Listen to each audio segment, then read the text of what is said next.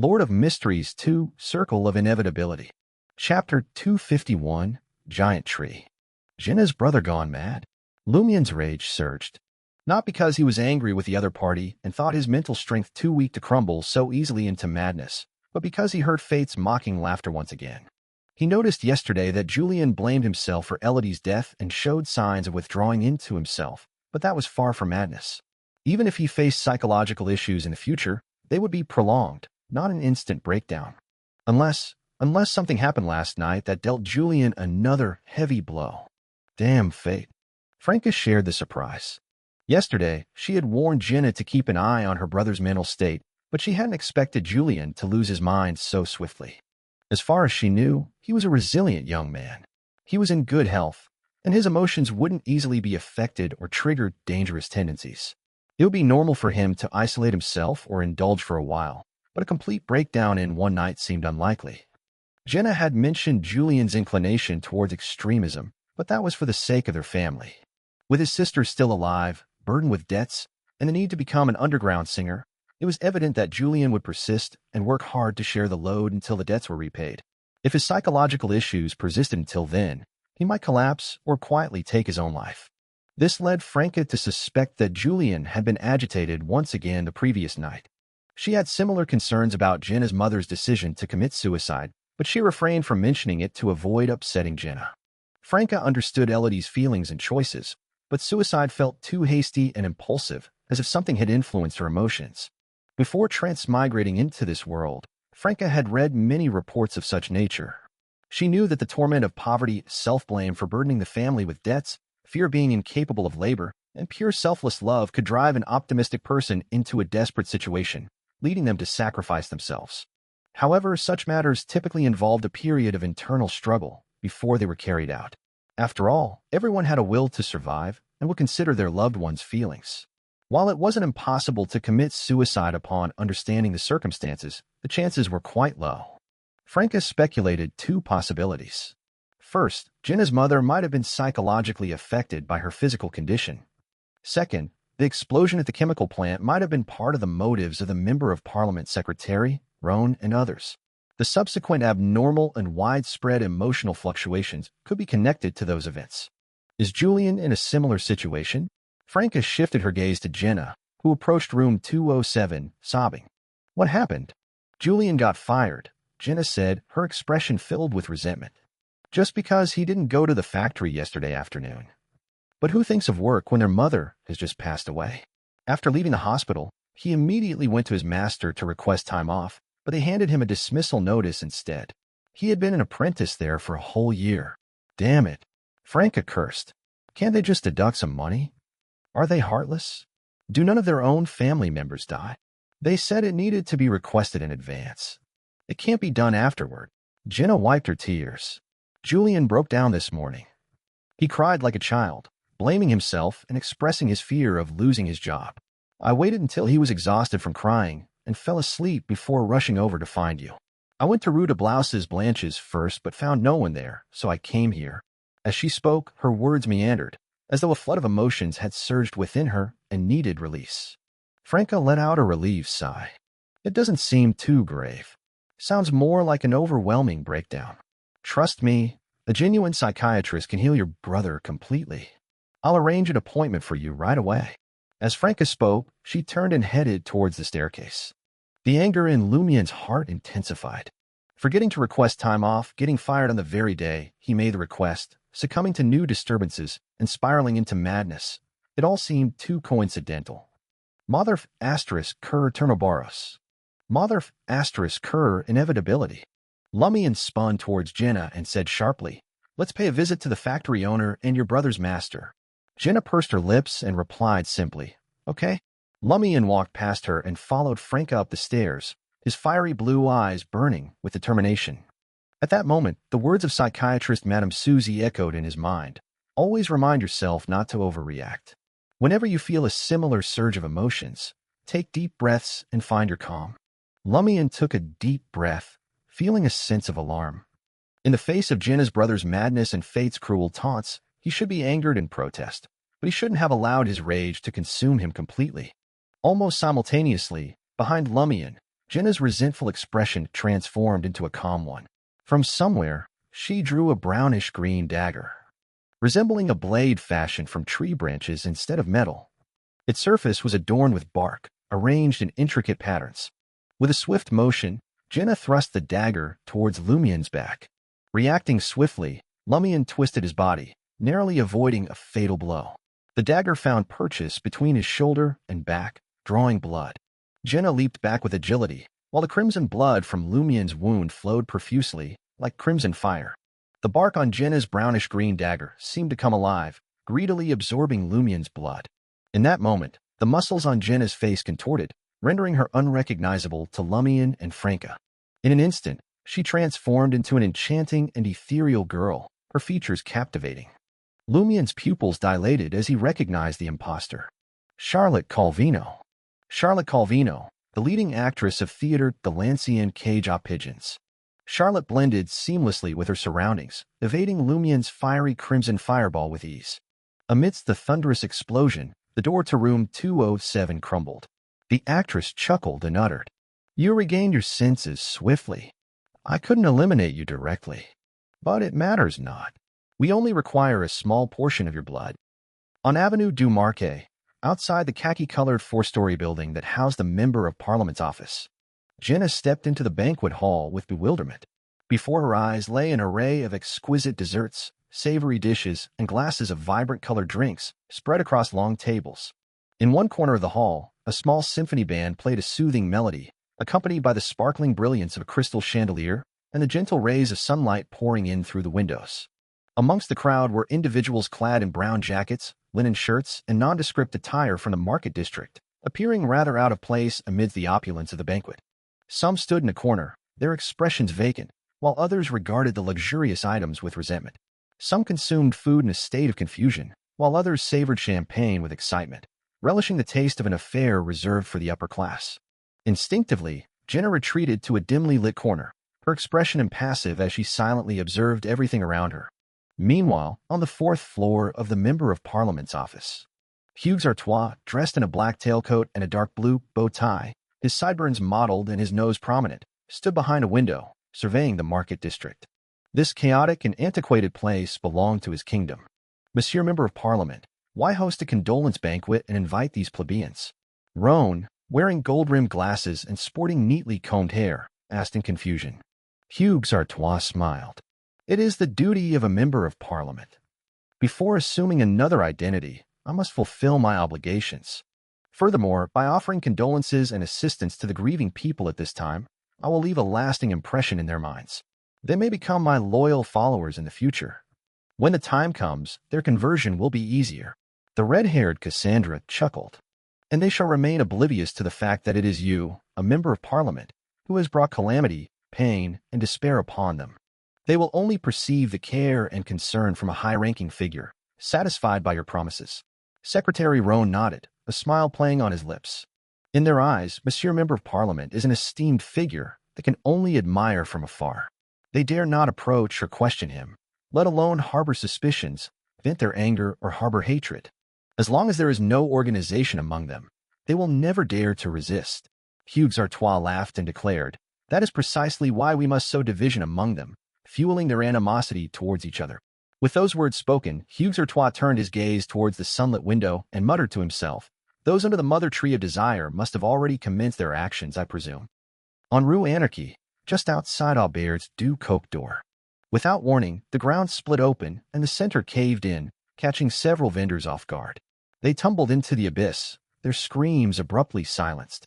A colossal brownish-green tree sprang forth from the depths, its branches spreading in every direction.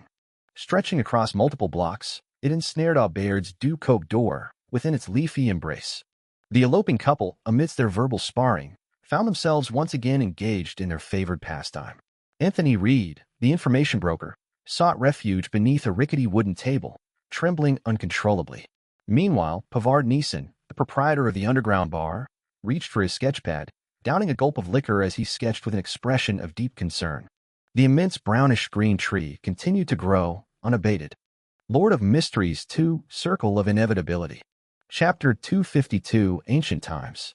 Lumian's fireball missed its target, Charlotte, and in response, countless branches and vines slithered into Aubaird's dew-coped door from every direction, entwining the walls, floor, windows, and ceiling.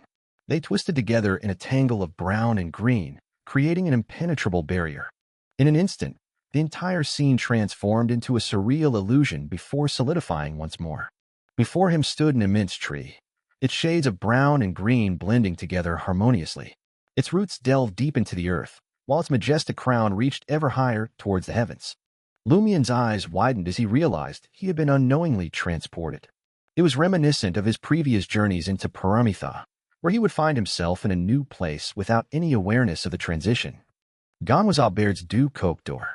Now, his feet trod upon the tangled knots of tree roots that carpeted the ground. His gaze ascended to the colossal tree, reminiscent of ancient legends, as the vast expanse of the sky with its painted-like blue hue and fluffy white clouds loomed above. The tree's surface was marred by repulsive, damp growths, and each branch appeared to bear the weight of a structure, a building, a road, and other peculiarities. Aubaird's dew-coped door was among them, perched upon a brownish-green tree trunk, intertwined with countless branches and vines, revealing a mere dozen windows to the world. Through one of the glass windows, Lumian caught sight of the eloping couple engaged in passionate lovemaking, while the information broker, Anthony Reed, cowered under a wooden table, trembling in fear. The other tree trunks held objects enshrouded by branches, leaves, and vines, appearing ethereal and hazy, as if they were scenes recorded by a magnetic field through foggy air. Within this realm, ancient buildings with pediments, herringbone roofs, and lead-framed windows emerged. Women clutching gas street lamps were embraced from behind, priests stood before nude men, and individuals leaped out of glass windows while covering their behinds. Exquisite bodies were carried on trays to dining tables, orgies unfolded with clothing strewn about, and an evil beauty turned her head to reveal two black goat horns. A bishop naked from the bottom half-heard confessions from believers in front of a sacred emblem. The scenes varied in architectural styles, clothing, and hairstyles, some evoking ancient times while others seemed to have occurred just yesterday. Behind Lumian, crimson fire ravens materialized, half illusory. He swiftly scanned the area, yet Franca was nowhere to be found. Franca hadn't been transported to this place caught between reality and illusion. En route anarchy, amidst the tree roots, branches, and vines, street vendors and pedestrians devoured the food they sold. Even after vomiting, they continued to eat with unwavering determination. Some forcefully pinned down members of the opposite sex on the street, others drawing daggers to attack peers who had provoked them or dared steal their spots. In scenes of utter chaos, certain individuals approached glass windows, attempting to entice their reflections into a dance with a gentlemanly bow. Pedestrians and carriages traversed the streets, seemingly oblivious to the extraordinary circumstances. Vendors continued their lively hawking, and shops remained open. Passers-by appeared captivated by the bustling atmosphere, unwilling to depart. What they failed to notice was the absence of anyone who had entered this area. They had simply vanished, never to return. On the fourth floor of the khaki-colored building that housed the Member of Parliament's office at Avenue du Marquet, Hugues Artois, lost in thought, gazed out at the nearby streets. Cassandra, with her fiery red hair, turned back to him and asked with curiosity, "What is Susanna from the Bliss Society planning?" A smile formed on Hugues Artois' lips as he replied, "They spoke a great deal, but my understanding was limited. I recall them mentioning a plan to submerge the underground divine tree into the depths of Fourth Epic Trier and extend it into a place called the Astral World." Cassandra, Roan, Margaret, and Beduva exchanged puzzled and concerned glances, unable to hide their confusion. "But won't that cause a tremendous uproar? Our current strength is far from that of official Beyonders. It's best to avoid a direct clash with them. You might not be aware, but I come from the Sauron family, and I understand the authorities quite well. I know how powerful and formidable they can be. Everything we've done so far has been in secret, evading investigations as best we could. If we were to be exposed, it's highly likely that we would face a saint or a Grade 1 sealed artifact. And beyond them, there are angels and Grade 0 sealed artifacts." Hugues Artois pressed his right hand down and reassured them with a smile. "Fear not, they won't implicate us. I didn't incite them to undertake this endeavor. I didn't even offer a hint or assistance. I can only be considered aware of their plan in advance, silently consenting to their actions. The only thing that could potentially link us to this affair is the explosion at the chemical plant that received an excessive amount of decay blessings. However, that occurred because Bono Goodville misunderstood Roan's intentions and committed an unforgivable crime. The various emotions and desires stemming from the accident were exploited, amplified, and used as nourishment. What does that have to do with us? As the team members' expressions eased, Hugues Artois stepped away from the window, emitting a deep chuckle. If they succeed, it will mark another solid step forward in our pursuits. We will be even closer to welcoming the descent of great existences. If they unfortunately fail, we will exercise restraint for the time being and strive to ensure that our activities remain hidden from the beyonders of the two churches. We will continue to be the rulers of the market district. Success or failure, it's our opportunity. During the National Convention's discussions, I will expose the corruption and mediocre abilities of the beyonders from the two churches. They have allowed heretics to repeatedly ravage the market district, each time worse than the last. I will request Bureau 8 to establish a branch in the market district to assist the inept church beyonders and share their burden. Bureau 8, always eager to expand its authority, will surely support my proposal. With 3 different official forces simultaneously present in the market district, conflicts among them will work to our advantage. Compared to the orthodox beyonders of the two churches, Bureau 8 can be influenced, corrupted, and gradually swayed to our side. This is my plan. In the long run, victory will be ours. Roan, the secretary with gold-rimmed glasses and neatly combed hair, chuckled. That's my specialty. Influencing, corrupting, and gradually decaying an organization, leading to its decline and moral degradation. Hugues Artois adjusted his tailcoat and bow tie, preparing to leave for the banquet hall. Before departing, he surveyed his surroundings, his gaze shifting between Cassandra, Roan, Beduva, and Margaret. An unusual sense of confidence and certainty washed over him. These 4 subordinates possessed impressive beyonder powers, with the red-haired Cassandra being particularly formidable, instilling him with a sense of security. Outside the office door, near the stairs, stood an official beyonder team tasked with protecting him. Not every member of Parliament received the privilege of a 3-man protective team. Some were already powerful beyonders, while others hailed from noble backgrounds and had their own beyonder bodyguards. For some, a certain level of personal strength warranted the presence of a beyonder companion to ensure their safety. It was only someone like Hugues Artois, lacking beyonder abilities and familial support, who required such protection. According to the rules, the responsibility of safeguarding Hugues Artois rotated among the Eternal Blazing Sun Church, the God of Steam and Machinery Church, and Bureau 8. Today, it was the turn of the Eternal Blazing Sun Church. In addition to the beyonders, the entire building housed 10 well-trained professional security guards armed with firearms. They were members of Bureau 7, a branch of the Intis Intelligence and Homeland Security Committee, the Special Services Bureau, responsible for providing basic protection to members of Parliament and high-ranking government officials. Standing by the door, Hugues Artois awaited Roan, his secretary, to open it. With a smile on his face, he lifted his head slightly, puffed out his chest, and confidently walked out, descending the stairs. On the ground covered with tangled tree roots, Lumian surrounded himself with semi-illusory fire ravens, once again spotting Charlotte Calvino, the leading lady of theater, the Lancienne Cage Pigeons. With a remarkable talent for acting, Charlotte gracefully wandered through the illusory scenes formed by the various tree trunks. Sometimes, she adorned a corset dress and styled her hair in an elegant bun. Other times, she embraced contemporary fashion, donning a fitted dress, a small coat, and long boots. On certain occasions, she even transported herself to the era of the Sauron royal family, embodying their love for masculine attire and blending seamlessly with the corresponding backdrop. In this ethereal process, whenever she left one misty, illusory scene, she promptly emerged in another, as if leisurely strolling through different eras of Trier. Beneath the dim glow of the gas street lamps, Charlotte wore a smile as she addressed Lumian. You should consider yourself honored. You are the first dissident to enter the divine tree and merge with it. The crimson fire ravens encircling Lumian condensed but refrained from attacking. This was because Charlotte constantly flickered between illusory scenes, altering her appearance with each transition. Her voice echoed from all directions, forming sentences. Lumian had already donned black gloves. His right hand was in his pocket, gripping Mr. K's finger tightly. Charlotte continued her discourse, introducing the situation as if through an aria, as if it were insufficient to satisfy her inner desires.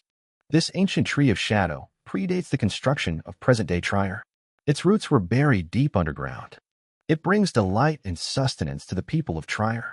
With the aid of the devil lineage and devoted followers, the ambience here gradually transformed according to the deity's desired path. The people of Trier have never failed it. Both debauchery and pleasure are inherent to human nature. Year after year, they showered it with various excessive desires, providing it with nourishment. Over a millennium has elapsed. Although Trier hasn't reached the expected pinnacle of unbridled joy and indulgence until death, it has taken form. The divine tree's growth has now reached a crucial crossroads. In such a situation, pure desires and emotions can no longer play their primary role. They can only serve as firewood for the fire. We require a sacrifice of considerable magnitude. And you, who possess corruption at the angelic level but lack commensurate strength, are the perfect choice. Lumian's heart skipped a beat upon hearing this. His pupils dilated, as if he wished to see Charlotte's face clearly. Does she know that I carry the sealed power of inevitability within me? Charlotte grinned. The first time you summoned High Priestess Susanna, she sensed the terrifying angelic power sealed within you. She didn't dare possess you. Her subsequent attempts to kill you were not solely motivated by Charlie. Lord of Mysteries 2, Circle of Inevitability. Chapter 253, Root of the Problem. Upon hearing Charlotte's words, Lumian grasped the problem in an instant. As soon as he reached the market district and attempted his first summoning dance, he unintentionally summoned Susanna Mattis, who had been drawn to Charlie, into his room. At the time, Susanna seemed eager to possess him, but she instinctively sensed the danger lurking within the seal and refrained from acting.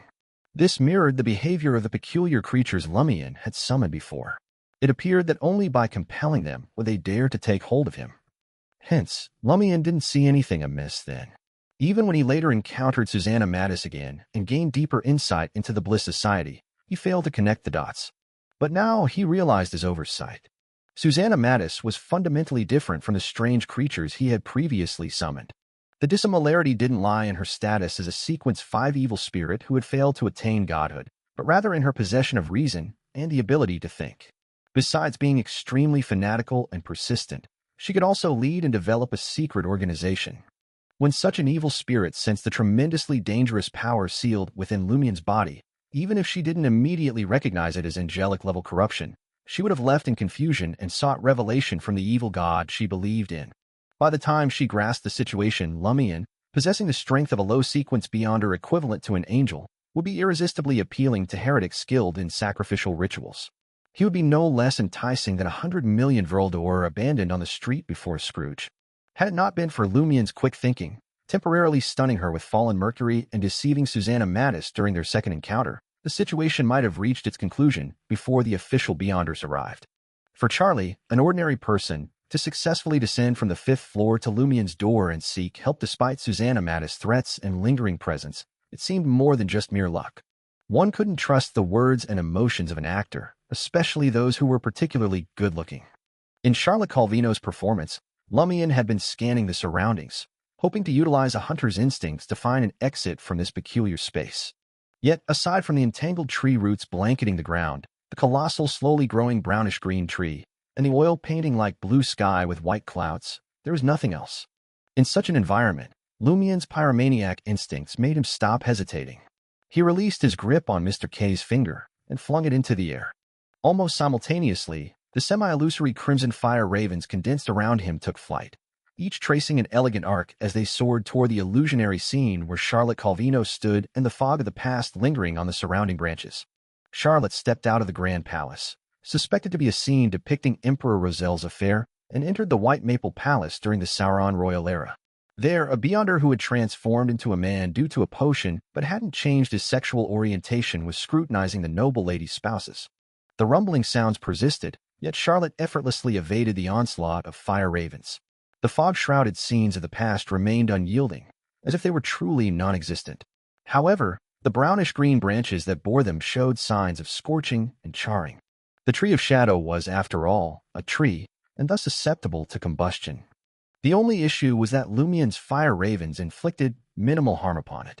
In an explosive moment, Mr. K's finger detonated like a bomb, transforming into a gruesome rain of flesh and blood that draped Lumian in a hooded robe of crimson. To Lumian's dismay, Mr. K didn't appear immediately. It was uncertain whether it would take time to sense his presence, or if the Tree of Shadow had isolated this space from the real world. Charlotte ventured into the illusory scene of a torrential downpour, where a few naked figures sprinted about. Her white silk dress seemed drenched, adhering to her body and accentuating her unusually exquisite form.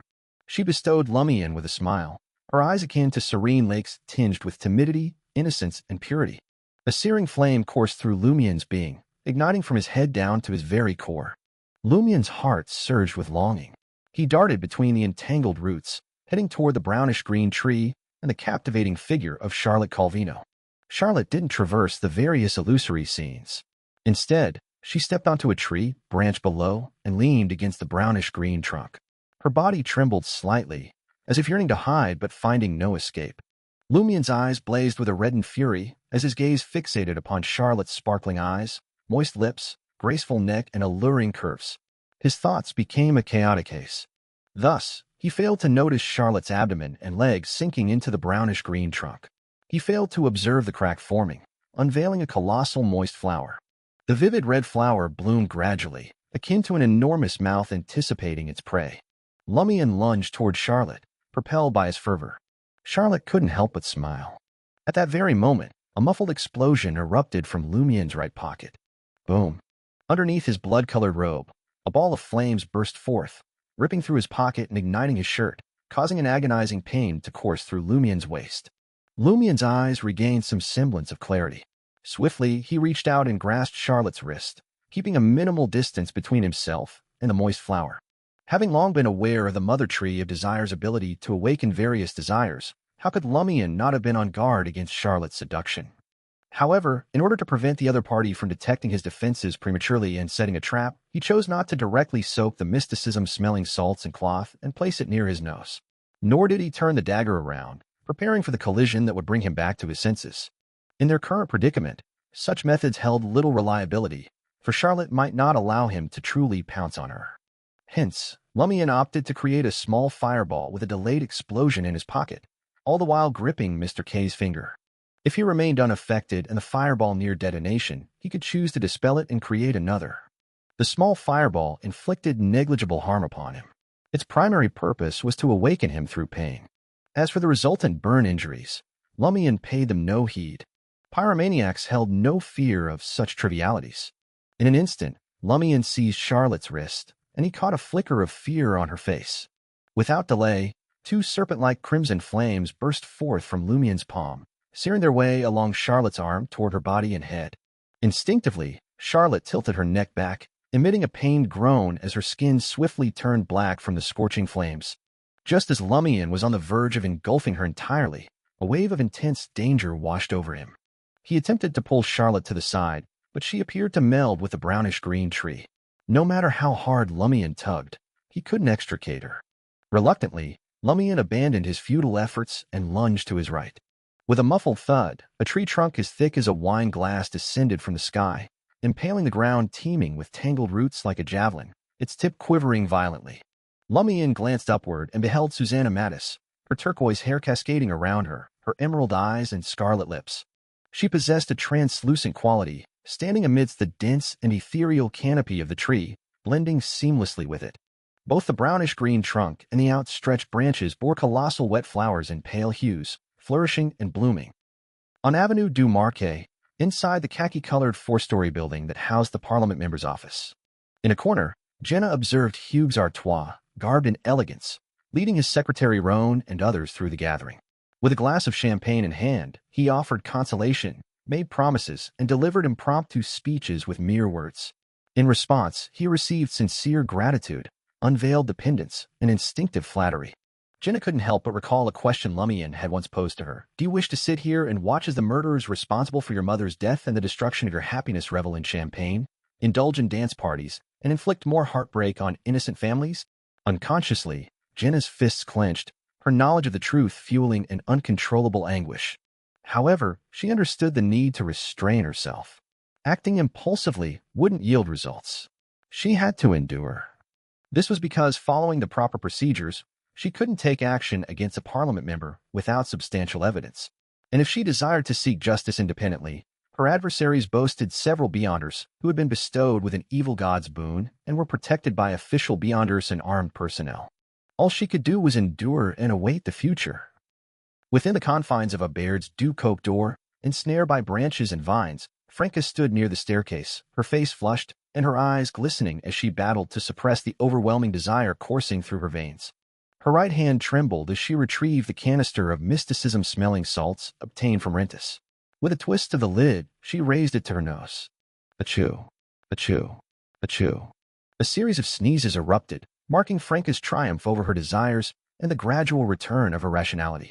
Swiftly scanning her surroundings, she realized that Lumian, who had been mere steps away, had vanished. Taking note of the unnatural transformations plaguing the motel and the adjacent streets engulfed by colossal trees, Franca clenched her teeth and arrived at a resolution. The tree crowns above seemed to grow increasingly ethereal as they reached skyward, extending into an otherworldly realm. She retrieved 2 objects from her possession. They were a pair of tarot cards. One depicted a man and a woman raising their cups in a greeting, the 2 of cups. In the center, a wooden staff coiled by twin serpents stood prominently. The other card portrayed an angel sounding a trumpet, calling forth the resurrection of the departed, the Judgment card. Lord of Mysteries 2, Circle of Inevitability. Chapter 254, The Weight of History. Franca clutched the Judgment card tightly and chanted in Hermes, Rain Judgment. The ordinary-looking tarot card remained unchanged, but within a few seconds, Albert's Ducope door trembled visibly. The brownish-green branches and turquoise vines that covered the building's facade receded, as if filled with fear. Franca's view through the window expanded. She witnessed the sky merging with the ethereal canopy of a colossal tree. The clouds appeared to be caught in a hurricane, swirling in unison. As the wind shifted, numerous white clouds gathered, forming a massive vortex that descended to the ground, elongating into a sword-like gust that bridged heaven and earth. The sword descended, and a figure stood unwavering in the middle of Rue Anarchy. It was a woman with shoulder-length blonde hair, donned in a traditional grayish-white knight's training attire.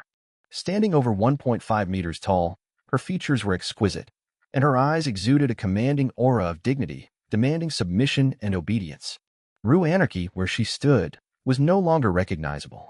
The surrounding buildings, the narrow roads, and the vendors and pedestrians, consumed by their own desires, were divided and scattered across the strange wilderness, blending with the other streets.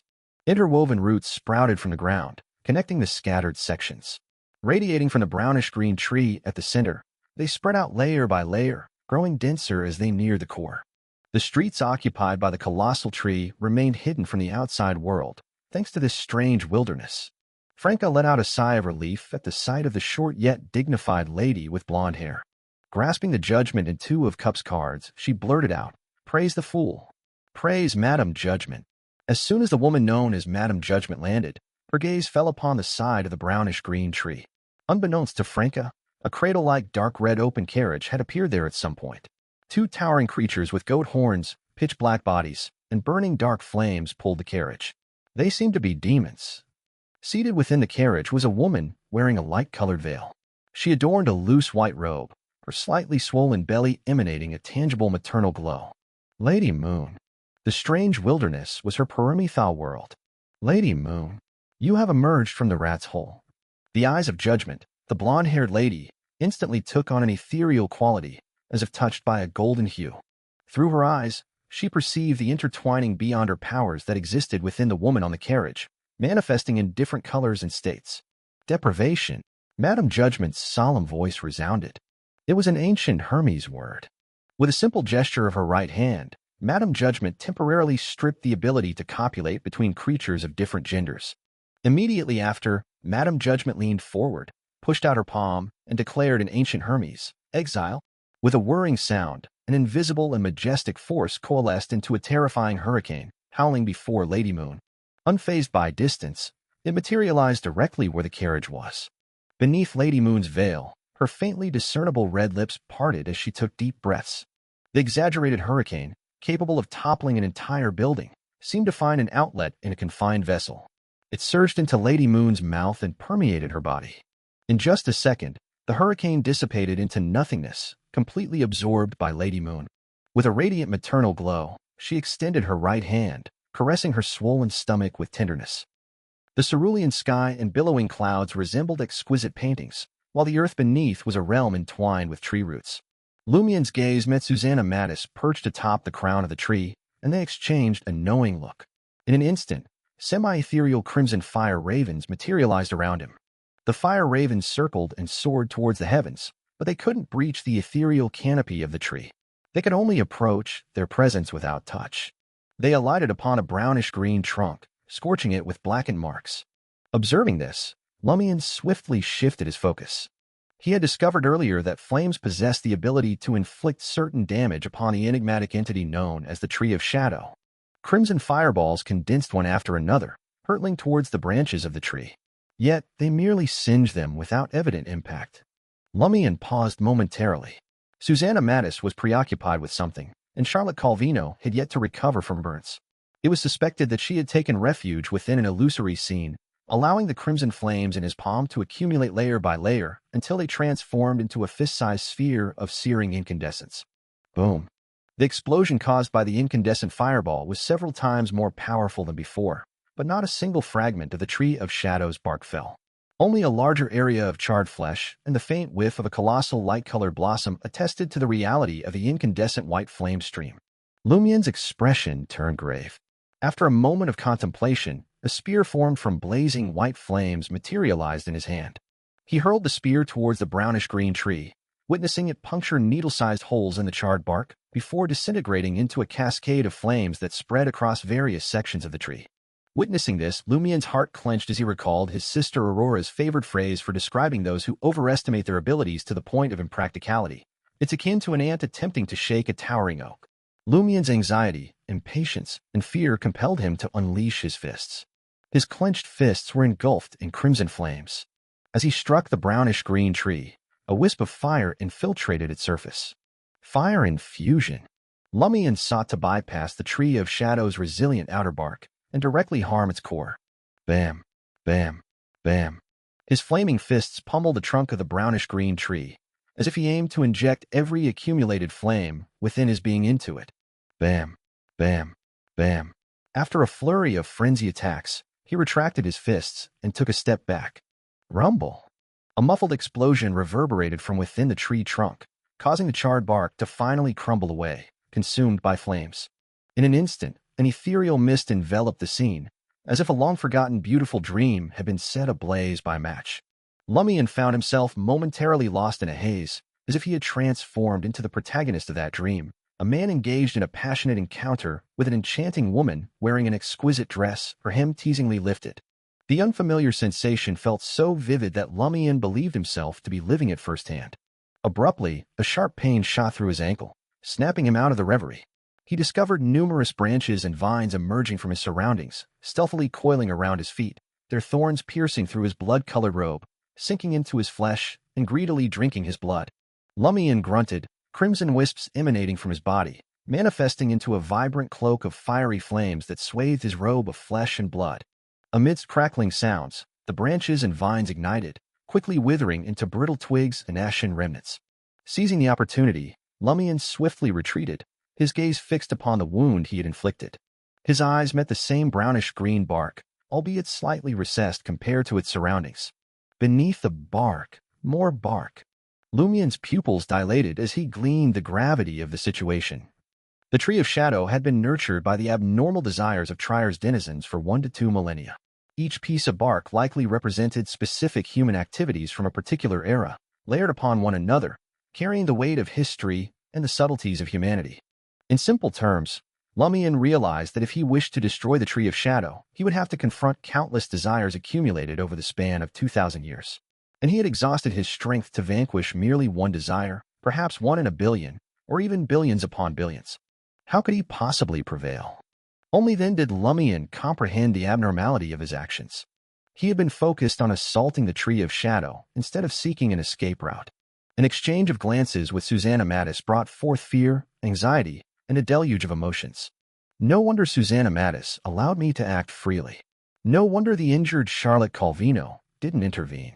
Lumian had been cautious of the fallen tree spirits and actors that could evoke desires and emotions, yet he had unknowingly fallen under their sway.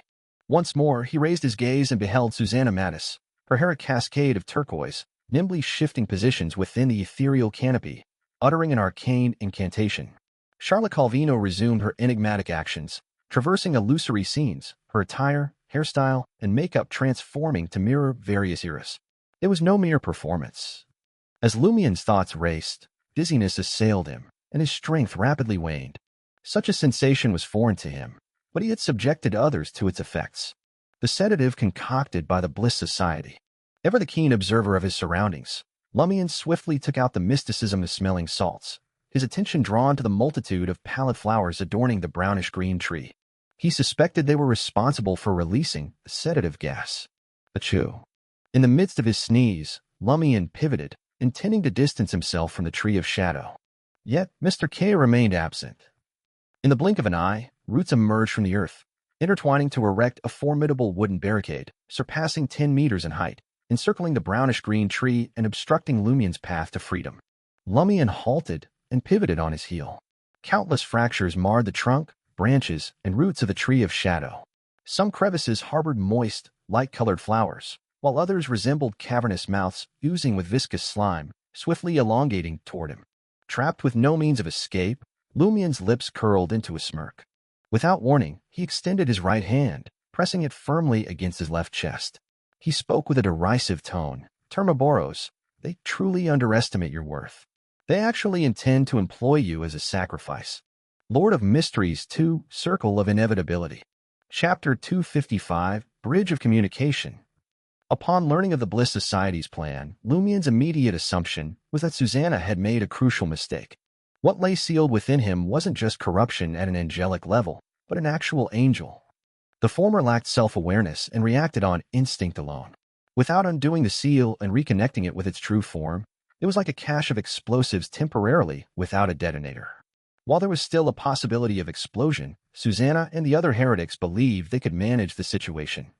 By employing the right method, utilizing the isolated environment within the Tree of Shadow, arranging the necessary rituals, and harnessing the evil god's gaze during the sacrificial ceremony, they could break the seal and offer it as a sacrifice to the Mother Tree of Desire, ensuring the angelic corruption wouldn't pose a threat. However, the true angel possessed intelligence and a strong will. He wouldn't idly stand by while being sacrificed. Once the seal was completely lifted, could Susanna, Charlotte, and the others truly handle a genuine angel? One of them was a Sequence 5 evil spirit that required the Tree of Shadow to possess some godhood, while the other was undoubtedly an actor with an irrepressible desire to perform. As for a true angel, he had to be at least a Sequence 2 for Lumian to address him as such. In ancient times, they were nearly on par with deities and were considered subsidiary gods. The difference between them was as vast as that between a saint and an ordinary individual. Initially, Lumian hesitated to use Termaboros as an escape plan, fearing that the sinister and detestable angel would exploit the opportunity to make him do something seemingly innocent on the surface, but secretly aid him in infiltrating more of his powers beyond the seal. In that scenario, Lumian, Susanna, and Charlotte would meet their doom. The Tree of Shadow would be destroyed or vanish underground, allowing Termaboros to truly descend upon the world. Left with no other choice, Lumian cautiously stepped onto the steel rope suspended above a metaphorical abyss, hoping to maintain his balance. One misstep, and he would fall into irreparable oblivion. As soon as Lumian finished speaking, Termaboros' deep and commanding voice resounded in his ears. It had been a while since Lumian had heard and resisted the angel's temptation. He had only sensed his connection to his own fate through the abnormal occurrences around him or the predetermined events. Yet, the angel hadn't given up and continued to make attempts. Now, after many days, Lumian once again heard Termaboros' voice, experiencing the full presence of the angel sealed within him. Termaboros' voice carried a tinge of relaxation and satisfaction as it echoed in Lumian's ears. If they underestimate me, it will only aid my escape from this seal. This environment is perfect, precisely what I've been waiting for. Even if you perish later and the seal loses its support, the outside world won't detect the corresponding changes and won't be able to prevent me from breaking free of my restraints. They may not outright kill you, but once they attempt to shatter the seal and perform their sacrificial act, I will unleash their predetermined fate. I will abandon your body and disrupt their ritual. Termaboros' words insinuated. This is the opportunity I've long awaited. Why should I assist you? Just wait patiently for the inevitable outcome. Lumian fell into silence and leaped away from his original position. The tree roots split apart and a massive, damp, pale flower blossomed, one after another, as if the abyss itself had yawned open. Achoo. Lumian inhaled the mysticism-smelling salts once more, dispelling his drowsiness. He gazed up at Susanna Mattis in the sky and erupted into wild laughter. Ah, you're the most dim-witted bunch I've ever encountered. You've set up this ritual without a clue. Did your brains empty out because of your faith in the Mother Tree of Desire, or have they been filled with various liquids? Let me enlighten you. What's sealed inside me isn't corruption at the angelic level, but a bona fide angel. His name is Termaboros. As soon as that seal is undone, he shall descend upon us and slaughter you all. He'll shatter this foul, wretched fallen tree and cast it into a cesspool. If I were you, I'd cease this ritual now and let me go. Susanna Mattis, continually shifting positions within the illusory tree canopy, looked down at Lumian and smiled. Are you bluffing again? Bluffing seems to be your favorite pastime. I fell for it once. I won't be fooled again. Not far from her on a branch, one of the few windows on the surface of Aubert's dew-coaked door, entwined with vines and branches, reflected the figure of the playwright Gabriel. He frantically penned his name on a piece of paper with a fountain pen, as though a renowned author signing autographs for avid readers. He had succumbed to the allure of his script, Lightseeker, gaining fame and becoming a household name. Susanna Mattis continued, furthermore, we've contemplated the possibility that it's not corruption, but an actual angel. Therefore, with a divine revelation, we've altered a crucial segment of the ritual. We will employ you as the primary sacrifice, together with the seal and the angel, to offer them to the mighty mother tree of desire. It won't hinder the final outcome. Sacrificial rituals are not like cooking, where ingredients are transformed into dishes. Our task is to present the offerings to the deity. As for what befalls you, along with the seal and the angel within, it is for the great mother tree of desire to decide. Why do you think I refrain from truly attacking you? Such an action might have prematurely shattered the seal. Don't even entertain the notion of threatening me with suicide. I shall imbue you with an ardent desire to live. It seemed as though Termaboros was akin to a valuable gift that would break free of its own accord. The seal was like a locked box, and Lumian himself was the exquisite wrapping. Susanna and Charlotte had no intention of unwrapping the box and presenting the gift to the mother tree of desire. Instead, their plan was to offer the box and its packaging to the deity, avoiding any significant risks. Upon hearing Susanna Mattis' words, Lumian remained unfazed, neither surprised, nor fearful, nor disappointed. He tilted his head slightly and directed his gaze towards his left chest, a smirk forming at the corners of his mouth. Termaboros, did you hear that? You're going to be packaged up and offered to the deity known as the Mother Tree of Desire. You won't get a chance to escape that seal. I'm not sure how the Mother Tree of Desire will deal with you, but I can assure you it won't be anything pleasant. Are you really content to wait for the final outcome as a mere bystander? This time, Termaboros didn't immediately respond to Lumian. After a few seconds, his resonant voice reverberated, draw your fallen mercury and plunge it into the trunk of the Tree of Shadow. Pierce through its second layer of bark. Lumian was taken aback. The fate of the Tree of Shadow can also be exchanged? Termaboros's voice regained its grandeur. It wasn't possible before, but now it is. That tree possesses a certain living characteristic. It's akin to a mythical tree ant that hasn't fully developed its intelligence. Without hesitation, Lumian extended his left hand, passing through the crimson flaming cloak and robe made of flesh and blood. He grasped the pewter-black dirk adorned with sinister patterns. Bending his body slightly, engulfed in flowing crimson flames, he sprinted toward the trunk of the Tree of Shadow, swift as a cheetah. Along the way, he leaped agilely, evading the cracks and blooming gigantic flowers. Observing Lumian's new course of action, Susanna Mattis didn't pay too much heed. She didn't believe he could truly harm the Tree of Shadow or her. Nevertheless, she remained cautious. She intended to kindle his desires and fabricate corresponding illusions, luring him to unite with a certain flower or crevice in the tree.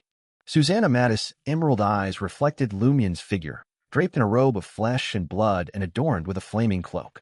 Moisture welled up in her eyes instantly. She had hoped to witness Lumian abruptly changing his direction and pouncing upon the colossal light-colored flower. Yet, Lumian appeared unaffected as he charged toward the brownish-green trunk. Beneath the flaming cloak, Lumian clutched the mysticism of smelling salts in his right hand, holding it close to his nose. Tears welled in his eyes, obstructing his sneeze. However, with the aid of the alms monk's endurance, he managed to endure it. Susanna Mattis was puzzled. With her level and sequence, even if the other party repeatedly sniffed the mysticism-smelling salts, he shouldn't remain completely unaffected. Under normal circumstances, given the disparity in their strength, she could easily induce Lumian to sneeze while he searched for light-colored giant flowers or brownish-green crevices and continued inhaling the mysticism of smelling salts. Of course, there was a possibility of failure in such situations, but it was unquestionably lower than the probability of success. But now, Susanna Mattis' initial attempt had proven futile. It was as if a skilled dice thrower had surprisingly rolled the lowest number. Achoo. Lumian let out a loud sneeze. Seizing the moment while his mind remained clear and Susanna hadn't exerted her influence a second time, he shielded the metal canister with his right finger and thrust the fallen mercury at the brownish-green trunk of the Tree of Shadow, aiming for the needle-sized hole he had created with the burning white spear. A resounding clang echoed as fallen mercury failed to penetrate any deeper, as if it had struck an impenetrable iron plate. Achoo. Lumian, having inhaled a substantial amount of the mysticism-smelling salts, sneezed once more, shaking off yet another desire incited by Susanna. Her attempts faltered once again. Lumian's right hand, gripping the metal canister, surged with crimson flames. It absorbed the engulfing cloak of fire that adorned his body, swiftly condensing into a blazing white boxing glove. In the next instant, Lumian raised his right fist and hammered it against the hilt of fallen mercury, resembling a blacksmith forging a weapon. A thunderous boom erupted as the incandescent white boxing glove detached from Lumian's hand and detonated at the rear end of fallen mercury. Boom. Lumian's left palm, holding the dirk, was charred and mangled in several places. As for fallen mercury, propelled by the force of the explosive impact, it managed to break through the first layer of bark and penetrate into the core trunk of the Tree of Shadow. Lord of Mysteries 2, Circle of Inevitability. Chapter 256, Crack. The searing pain in Lumian's left palm from the explosion nearly caused him to instinctively draw his pewter-black dirk, which had already been plunged into the core trunk of the Tree of Shadow. Drawing upon his resilience and experience with similar injuries, he fought to control his body's reflexive reactions. As his mind cleared from the stimulation, he managed to shake off the two desires imposed by Susanna Mattis. Pain and rationality entwined, engulfing his mind, followed by a terrifying torrent of scenes. These were the accumulated experiences of the Tree of Shadow over the past millennium, countless fragments of desire that had nourished and formed its trunk. They represented the potential futures of this malevolent tree. They converged in a mercury-colored illusory river, flooding Lumian's thoughts like a deluge. Not only were there an overwhelming number of scenes that could overpower any low sequence beyond her, but some scenes compelled Lumian to instinctively ignore or overlook them, unable to muster the courage to look or discern. Just when he thought his intellect would be crushed by the immense torrent and reduced to a blank canvas, he realized that he had endured it. It was as if there existed an additional space capable of accommodating countless scenes beyond the limit. Lumian wasted no time in choosing the fate he wished to exchange. Guided by his intuition for danger and spiritual instincts, he selected a scene. A brownish-green root extended towards the depths of an ancient structure, devoured by an unseen flame that silently burned in the darkness, casting an eerie glow over the area. With a crack, the tree roots snapped and descended into the shadows. Purple flames surfaced, swiftly transforming into a color indistinguishable to the naked eye. In an instant, it dissipated, leaving no trace behind. Lumian withdrew fallen mercury and exerted all his strength to pry open this fate, but remained unresponsive. Swoosh, swoosh, swoosh. Brownish-green tree trunks, not excessively thick, hurtled towards Lumian like javelins precisely thrown by a platoon of soldiers. Each one possessed the potential to impale and skewer a target upon the gnarled tree roots. In the ethereal canopy of the tree, Susanna Mattis' emerald eyes widened as she attempted to employ various abilities related to desires, be it for sex, food, greed, or acting, but all in vain. Opting for the tree spirit's powers, she aimed to deliver a physical blow. Bound to the Tree of Shadow, the methods available to her were far more potent than those of her counterparts who relied on ordinary trees as companions. Though she still doubted that the so-called cursed blade could harm the Tree of Shadow, Lumian's confidence and performance left her somewhat uneasy. Subconsciously, she believed it wiser to disrupt whatever he was doing. She would rather err on the side of believing it to be seriously harmful and take excessive precautions in advance than be careless and witness unforeseen changes and the possibility of failure. The former would at most waste a certain amount of strength and energy, delaying the completion of the ritual a little. The latter might bring about changes she didn't want to see and an outcome of failure. Even if the probability was low, she had to take preventative measures. She couldn't wait until it happened before attempting to rectify it. The flesh robe enveloping Lumian's body abruptly contracted, diminishing his size and evading the majority of the javelin-like tree trunks. Two of them landed on Lumian's left and right shoulders, leaving him unable to dodge or evade. The flesh and blood constituting the robe acted as disciplined soldiers receiving an order. They surged towards the impending strike, constructing layers of blood-colored cushions. With a resounding impact, the layers of flesh were pierced by the two brownish-green tree spears. More flesh surged forth, hurriedly filling the void. Although Mr. K's finger had transformed into a robe of flesh and blood to mitigate the damage, Lumian's legs buckled under the force akin to that of a sledgehammer, causing him to tumble backward. In that moment, he felt the fate of the brownish-green tree root, which had been burned by the invisible flames, loosen its grip. The illusory power prying it loose didn't solely belong to Lumian, but also to his left chest, emanating from an unknown source. Gritting his teeth, Lumian utilized the momentum of his fall to laboriously stir up that fate. With great difficulty, he transformed it into a droplet of mercury and exchanged it with the fate of encountering the monstrous ghost stored within the pewter black dirk. With a crisp crack, fractures spread across fallen mercury, as if it struggled to bear the burden of fate. Some fractures were unnaturally long, others were delicate, and some ran straight through the blade. With a thud, Lumian collapsed onto the coiled tree roots entrenched in the ground, freeing himself from the lingering forces of the brownish-green tree javelins. His shoulder throbbed with pain, but he remained physically unharmed. The robe woven of flesh and blood began to disintegrate, trickling down, obstructing the pale-colored flower and the brownish-green crack as they unfurled their mouths in an attempt to devour Lumian. When he collapsed, he crushed them. With a resounding boom, crimson flames erupted, consuming the malevolent entities. Seizing the opportunity, Lumian swiftly rolled over and maneuvered to a relatively safe position. Only then did Lumian recall a crucial issue. Amidst dodging attacks from trees, branches, leaves, vines, roots, and flowers, and taking whiffs of the mysticism-smelling salts, he whispered amid sneezes. Encountering the monstrous ghost, achoo, doesn't necessarily mean that the monstrous ghost will attack immediately. If it took a while, what was the point of his previous efforts? Disregarding the fact that the monstrous ghost would assault the Tree of Shadow every month or two, even if it attacked every 4 to 5 minutes, Lumian found it despairing.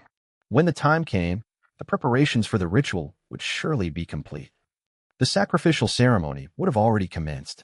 Under the watchful eyes of the evil god, the Mother Tree of Desire, there was a high likelihood that the monstrous ghost would choose to wait a while before returning, based on its previous patterns. Termoboros's majestic voice resonated within Lumian's body and ears once again. It approaches. It is a destined fate. In the ethereal canopy of the tree, Susanna ceased her attacks on Lumian. Utilizing the Tree of Shadow, she remotely guided Charlotte in controlling the sacrifice while delving her consciousness into the brownish-green tree, searching for any potential issues resulting from the pewter black dirk's assault. The sooner she discovered it, the sooner she could resolve it and propel the sacrificial ritual forward. Upon hearing Termoboros's words, Lumian couldn't help but inquire, can the monstrous ghost truly destroy the Tree of Shadow? Although both entities were malevolent, the giant tree that had been rooted in Trier's soil for over 1,000 years, nourished by countless desires, and linked to a hidden evil god, appeared loftier, more menacing, and more wicked. Termoboros's deep voice resounded. No. However, it possesses the ability to influence the Tree of Shadow to some extent, creating an opportunity for you to escape. Just as Termoboros finished speaking, Lumian caught sight of a sudden black shadow beside him.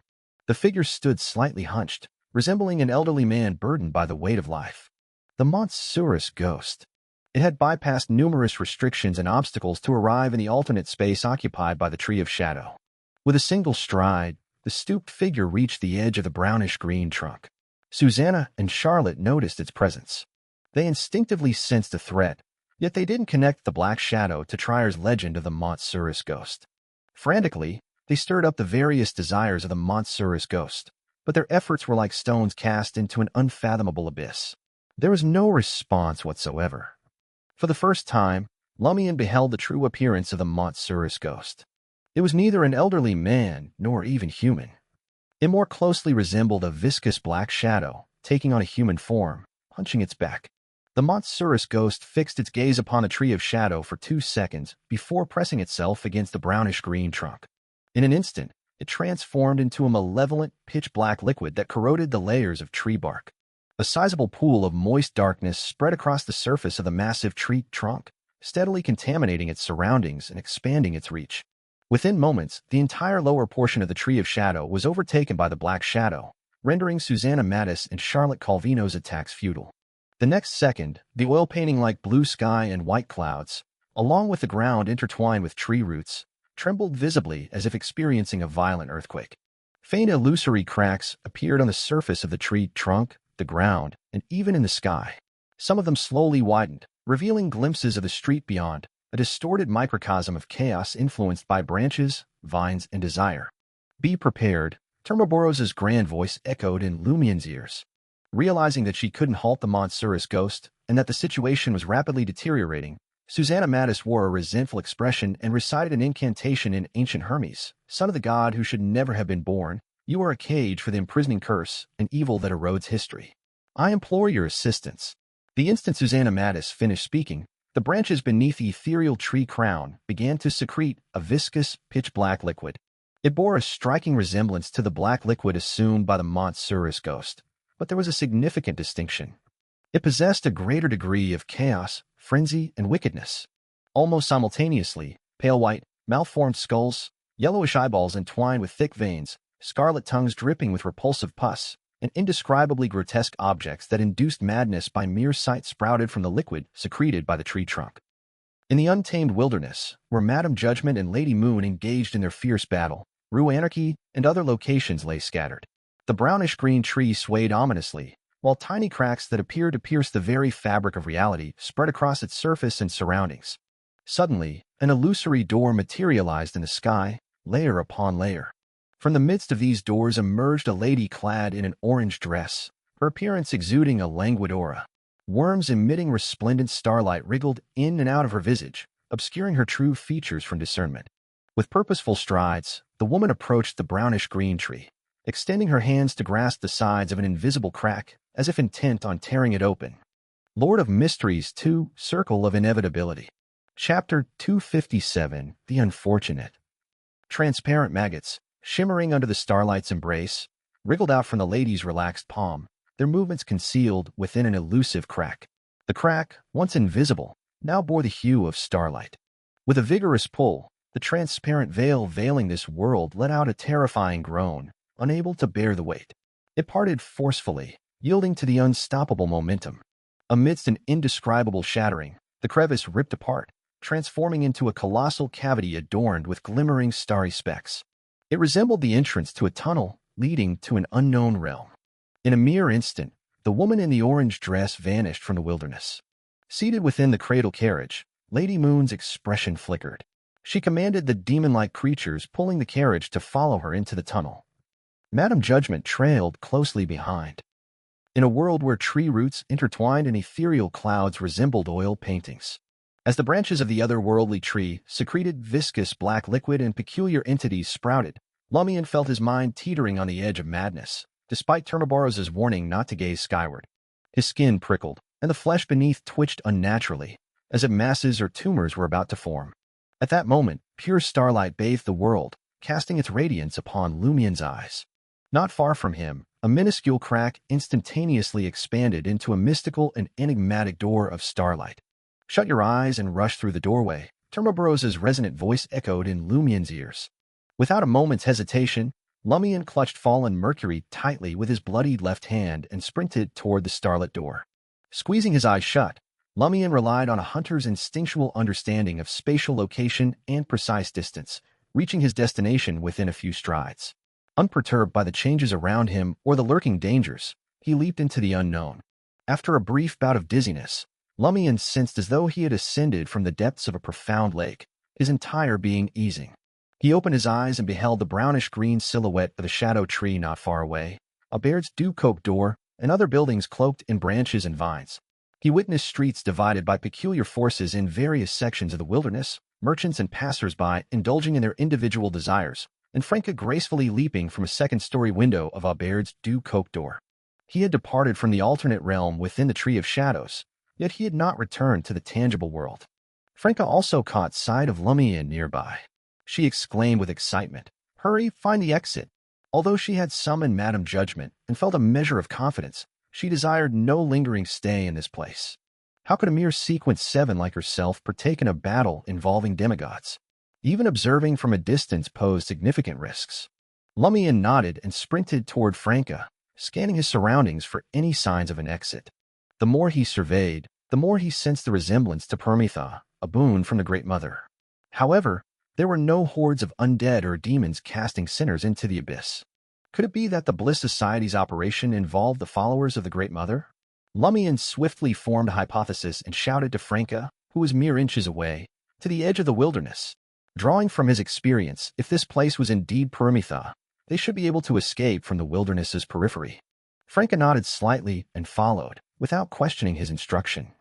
Suddenly, the wilderness convulsed with a violent quake, and a low rumble echoed from within the brownish-green tree. The sky darkened, and the world itself teetered on the brink of collapse. The branches and vines that had ensnared the buildings and streets swiftly withdrew. Vendors, pedestrians, and residents, caught in the grip of their desires, snapped out of their dazed states. They ceased their ravenous feasting, released their grip on their partners, and rose in fear. Bloodied and bewildered, they halted their savage violence and looked around in a state of confusion. In Aubaird's Ducope door, the bickering, eloping couple ceased their romp. Oblivious to the wrongness of their actions, they were perplexed as to why the sky had darkened so drastically, as if evening had descended upon them. Anthony Reed, trembling beneath a wooden table, regained his composure. He emerged and peered out the window, his expression darkening. Gabriel, who had been frantically signing his name, suddenly regained his senses.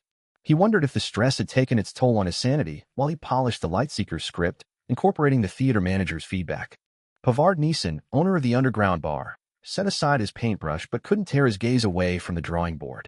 Though he had only sketched it hastily, he felt it was the most remarkable work he had ever produced.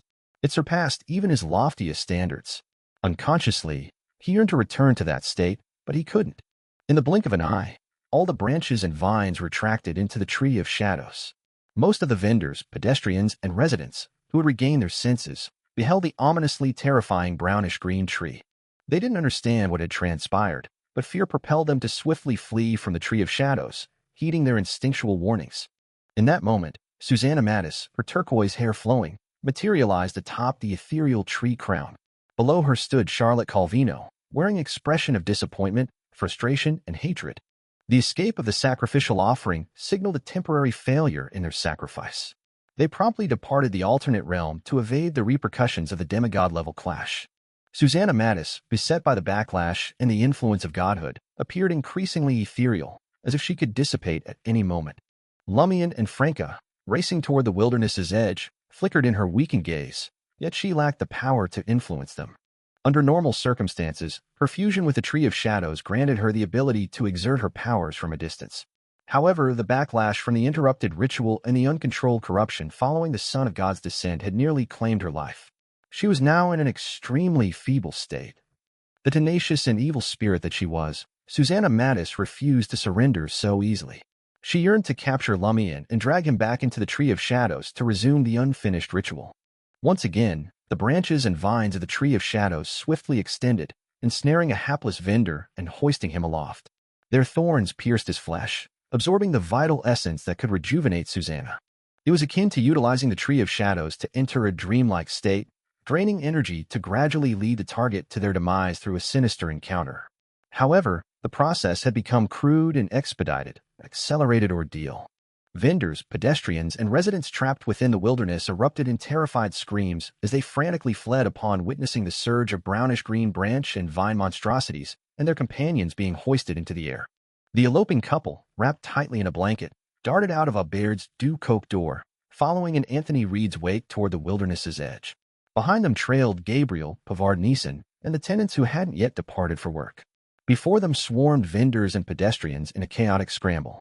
One by one, fleeing escapees were snatched up by tree branches and vines, their cries for help piercing the air. The peddler, who had once served Lumian extra whiskey sour, stumbled over a rock on the ground. In utter despair, he witnessed turquoise vines creeping up his body, layer upon layer, engulfing him entirely. Sensing the commotion, Lumian turned his head and fixated on the scene for several seconds before gradually slowing his pace. Upon witnessing this, Franca cursed. "Do you plan to go back and save them? Damn it. Know your place. You're just a wanted criminal, a mob leader." Lumian didn't come to a halt, but he didn't hasten his steps either. He and Franca drew ever nearer to the edge of the wilderness. In that very moment, Lumian's ears resonated with the majestic voice of Termaboros. This time, the angel of inevitability did not deliver sentences one by one. Instead, he injected a lengthy paragraph into Lumian's consciousness at intervals. "Have you not come to terms with your destiny? After enduring the might of inevitability, there shall naturally be a corresponding corruption. From the moment Cordu was obliterated, you became the unfortunate one. It was not I who exerted influence over you in many past matters. Rather, it was your hapless fate playing its part. As an unfortunate soul, not only shall you suffer ill fortune, but so too shall those around you and those close to you. If it were not for your lack of knowledge and mysticism, which allowed Susanna Mattis to uncover the issue within your body and begin contacting Hugues Artois about employing the chemical plant explosion for the sacrificial arrangement, Jenna's mother would not have taken her own life, and Jenna's brother would not have descended into madness. If you had been cautious enough, when Flaming regained consciousness and drank with you, you would have remembered to seek an opportunity to engage a genuine psychiatrist. He may not have chosen the path of suicide. If you had not merely forewarned Ruhr, but also restricted his movements, he would not have succumbed to the illness once more and met a swift demise. Michelle would not have lost her will to live. All this misfortune has been brought upon them by you. My existence is not solely a trump card that grants you boons and the power to deter others, but also an inescapable curse. Only by bowing to inevitability and releasing me from my seal can your misfortune come to an end. If you continue on this path, you shall be unable to save those whom you wish to save. You shall be unable to protect those whom you wish to protect. You shall only amplify their misfortunes. When the time comes, those pleading for help here shall perish. Gabriel shall perish. Charlie shall perish. Jenna shall perish. Franca, too, shall meet her demise. Lumian came to a sudden halt, his countenance twisted in anguish. He could no longer conceal the pain that consumed him. Franca called out once more, "Get a grip. It's all well and good to do good deeds when everything is fine. But now we need to escape and seek help from official beyonders. Who knows what will come of those demigod battles? Susanna is now like an empowered Sequence 5 with some godlike abilities. She's not someone we can handle. Those people don't expect assistance from a villain who enjoys playing pranks on them." In the vicinity of the brownish-green tree, numerous individuals already dangled from its branches. With a swoosh, Gabriel was hoisted up by a few green vines, and the scattered pages of a Lightseeker's script fluttered to the ground. Pavard Neeson, the owner of the underground bar, stood beside him, his body impaled by a protruding spike. Among the eloping couple, the woman stumbled and ran slower, eventually tripping over a branch and becoming ensnared by the vines. The young man wrapped in a blanket grew alarmed and continued onward. However, after a few steps, he abruptly halted, cursing himself. Dogsh, *T. Before he could finish his sentence, he had already spun around and dashed back toward his partner. Clenching his teeth, he sought to tear at the vines and help her free. Desperate cries and terrified screams reverberated through the wilderness. Lumian's fists clenched involuntarily. Suddenly, he let out a chuckle and spoke. "Then, are you considered close to me? After all, you reside within my body. Will you also encounter misfortune? I know I will face countless failures, yet I will persist again and again in pursuit of that elusive and seemingly insignificant hope. If I had chosen to surrender, I would have been defeated long ago. And now there is still a chance for success." With that, Lumian took another step and continued his sprint toward the edge of the wilderness. Although Franca couldn't comprehend his mutterings, she was glad to see that he had made a wise decision. 2 to 3 seconds later, the two of them reached the wilderness's edge. Lumian deliberately maintained a distance from Franca, then suddenly extended his arms and pushed her out. Caught off guard, Franca watched in shock as her body gradually left the wilderness. She turned to gaze at Lumian. Lumian smiled and spoke gently. "Once I shared their despair, pain, and longing for aid. And during that time, someone extended a helping hand to me." With those words, he pivoted and sprinted toward the brownish-green tree. In the dim expanse of the wilderness, crimson flames ignited upon his body. This time, the fiery cloak no longer isolated him from his garments, scorching his skin and flesh. He intended to use the constant pain to resist the diverse desires he would encounter next. As he ran, his gaze locked onto Susanna, her turquoise hair entwined. Yet he saw not only the fallen tree spirit, but also the figure etched in his memory, the one who had illuminated his path. Lord of Mysteries 2, Circle of Inevitability. Chapter 258, Assassin. Susanna's eyes fixed on Lumian as he dashed towards her, his body engulfed in crimson flames. She absorbed energy from the surrounding crowd, including peddlers, pedestrians, and tenants hanging from the trees. Her goal was to restore her combat abilities as quickly as possible. She wasn't worried about Lumian causing her harm. Positioned at the top of the tree crown, she knew he couldn't reach her. Moreover, she was one with the Tree of Shadow, making her nearly invulnerable. Without godhood, any attack would only cause minor injuries, incapable of killing or severely harming her. Thud, thud, thud. Lumian sprinted into an area where tree branches and vines entangled, with 100 to 200 humans dangling from above. The brownish-green foliage tried to ensnare and pierce him, but his fiery aura forced them to retreat in panic. Suddenly, a rumbling sound shook the ground. The brownish-green tree descended rapidly, shrinking its height to 7 to 8 meters. The violent tremors across the wilderness made it difficult for Lumian to advance. Rumble. A tremor like an earthquake shook the crystal chandelier in the banquet hall. Terrified expressions appeared on the faces of most people present. Quick-thinking individuals sought shelter under the long table, draped in a white tablecloth. The team assigned to protect Hugues Artois consisted of Imra, a mixed-blood individual, Valentine, and a warrior pathway beyonder named Antoine. Sensing the anomaly simultaneously, they tacitly sent Imra to investigate. He rushed to the window and peered out, trying to locate the source of the disturbance. Imra observed that several houses in Rue Anarchy, Rue du Rossignol, and Rue de Blouses Blanches had tilted to a certain degree, but they had not collapsed. Their surfaces were covered with brownish-green branches and vines. In comparison, the prominent feature was the brownish-green tree, situated roughly on Rue Anarchy. It descended, adorned with numerous tree tumors and flowers. The scene lasted only a few seconds before returning to normal, as if an unsuccessful painting had been replaced by another work. What's happening? Hugues Artois calmly approached the window and inquired. Imra didn't hold back any information.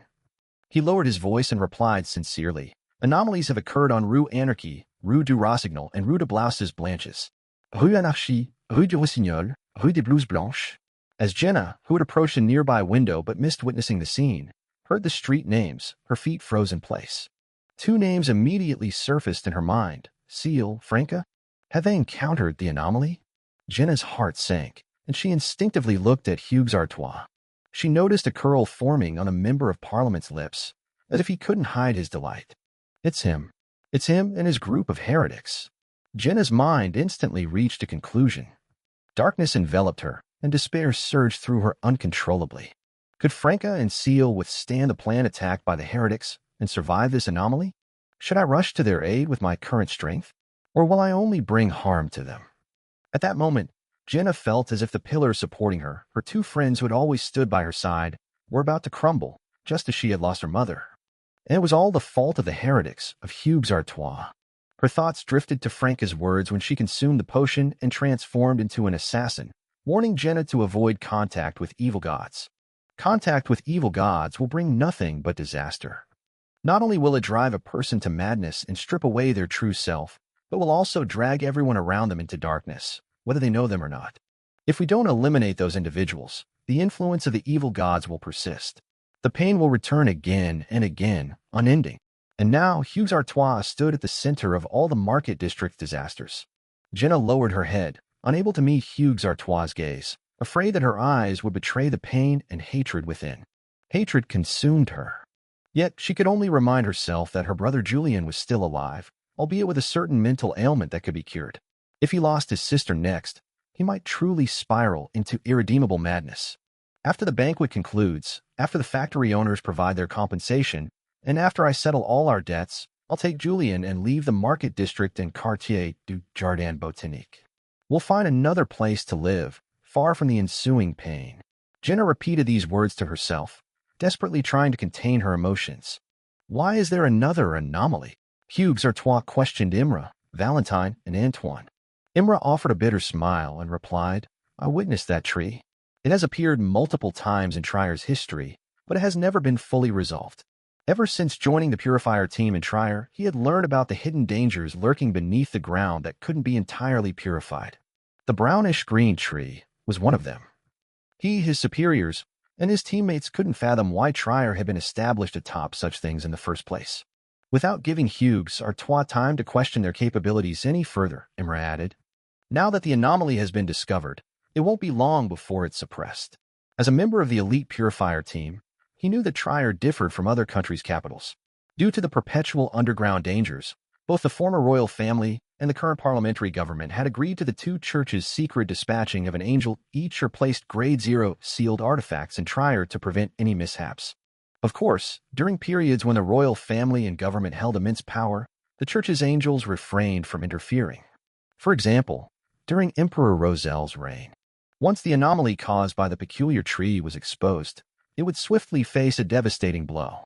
Although it couldn't be completely eradicated, it would be kept under control for a considerable time. After the swift and violent descent of the Tree of Shadow, the wilderness stabilized. Gabriel, Pavard Neeson, and the others remained suspended from the branches, their faces growing pale and blackened, as if drained of energy. Lumian regained his balance and continued sprinting towards the nearby brownish-green tree, still engulfed in crimson flames. At that moment, Susanna Mattis had regained a significant portion of her strength. Lumian's figure appeared in her eyes, awaiting his approach within the range of her current abilities. Behind Lumian, a shadow detached itself from its owner and stealthily lunged at his back. It was Charlotte Calvino, acting as a shadow. Having not been the host of the ritual and being far from the treetop, she had not suffered the backlash or intense corruption, thus her strength had not waned. Seeing Lumian turn around, she quickly hid herself and put to show her acting abilities, ready to execute a surprise attack. Suddenly, a gunshot pierced through the air in the distance. The iron-black bullet was too distant and lacked precision. It grazed Charlotte's body, but it disrupted her plans. Wearing a blouse, light-colored breeches, and red boots, Franca emerged at the edge of the wilderness, clutching a brass revolver. She cursed at Lumian's retreating form and shouted, F***CK, don't you think I'm on your team? Noticing that the street had returned to its normal state, Hugues Artois made his way back to the center of the banquet hall, holding a glass of light gold champagne. Standing before the gathering, he began his speech as usual. Ladies and gentlemen, it is an honor to have you join us for this condolence banquet. Please join me in a moment of silence to honor those who have tragically departed. As you can see, yet another accident has occurred in the market district. We cannot continue like this. We must establish a more efficient and adaptable system to handle such situations. I understand that many of you harbor anger and fear in light of the recent accident. Your loved ones may have lost their lives, sustained severe injuries, or perhaps experienced agitation, mental breakdowns, and madness as a result of this. Jenna's head shot up upon hearing these words, her gaze fixed on Hugues Artois once more. He had just mentioned agitation, mental breakdowns, and madness in such specific detail. Under normal circumstances, such elaboration would not be necessary. A simple reference to insanity would suffice. Did Hugues Artois know that someone would suffer a mental breakdown due to the chemical plant explosion and go mad? And was he deliberately mentioning it in his speech, as if a criminal returning to the crime scene, reveling in his sinister handiwork? An absurd mix of hatred and fear consumed Jenna's heart. If her suspicions were correct, Julian's mental breakdown might have been influenced by the heretics. Could he be cured? Could he be saved? If I don't sever the source, even if I leave the market district with Julian, there might still be hidden dangers and lingering problems in the future. The feeling of desperation overwhelmed Jenna, as if she were trapped in an inescapable darkness. Her pupils dilated, reflecting Hugues Artois' figure with a chilling clarity. Imra, Valentine, and Antoine's expressions darkened, their gazes falling, as they heard Hugues Artois' implicit accusations against the two churches. The alternate space that accompanied the Tree of Shadow lay in ruins. Some areas were coated with pitch-black mucus, while others bore gaping holes, as if swallowed by an endless void. Suddenly, a glimmer of light emerged from the shrunken door of starlight. It grew brighter and brighter, akin to a transformed sun, illuminating every nook and cranny with an eerie clarity, banishing all shadows. A female figure draped in a white robe adorned with golden threads emerged from the radiant source. She appeared to be crafted from pure light, translucent and ethereal. With emerald green eyes and flowing blonde hair, she exuded beauty and a divine aura. The guardian angel of Trier, Saint Vive. Amidst the applause, Hugues Artois, having concluded his speech, mingled with the families of the victims, champagne glass in hand. He displayed enthusiasm, friendliness, and a trustworthy demeanor. Jenna closed her eyes and wandered towards the long table, dressed in a white tablecloth. She picked up a plate and placed some food on it, then grabbed a long silver fork and began to eat. As she ate, she slowly approached Hugues Artois in a daze. Drawing near, just 2 meters away, she assumed a stance that suggested a conversation with Monsieur Member of Parliament. Surrounded by his team and guarded by official beyonders, Hugues Artois noticed Jenna. He smiled warmly, anticipating her approach. Jenna passed by Secretary Roan and positioned herself a step away for Hugues Artois. Before their conversation could commence, The ground trembled once more, accompanied by a resounding rumble. Rue Anarchy and Rue de Blouse's blanches seemed to brighten significantly. Cassandra, Hughes Artois, and the others turned their bodies instinctively, gazing out of the window, their concern evident. Witnessing this, Jenna closed her eyes once more. Then she took a step forward, raising the silver fork in her hand towards Hughes Artois. All the emotions suppressed within her heart erupted. You wretched politician, the bringer of disaster and darkness to the market district. You heretic, your conscience devoured by a dog. You are the bastard responsible for my mother's death and my brother's descent into madness. Perish now. Without your demise, the suffering in the market district shall never cease. Darkness shall engulf this place, preventing the dawn from breaking. Indeed, with heretics surrounding you and the protection of official beyonders, anyone attempting to confront you would meet their demise here, dissuaded by the risk. But what if an assassin has no intention of leaving alive? Jenna channeled all her hatred, outrage, and pain into the long-handled silver fork in her grasp. She unleashed an assassin's mighty blow, aiming for Hughes Artois' exposed right eye as he turned his body. In that moment, she glimpsed the surprise, confusion, and fear etched upon his face. She witnessed Hughes Artois frantically glancing towards Cassandra, pleading for assistance. Cassandra's line of sight was obstructed by Purifier Imra, who had subtly stepped diagonally, leaving her unaware of the imminent danger. With a squelching sound, the long-handled silver fork in Jenna's right hand plunged deep into Hughes Artois' eye socket, piercing into his brain. Hughes Artois' expression froze. The fear, confusion, and terror remained etched on his visage. Time did not permit much change, only revealing a profound sense of despair. Jenna watched as crimson blood gushed forth, and Hughes Artois' countenance gradually crumbled under the lights. Surrounding her, red sparks erupted, whether from firearms or supernatural abilities. She closed her eyes with a serene smile, surrendering to her fate. Mother, I see the light. Lord of Mysteries 2, Circle of Inevitability. Chapter 259. Hughes Artois' initial reaction was one of surprise and confusion as he beheld the glimmering silver light emanating from the long-handled fork, thrusting menacingly towards him. He found it hard to fathom that someone would attempt to assassinate him, a well-protected member of Parliament, under these circumstances. The assassin didn't appear particularly formidable. Despite being a retired veteran, he had left military service 5 years ago to pursue a career in politics. His combat skills were no longer honed. With the adversary a mere step apart, evading the attack effectively seemed impossible. Disregarding him, even a Sequence 9 or even a Sequence 8 Beyonder would likely struggle to dodge a mighty blow from an assassin, especially one who had stealthily approached them. It all depended on whether their abilities could help them avoid vital areas or reduce the damage, thus preventing instant death. Naturally, some Sequence 8 or 9 Beyonders possessed the ability to sense danger or hostility ahead of time, thwarting the approach and attack of assassins. In an instant, Hughes Artois cast his gaze upon the red-haired Cassandra, the 3 official Beyonders, and his subordinates Roan, Margaret, and Beduva, feeling intense fear grip him. However, what met his eyes was Cassandra's red hair, her body and line of sight obscured by the mixed blood Imra, as well as the calm and indifferent gazes of the official Beyonders, Imra and Antoine.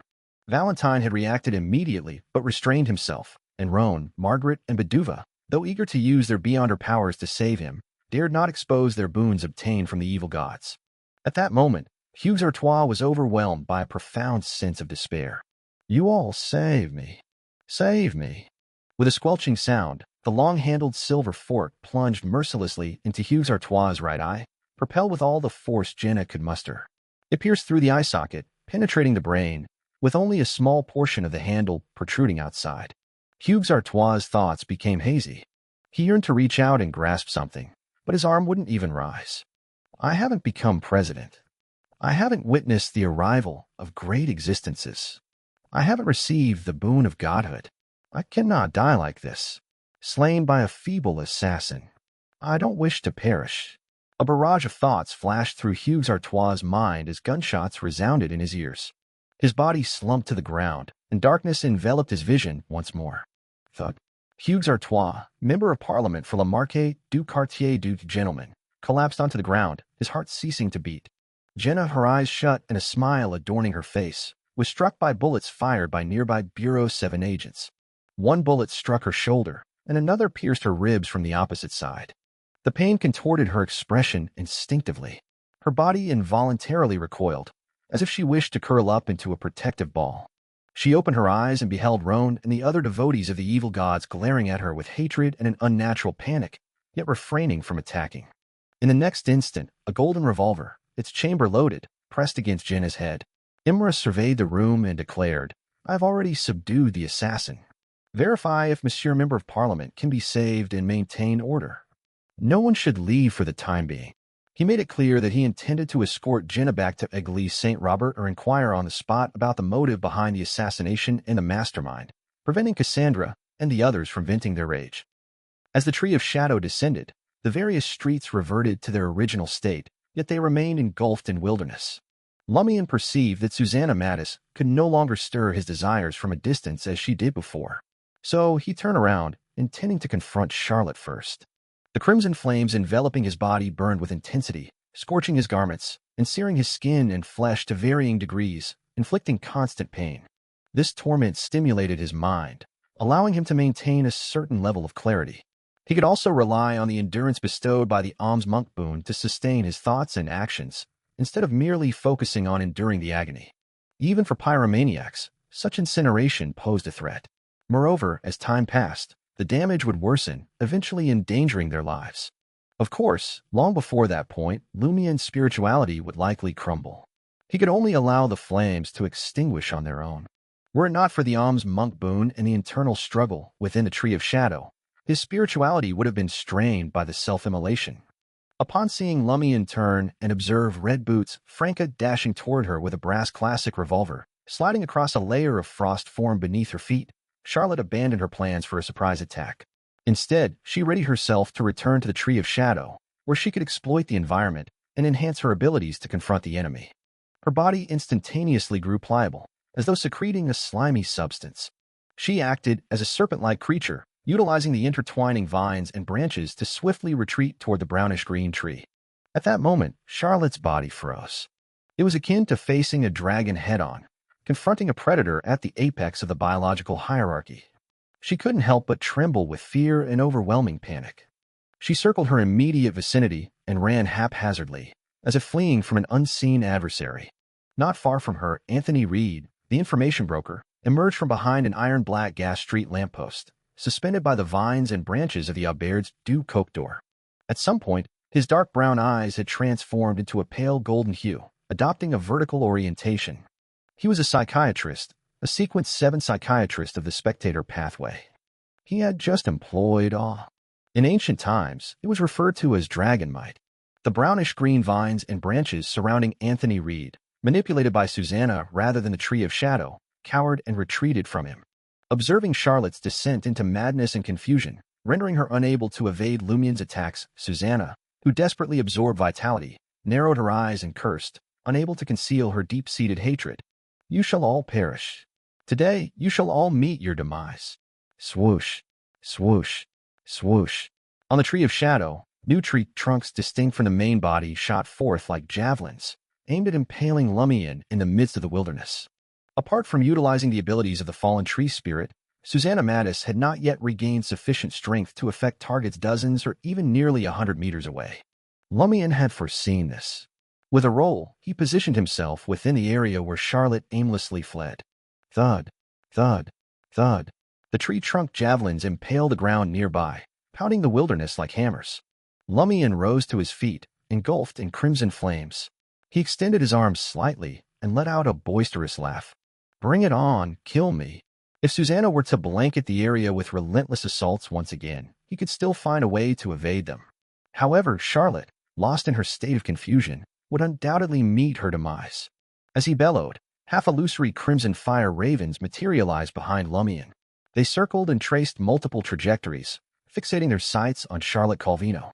The branches and vines on the ground surged wildly, swiftly ensnaring Charlotte, shielding her from harm. A series of thunderous sounds resounded as the crimson fire ravens descended upon Charlotte, shattering tree branches and igniting vines, systematically stripping away layer after layer of the actor's outer shell. Bang! Franca, who had closed the distance, stepped in and extended her right hand, firmly squeezing the trigger. An iron-black bullet flew from the classic brass revolver and struck Charlotte's head with precision, piercing through the gap created by the fire ravens. The enchanting, pure, and delicate visage instantly shattered, with red and white fluid splattering forth from her eyes, nose, and mouth.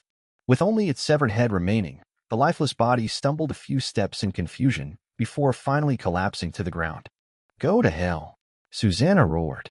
With that cry, brown branches, green vines, thick limbs, and pale-colored blossoms surged forth in a multitude of forms, converging upon Lumian, Franca, and Anthony.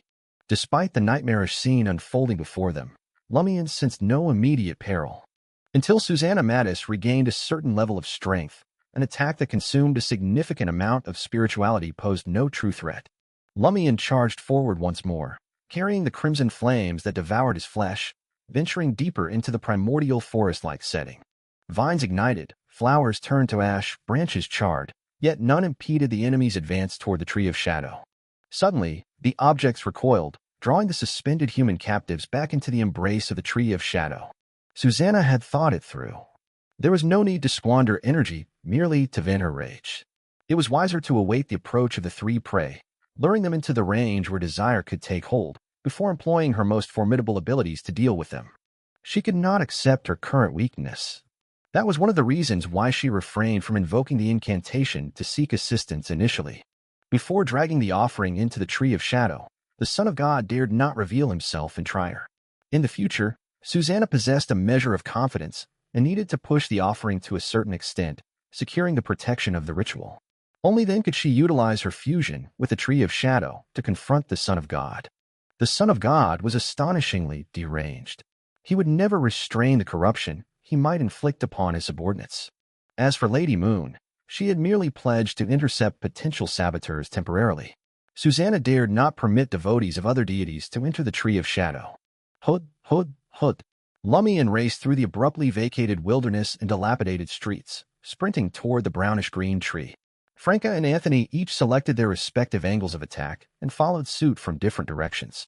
The fortunate vendors, pedestrians, and tenants who had yet to be ensnared by the branches and vines seized the opportunity to flee the wilderness, making their way towards the outskirts. Lord of Mysteries 2, Circle of Inevitability.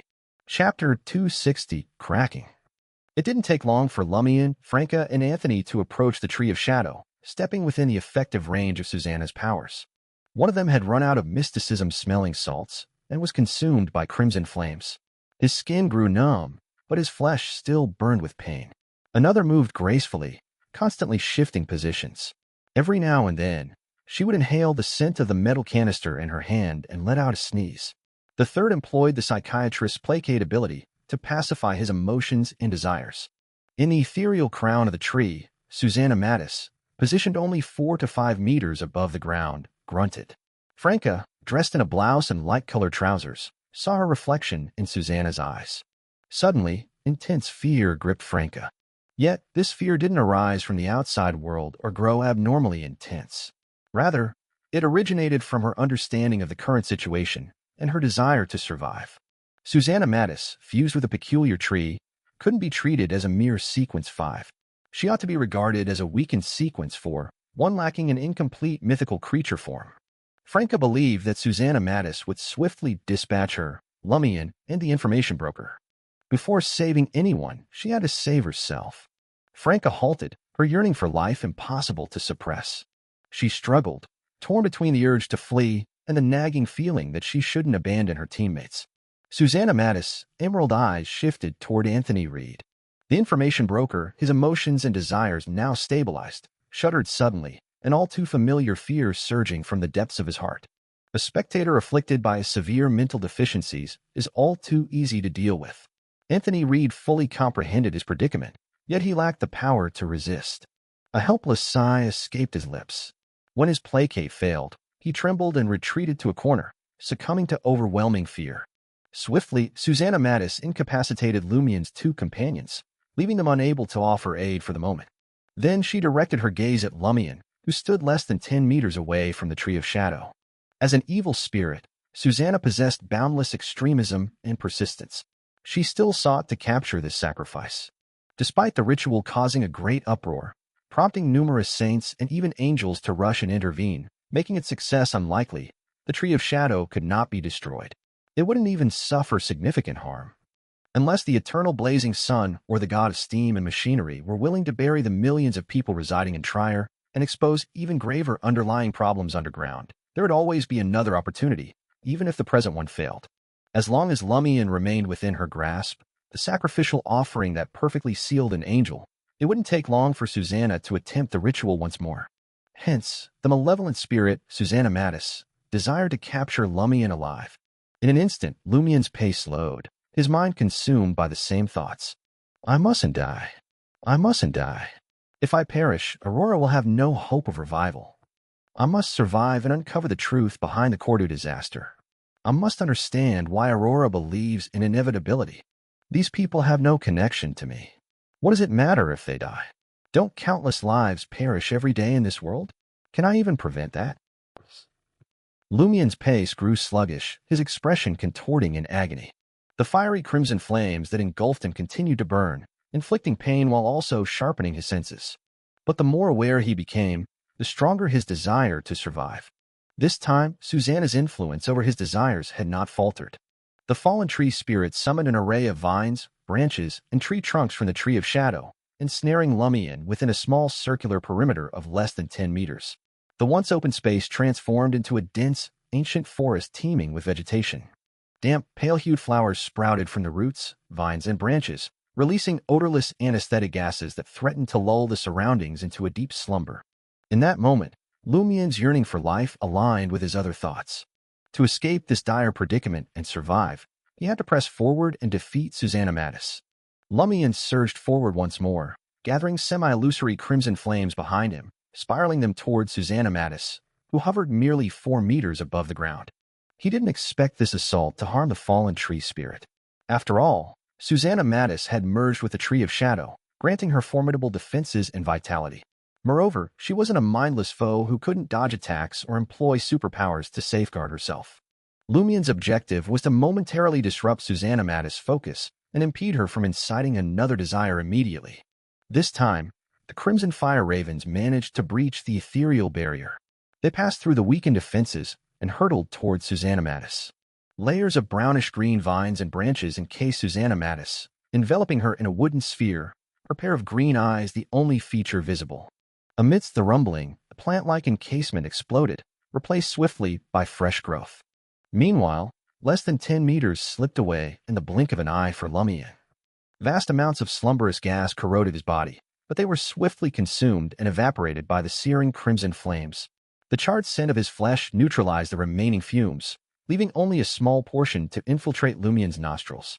His thoughts slowed, his head spun, yet his movements remained unaffected for the time being. Harnessing his momentum, Lumian alternated between his left and right feet, launching a forceful kick against the brownish-green trunk. He propelled himself forward by a couple of meters before leaping high into the air, his gaze fixed upon Susanna Mattis. Behind him, a colossal fireball gradually took shape. His eyes reflected the wooden sphere and Susanna Mattis' emerald-green gaze. It seemed as though he intended to hurtle himself at the treetop, obliterating the encasing of plants with a mighty fireball. This particular stance bore an evident element of showmanship. Lumian's desire to perform had been subtly provoked by Susanna Mattis, even if his ceaseless pain could only be slightly suppressed. Susanna Mattis grinned, allowing sharp brownish-green tree trunks to emerge from the surface of the encasement like a porcupine bearing its spikes, ready to impale any unsuspecting prey. Once Lumian sustained grave injuries, the vines and branches forming the sphere would unfurl, taking complete control of their captive. As the massive fireball solidified, Lumian began his descent. Yet, instead of lunging at Susanna Mattis, he regarded her with an air of superiority eye to eye. Still, he refrained from attacking. He continued his descent. Susanna Mattis wore a puzzled expression, perplexed by his failure to walk into her trap. Only when Lumian touched down below the treetop did he make his next move. The massive, incomplete fireball detonated, propelling him toward the trunk of the Tree of Shadow like a cannonball. In his left hand, he wielded fallen Mercury, now adorned with cracks. Right from the start, Lumian hadn't set his sights on Susanna Mattis, who possessed freedom of movement and the advantages of being a Sequence 5. It would be highly risky, with little chance of success and much danger involved. His sole objective was to strike the Tree of Shadow with fallen Mercury, a single strike. Without the enhancement of Termoboros, fallen Mercury alone wouldn't be enough to alter the fate of the brownish-green tree. However, Lumian was confident that Susanna Mattis had fused to some extent with the Tree of Shadow. As the name Fallen Tree Spirit implied, a tree was necessary to embody a tree spirit. This understanding derived not only from Lumian's observations, but also from Franca's speculations and Susanna Mattis' own admissions and actions. In essence, when fallen Mercury pierced the Tree of Shadow, there was a strong possibility that it would alter the fate of Susanna Mattis, who had merged with it, rather than the fate of the Tree of Shadow itself. Lumian's actions were intended to deceive Susanna Mattis into overconfidence, ensuring she wouldn't impede his approach to the Tree of Shadow or hinder him from gathering a fireball for propulsion. And Susanna Mattis' manipulation of his desire to perform only fueled Lumian's confidence further. Though acting was a waste of time and could potentially lead to missed opportunities, it also served as a cover for one's true intentions. With a loud crash, Lumian and fallen Mercury collided with the brownish-green trunk. Ribs cracked, wrists snapped, his entire body battered by the explosion and impact. But he managed to drive the pewter-black dirk through the outer bark and into the second layer. As expected, Lumian didn't see the torrent of historical scenes. Instead, he sensed the illusionary river, shimmering with a mercury hue that belonged to Susanna Mattis. In the next instant, his desire was manipulated once again, and a barrage of javelins rained down from the ethereal tree crown. Releasing his hold on the pewter-black dirk, Lumian entrusted the rest to fallen Mercury. He plummeted to the ground, using the pain to reclaim consciousness. With a swift roll, he evaded the tree javelins that impaled the earth. When Susanna Mattis realized Lumian's true intent, she felt vexed, angry, and somewhat fearful. The previous use of the pewter-black dirk had left a deep impression on her. However, she wasn't overly concerned for her safety. With her connection to the Tree of Shadow, it would be arduous for her to be slain, even if she encountered a saint. Her worry lay in the possibility of severe injury, which would thwart her chance of capturing her prey once more. At that moment, fallen Mercury shattered into pewter-black fragments, silently descending to the ground. Long worn and weakened, it could no longer endure. However, its destruction also brought an end to the fate exchange, which should have taken several minutes to complete. It didn't stir any fate within Susanna Mattis. It merely bestowed upon her the fate stored within the blade. Normally, this would be impossible as fallen Mercury had to adhere to corresponding rules. But now, shattered and fragmented, it couldn't care less. Susanna Mattis froze, purple flames erupting from her body. Fallen Mercury had bestowed upon her the fate of the Tree of Shadow's root being consumed by an unseen underground fire. As a tree trunk akin to the Tree of Shadow, she couldn't escape this fate. In a mere second, the purple flames vanished, leaving Susanna Mattis reduced to ashes, her eyes filled with disbelief and astonishment. A tree trunk erupted in flames, cracking and collapsing. Lord of Mysteries 2, Circle of Inevitability. Chapter 261, Escape. The branches and vines pursuing Lumian swiftly withdrew, as if responding to an unseen command. A javelin-like tree trunk crashed down, causing the rest to vanish into thin air. Gasping for breath, Lumian cast his gaze upward as he sprinted onward. At that moment, his eyes fell upon the incinerated form of Susanna Mattis, consumed by the vegetative sphere that had enveloped her. Not far off, he witnessed an unfamiliar tree trunk snap and succumb to fiery destruction. She's dead. Relief flooded Lumian's being. She's dead. The burden of his struggle lifted, and he crumpled to the ground, no longer able to hold on. The crimson flames that had enveloped him abruptly extinguished, unveiling his charred and disfigured body. With great effort, Lumian struggled to prop himself up, his back pressed against the vine and branch-adorned wall of the Aubaire's Du Coq door. He resembled a forsaken vagabond, abandoned by the world, a hint of derision in his voice as he observed the Tree of Shadow sinking deeper and deeper into the earth. Moreover, he witnessed the vines and branches retracting into the main trunk, the once suspended individuals released from their tethers and descending to the ground from varying heights. Among the initial group of victims whose essence had been drained, 3 to 4 individuals remained suspended nearly 3 meters above the ground. Already weakened, most of their remaining vitality escaped as they suffered the harsh impact, causing them to lose consciousness on the spot. Perhaps there was still hope for their salvation, or perhaps they were beyond rescue. The hundreds who had been suspended but had not yet lost a significant portion of their essence sustained various injuries from the fall.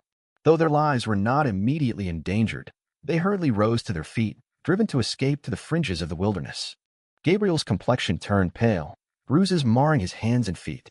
Rather than fleeing, his initial instinct led him to stoop and collect the scattered lightseekers stripped from the ground. The eloping couple, entwined together in their suspension, exchanged curses for being a hindrance, but they supported one another as they limped forward, their legs injured from the fall. They joined the fleeing throng, vanishing into the distance.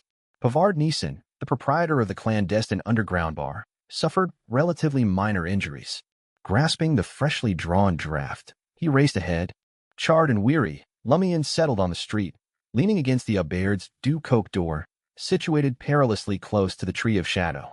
Tilting his head back against the wall, he wore a faint smile while observing the energetic exodus of peddlers, passers-by, and inhabitants of modest abodes as they fled towards the outskirts of the wilderness. Within the confines of the Tree of Shadow, Lady Moon beheld a tumultuous clash unfolding, with numerous angels and saints joining the fray. Her faction faced mounting pressure due to reinforcements from the two churches and Bureau 8. An overwhelming sense of retreat washed over her. Should this continue, the two churches might resort to drastic measures, beseeching divine intervention. Lady Moon swiftly resolved. Deprived of several abilities and ensnared by various prohibitions, she pressed against the bulge in her abdomen and parted her lips. An ear-piercing shriek erupted within this alternate realm, causing the nearly 2-meter-tall Tree of Shadow before her to undergo an instantaneous metamorphosis. Upon the branches and mist-shrouded bark, which depicted scenes from the past, figures born from diverse desires, now lifeless, sprang back to existence, save for Emperor Roselle. Many were demigods, emerging from their respective histories with vacant, icy expressions and an aura of chilling darkness. Resurrection. Empowered by the divine fetus nestled within her womb and the unique essence of the Tree of Shadow, Lady Moon temporarily revived the accumulated desires from over a millennium in their original corporeal forms. Though the revival would be short-lived, and the resurrected beings notably weaker than before, the sudden influx of demigods into the battle within mere seconds could profoundly impact the unfolding chaos. It was precisely due to the timely aid of the divine fetus that Lady Moon dared to linger behind, partaking in this tumultuous clash. Without it, having only agreed to provide cover and hindrance to those from the Bliss Society, she would have already sought refuge elsewhere. In eerie silence, the resurrected phantoms disintegrated beneath the scorching sunlight. Lady Moon seized the opportune moment to summon Permetha, which had not yet fallen into complete disarray, merging with it and vanishing from sight. On Avenue du Marquet, inside the khaki-colored 4-story building that housed the Parliament member's office, Imra, the mixed-blood individual, refrained from immediately questioning Jenna, an assassin.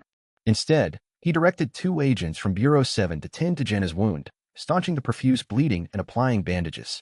He conveyed the impression that allowing the culprit to succumb to her injuries would hinder their ability to gather crucial clues. Valentine, Antoine, and the other agents observed and interrogated the remaining participants of the banquet, including Cassandra and Roan, who belonged to Hugues Artois' team. Rumble. Once again, the ground beneath their feet trembled. Those near the windows caught glimpses of Rue Anarchy, Rue du Rossignol, and Rue de Blouses Blanches, intermittently flickering with light. Approaching them were clergymen garbed in white robes embellished with golden threads, wielding various contraptions. This development disrupted the interrogation of Imra, Valentine, and the others. After a while, Angoulême de François strode into the banquet hall, clad in a coat adorned with golden buttons, accompanied by a grayish-white humanoid mechanical creation. Several additional team members and a contingent of police officers followed suit. Upon hearing Imra's report, Angoulême cast a glance at Jenna and instructed Travis Everett, "Bring all the attendees of the banquet to headquarters for separate interrogations. Leave the assassin here. We shall handle her questioning. Also keep the members of Monsieur Member of Parliament's team. There are matters we must clarify." Everett raised no objections. The organization's constables escorted the anxious onlookers away from the khaki-colored building, housing the Member of Parliament's office. As the hall emptied, Angoulême turned to the 2 Bureau 7 agents standing beside Jenna and instructed them, "Escort the assassin to the lounge. We must ensure she does not overhear our conversation and withhold any truths." With Jenna escorted to the lounge facing the back alley, Angoulême approached Cassandra, Roan, and the others, speaking in a deep voice. "Hi there is information we must acquire." A faint smile adorned his face. Indeed, Monsieur Member of Parliament has met his demise. According to the law, his position is immediately vacated. In other words, you are no longer part of Monsieur Member of Parliament's team. The immunity you once enjoyed is no more. So, before we engage in our discussion, let us proceed with some notarizations. Upon hearing Angoulême's words, Cassandra and the others' expressions underwent a marked change. Meanwhile, in the lounge, Jenna, who had calmed herself after assassinating Hugues Artois, heard a tumultuous commotion emanating from the hall.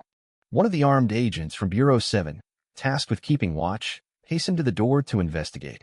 Seizing the opportunity, Jenna's heart skipped a beat as a plan materialized in her mind. Her countenance transformed, and she gazed past a remaining guard with a mix of surprise and fear. Though extensively trained, the agent possessed an understanding beyond that of ordinary individuals. Today, an abnormal occurrence had unfolded on Rue Anarchy, culminating in the assassination of Monsieur Member of Parliament. Reports indicated a battle involving supernatural forces transpiring within the hall. It was only natural for him to worry about potential repercussions reaching the lounge and an unseen threat lurking behind him. Subconsciously, he entertained the notion of turning around, but halfway through the motion, caution compelled him to remain vigilant. Yet, this proved to be the only opening Jenna needed. Already restrained by handcuffs, she balled her fists and struck the agent's shoulder and neck with force, sending him sprawling to the ground. His revolver slipped from his grasp. Before the agent near the door could react, Jenna positioned her hands on the windowsill, propelling herself upward. She crashed through the glass and descended into the back alley with the grace of a feather. Suppressing the pain from her gunshot wound, she sought refuge in the shadows of a nearby corner and swiftly departed the khaki-colored building. Lady Moon weaved through different directions, employing various abilities until she finally emerged from Permitha.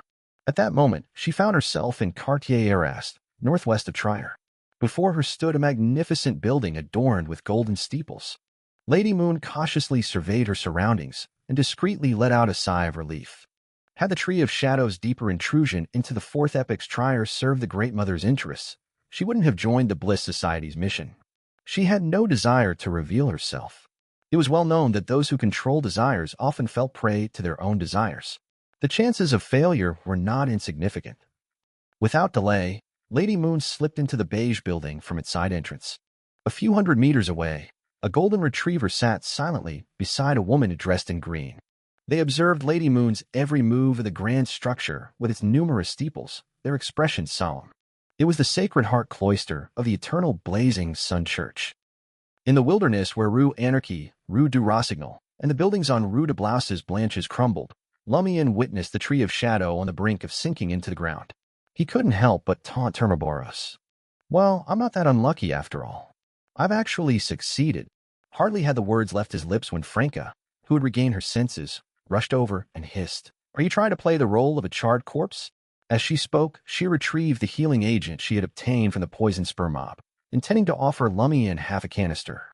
Lumian's injuries weren't as severe as they seemed. Fatal burns for most low-sequence beyonders would require no more than a month or two for pyromaniacs to recover from. As for fractures, explosions, and impacts, none of them could claim the life of a hunter immediately. Enduring until tomorrow would naturally bring about recovery. Considering the potential pursuit of official beyonders after the wilderness completely vanished, Lumian didn't tempt fate and consumed half a vial. Soon, he felt his body rapidly regenerating. At this moment, the wilderness teetered on the edge of collapse. The streets had returned to their original positions, and many people had already rushed in. Franca surveyed her surroundings and spoke swiftly. "Can you still move? We must leave this place swiftly." "All right." Lumian rose to his feet. He took a couple of steps to the side, intending to retrieve the charred tree trunk that had been part of the Tree of Shadow before departing. Just as Lumian grasped the trunk, something caught his peripheral vision. Within the depression left behind by the Tree of Shadow's submersion, a hazy and translucent creature darted past. Lumian's pupils dilated, struggling to believe what he had witnessed. He yearned for a clearer view. It was a diaphanous, indistinct figure resembling a lizard. It bore an uncanny resemblance to the elf he had encountered in his dream. It was the very creature that had emerged from Aurora's mouth. Lord of Mysteries 2, Circle of Inevitability. Chapter 262, Review. Lumian had always held the belief that the lizard-like elf he saw was merely a figment of his dreaming mind. Symbols and metaphors held a deeper significance than the tangible reality. Yet now, before his very eyes, the diaphanous and elusive lizard-like creature revealed itself in all its existence. It was undeniably real. Moreover, it had appeared in Permitha, emerging from the deep chasm left by the Tree of Shadow, a most peculiar event involving formidable powers. Could it be that the lizard crawling out of Aurora's mouth was not a fabrication? What did it symbolize, and what were its intentions? Lumian's brow furrowed as he contorted his expression, experiencing a mix of pain, shock, confusion, and withdrawal. This agitation stirred something within Lumian, making him feel that he could regain some of his memories and determine their authenticity. Yet, this time the scenes didn't flicker through his mind as they did during psychiatric treatments or after hearing Madame Poali's words. The dream still lingered in his memory. In that moment, Termaboros' resonant voice echoed in Lumian's ears. Do you truly believe that I am responsible for all the anomalies and misfortunes surrounding you? Do you think you can escape Susanna Mattis, who is nearly a demigod with a backup plan, by relying solely on the efforts of the sealed me and a sequence 7 beyonder like yourself? Do you believe that Susanna Mattis' failure is solely due to her being an evil spirit, extremism, impatience, and lack of preparation before the ritual? Is there no other underlying reason? These words overlapped and resounded in Lumian's mind, allowing him to grasp their meaning within a short span of time. Lumian was taken aback, feeling as if he had been plunged into an icy lake, experiencing the transition from early summer to winter. He blurted out, "Then what is it?" Termaboros remained silent, as if sensing and comprehending something. In an instant, Lumian's joy surged. He felt the heavy burden on his shoulders dissipate significantly. Does this mean that Aurora truly fell under the control of that peculiar lizard-like creature? Was that why she remained oblivious to any abnormality when awake, seeking assistance from the outside world alongside me? No, perhaps she sensed that something was amiss. The correct interpretation of the letter's order should be, "We are getting weirder. The people around us need help as soon as possible." Franca nudged Lumian. "Why are you lost in thought? Hurry, let us leave this place swiftly. The official Beyonders and clergymen have arrived." Lumian shook off his daze and dashed with Franca to the far end of Rue Anarchy, his singed clothes clinging to his body, along with the tree trunk originating from the Tree of Shadow, not Susanna's later creation. During this process, two revelations suddenly dawned upon him. As an angel of inevitability, Termaboros also displayed an astute understanding of various matters. It is inconceivable for him to remain oblivious to Susanna Mattis, offering him as a sacrifice to the Mother Tree of Desire with me as the primary vessel without unsealing the seal. He is no novice to the mystical world like me. Therefore, he never anticipated the outcome of Susanna Mattis breaking the seal from the very beginning. He made those claims purely as a bluff, coercing me to seek his aid and agree to certain unequal terms, creating an opportunity for him to truly escape. What he didn't foresee was my choice to deceive Susanna Mattis, compelling him to provide me assistance based on the information she provided. No, he must have considered this possibility, but he had nothing to lose by attempting it. What if I had not devised a swift solution at that critical moment? Damn it, his intentions are far too sinister. I could have fallen victim to his deception with the slightest carelessness. Likewise, Susanna Mattis is no paragon of honesty. Since she sought guidance from the Mother Tree of Desire and acknowledged the possibility of an angel being sealed within me, why wouldn't she contemplate the potential transmission of power through the seal? Subsequently, she prayed for power capable of withstanding the influence of Termaboros' leaked power, or even surpassing it. I failed to perceive it then, and came dangerously close to corruption despite being distant. Had I not escaped the Tree of Shadow in the nick of time, I would have succumbed to corruption. Why didn't Susanna Mattis seek assistance right from the start? Could it be that corruption poses a threat to her as well? Indeed, despite unforeseen circumstances during the quarter ritual, the Padre, as the host of the sacrificial ceremony, was shielded by the power of inevitability.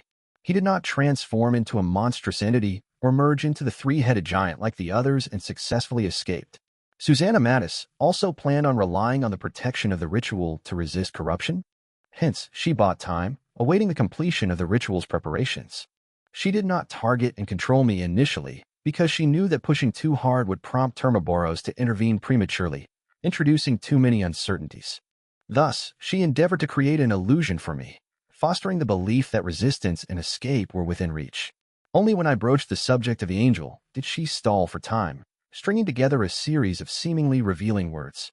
She concealed her true trump card, biding her time for me to make the wrong choice with Termaboros' aid and fall into her prearranged trap.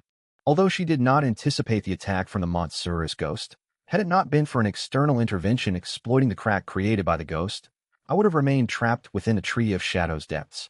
Moreover, she was on the verge of officially activating the ritual and gaining protection. Damn it. Beautiful actors truly possess the knack for deceiving others. As Lumian and Franca sprinted ahead, their surroundings suddenly transformed into a surreal spectacle. Vibrant layers of colors intertwined with indescribable, fantastical creatures. His head spun, and his vision became hazy. When his sight cleared, Rue Anarchy was nowhere in sight, and the vibrant palette had vanished. Instead, he found himself standing on a verdant hillside, facing Madame Magician, adorned in an orange dress. She's here, too. Lumian glanced around but couldn't spot Franca. As if sensing his unspoken question, Madame Magician smiled and spoke. The Two of Cups departed with her major arcana card to attend to some matters.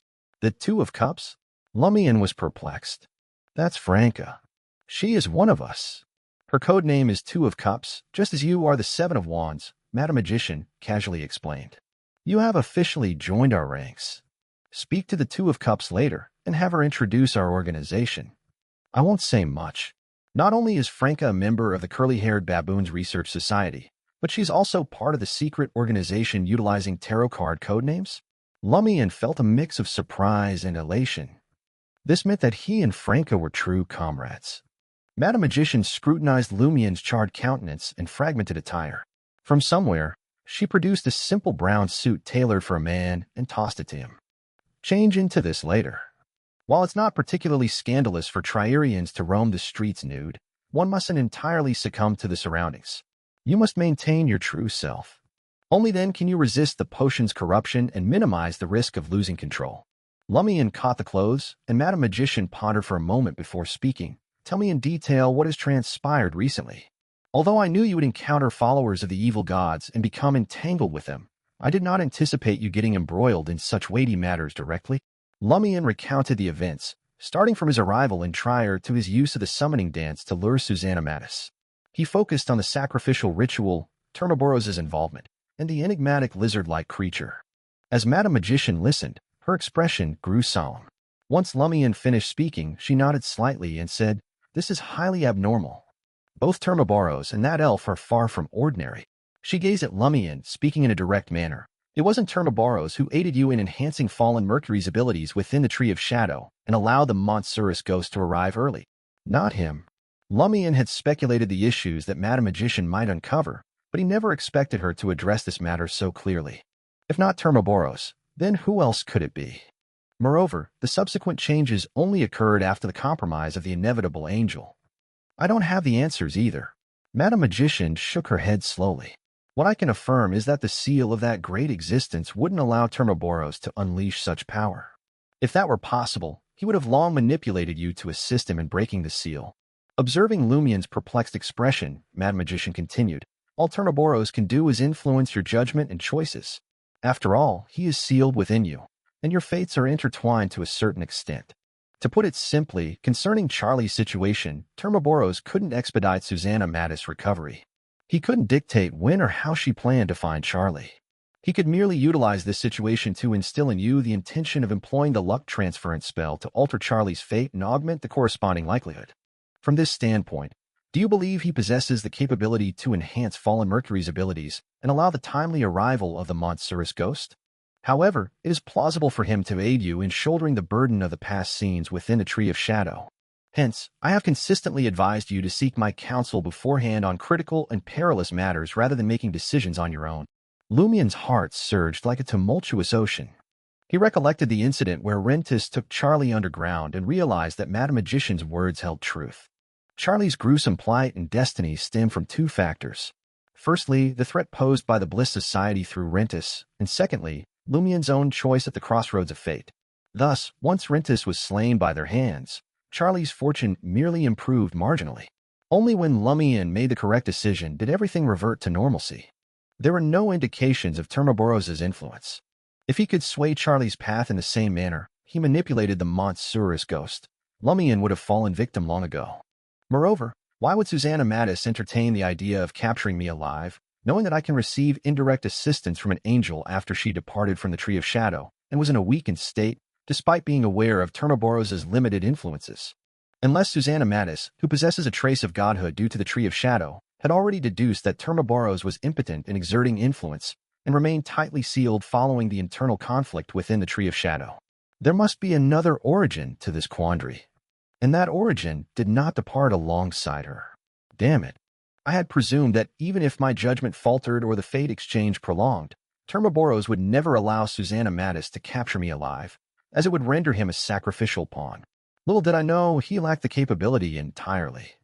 Lumian postulated, obtaining a more rational explanation for the recent turn of events. What exactly happened, he inquired, a tinge of anguish and anger coloring his tone. Madam Magician pondered for a few seconds before responding. Taking into account those misfortunes, I suspect that Termaboros has allies in the outside world. In other words, there may be a beyonder lurking around you who possesses the ability to influence fate. He secretly accomplished tasks in accordance with the ideas transmitted by Termaboros, but he did so with subtlety to avoid exposure. A word suddenly flashed across Lumian's mind: sufferer. In his dream, after entering the underground altar with Ryan's team, they had become tainted by the aura of a sufferer. As for the owl and the other him within the warlock's tomb, prior to their unveiling, they always gave him the impression that they were the root of the problem and the mastermind behind it all. Could these be symbolic as well? Lord of Mysteries 2, Circle of Inevitability. Chapter 263, Choice. Lumian had always believed that his dream self represented his darker side, a twisted persona born from the corruption of inevitability. But now it seemed there was more to it. There was no problem with his understanding of his own essence, but was he, along with the owl hidden in the warlock's tomb, also serving as a symbol? A representation of the puppet master behind the scenes, the true orchestrator of the lizard-like creature and the grand ritual in Cordu? And now he was lurking in the shadows, attempting to collaborate with Termaboros in order to break free from the seal. However, Termaboros' attitude towards the lizard-like creature seemed to suggest otherwise. Lumian fell silent for a few seconds before sharing his speculations in detail with Madam Magician. The magician listened attentively, pondering for a moment before speaking. I initially believed that by undergoing progressive psychiatric treatment and recalling forgotten events one by one, the truth of Corda Village would become clear to you. It wouldn't be any different from what I already know. But hearing what you've just said, I suspect that some of the symbols and metaphors in your dreams hold deeper, hidden secrets. But regardless, those symbols and metaphors are projections from my actual experiences. It's impossible that I still can't decipher them after regaining my memories, right? Lumian objected. Madam Magician smiled and replied, that might not be the case. Seeing Lumian's confusion, she explained simply, on the one hand, you may not have directly experienced those events, but your spirit and subconscious sense danger and abnormalities, projecting them into your dreams with symbolic elements. On the other hand, Termaboros is sealed within you. Your fate is intertwined with his. Your subconscious might have detected something unusual through this connection. Lumian grasped Madam Magician's meaning to some extent and pondered for a moment. After completing the full psychiatric treatment, can Madame Susie directly awaken my subconscious and inquire about the meaning of the different symbols? It's extremely risky. When the time comes, we'll have to rely on the joint opinion of the two psychiatrists to decide if it's worth attempting, Madam Magician replied thoughtfully. But that's a long way off. Before then, I can assist you in finding beyonders skilled in decrypting symbolism to see if we can accurately interpret it without relying solely on your subconscious. Would you like that? All right, Lumian agreed eagerly. Then he asked with concern, what about the potential Termaboros ally lurking nearby? Are we not going to do anything about them? Madam Magician remained calm as she answered, now that we have sensed this possibility, I don't think they will risk staying close to you. Of course, I will continue to keep watch. She then inquired, do you plan to continue the mission assigned to you by the Aurora Order? Many people probably witnessed you charging toward the Tree of Shadow. This will raise Gardner Martin's suspicions. If you don't want to take the risk, inform Mr. K about it. He will likely be delighted that you've slain a fallen tree spirit and thwarted the Bliss Society's plan. He can assign you a new mission. If you wish to proceed, I can arrange for someone to blur the memories of those who saw you. In any case, it's normal for your exact appearance and physical characteristics not to be clearly discerned in that environment. Without hesitation, Lumian declared, I wish to proceed. Gardner Martin, a Sequence 6 or Sequence 5 of the Hunter Pathway, commanded a formidable group of hunters. If Lumian continued to interact with him and join the Iron and Blood Cross Order, there was a high chance of acquiring the potion formulas and main ingredients after Pyromaniac. Through these experiences, Lumian had gained a profound understanding of the disparities between sequences, the terror of powerful individuals, and his own limitations. He felt an urgent need to enhance his strength. It was a sharp contrast to his initial nonchalance upon arriving in Trier, where he sought hope amidst confusion. Only by becoming strong enough could he withstand misfortune and unveil the truth behind the catastrophe in the perilous world of mysticism. Only then could he discern whether various propositions using resurrection as bait concealed sinister intentions. Madam Magician nodded slightly, granting Lumian's request.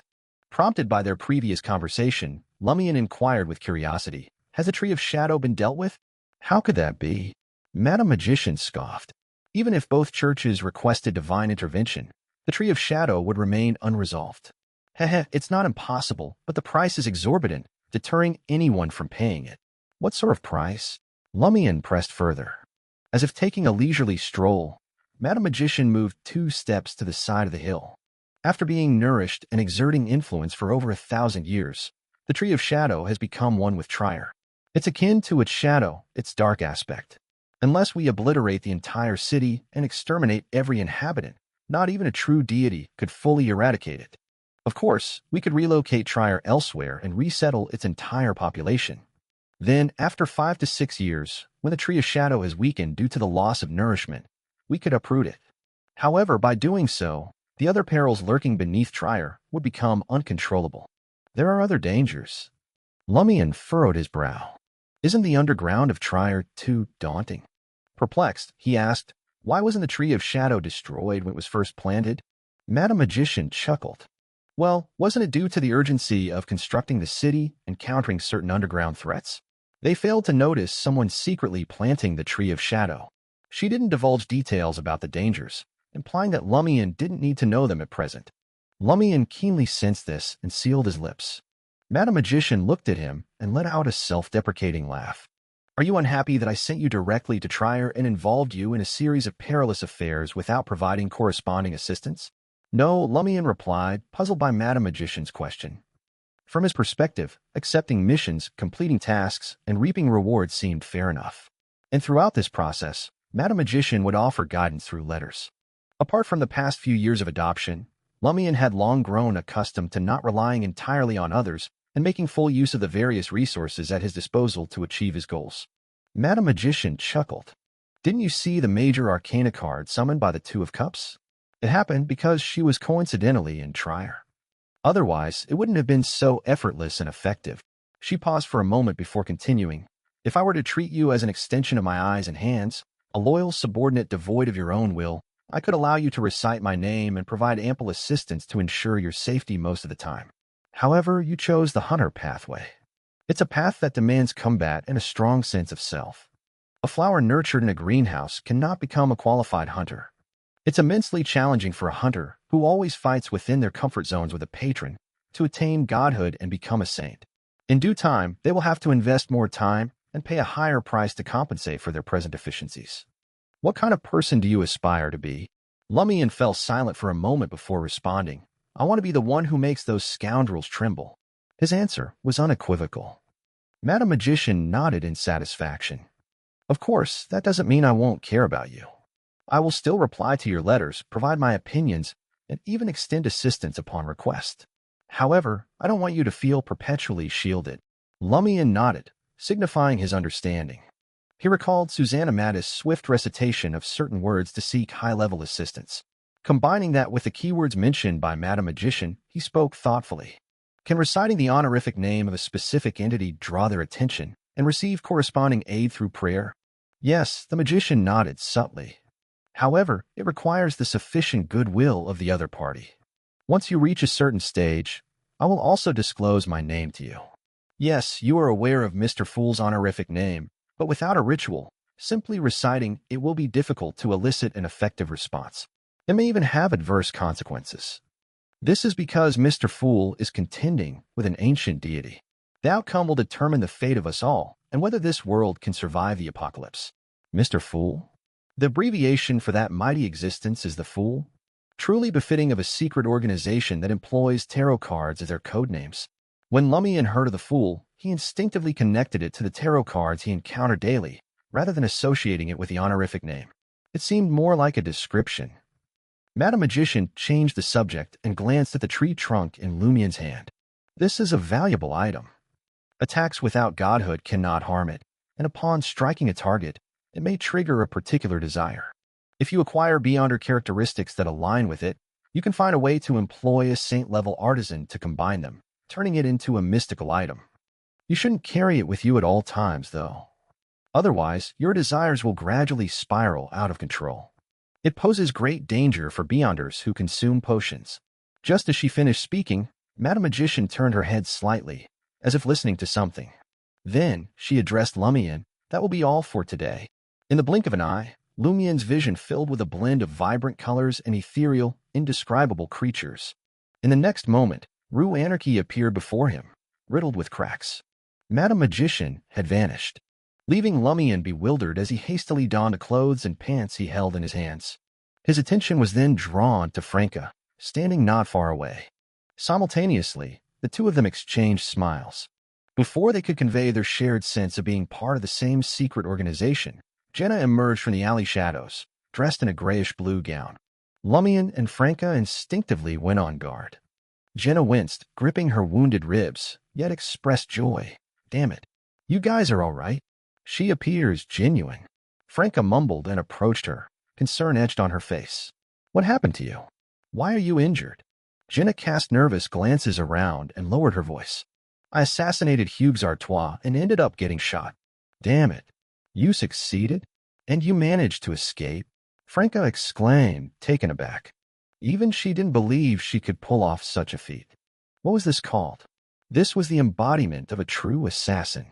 Lumian noticed a few passers-by on Rue Anarchy, so he interrupted Jenna. "We can discuss it once we reach Aubaird's Du Coq door. I'll extract the bullet and treat your wounds. I still have half a vial of healing agent," Franca chimed in happily. She supported Jenna and, following the shadows along the roadside, they made their way back to Aubaird's Du Coq door.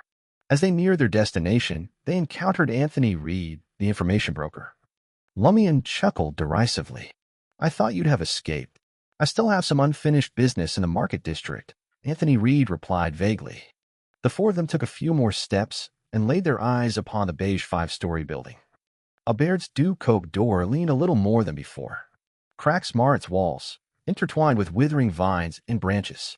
As the remaining tenants had yet to return, it exuded an indescribable dilapidation and silence. It had been some time since the catastrophe. Amidst the crowd, a young man dressed plainly disembarked from the steam locomotive, carrying an old suitcase. He left the platform behind and strolled all the way to Rue Anarchy. There, he laid eyes upon the beige 5-story building, its surface adorned with streaks of vibrant red paint. "Aubaird's Du Coq door," he murmured, reciting the name of the establishment. He reached into his pocket, feeling the banknotes and coins, realizing it was likely within his means. To his surprise, Aubaird's Du Coq door was much cleaner than he had envisioned. While certain areas were plastered with outdated newspapers and cheap pink paper, there were no signs of the ubiquitous bedbugs, repugnant phlegm, or various types of rubbish. After renting room 302 for 15 Vril, the young man climbed the stairs with his suitcase, feeling content. "It's even more affordable than I thought. A clean motel like this costs only 15 Vril per month." Once he had stowed away his suitcase in the cramped room, he decided to treat himself to a drink using the money he had saved. In the capital of joy, one had to play the part. He made his way to the underground bar, immediately engulfed by the lively clamor as he stepped inside. A man in a shirt and bow tie, beer in hand, flailed his short arms, energetically expounding to the people around him. Others reveled, singing and dancing, refusing to be subdued. At the bar counter, a few patrons sat with an intriguing contraption. Curiosity piqued, the young man approached, examining the rubber hose and glass canister of the device. He asked with fascination, "What is this?" A handsome customer with blonde hair streaked with black turned his body and responded with a bright smile. "It's called the idiot instrument that tests an individual's intelligence. Or you could say that it measures a person's foolishness." Into Volume 2, Light Seeker. Lord of Mysteries 2, Circle of Inevitability. Chapter 264, Secret Organization. Volume opening. Everyone is a hunter, and everyone is prey. Deputy Director of Lone Kingdom's MI9 spotted in the crossfire of Market District terror. Fiery debate at National Convention. Eternal Blazing Sun Church's role in Hugues Artois assassination. Shocking malpractice. Negotiating the limits. Two churches in talks over parliamentary immunity restrictions. No oath, no immunity. Debating the rights of unsworn members. National Convention or Heretic Haven. Hugues Artois shielding heretics behind Market District terrorism. The headlines from different newspapers stood out, capturing Jenna's attention under the blazing afternoon sun. She scanned the newspaper's headlines, witnessing the fervent debate taking place from different angles. Jenna's gaze eventually settled on the wanted posters adorning the newsstand side. Guillaume Binet. Pualis de Roquefort. Lumian Lee. Celia Bello. Jenna stared at her own poster, finding it peculiarly enchanting. The portrait displayed bore no resemblance to her. Her features were almost reversed, except for her undeniable beauty. Even her brother Julian would fail to recognize her as his sister, let alone any bounty hunters. And so Jenna continued her studies at the Theatre de l'Ancien Cage aux Pigeons by day, and entertained audiences with her voice at the Salle de Bal Brise by night, making ends meet. Her life remained unchanged, just as it had been. If it weren't for the daily newspaper debates surrounding Hugues Artois' demise and the ensuing conflicts, Jenna would have doubted whether her act of assassinating him was merely a dream born out of emotional turmoil. Based on Franca's findings and her own speculations, the official Beyonders seemed to appreciate Jenna's elimination of Hugues Artois. They believed she had made a significant contribution in eradicating a group of heretics.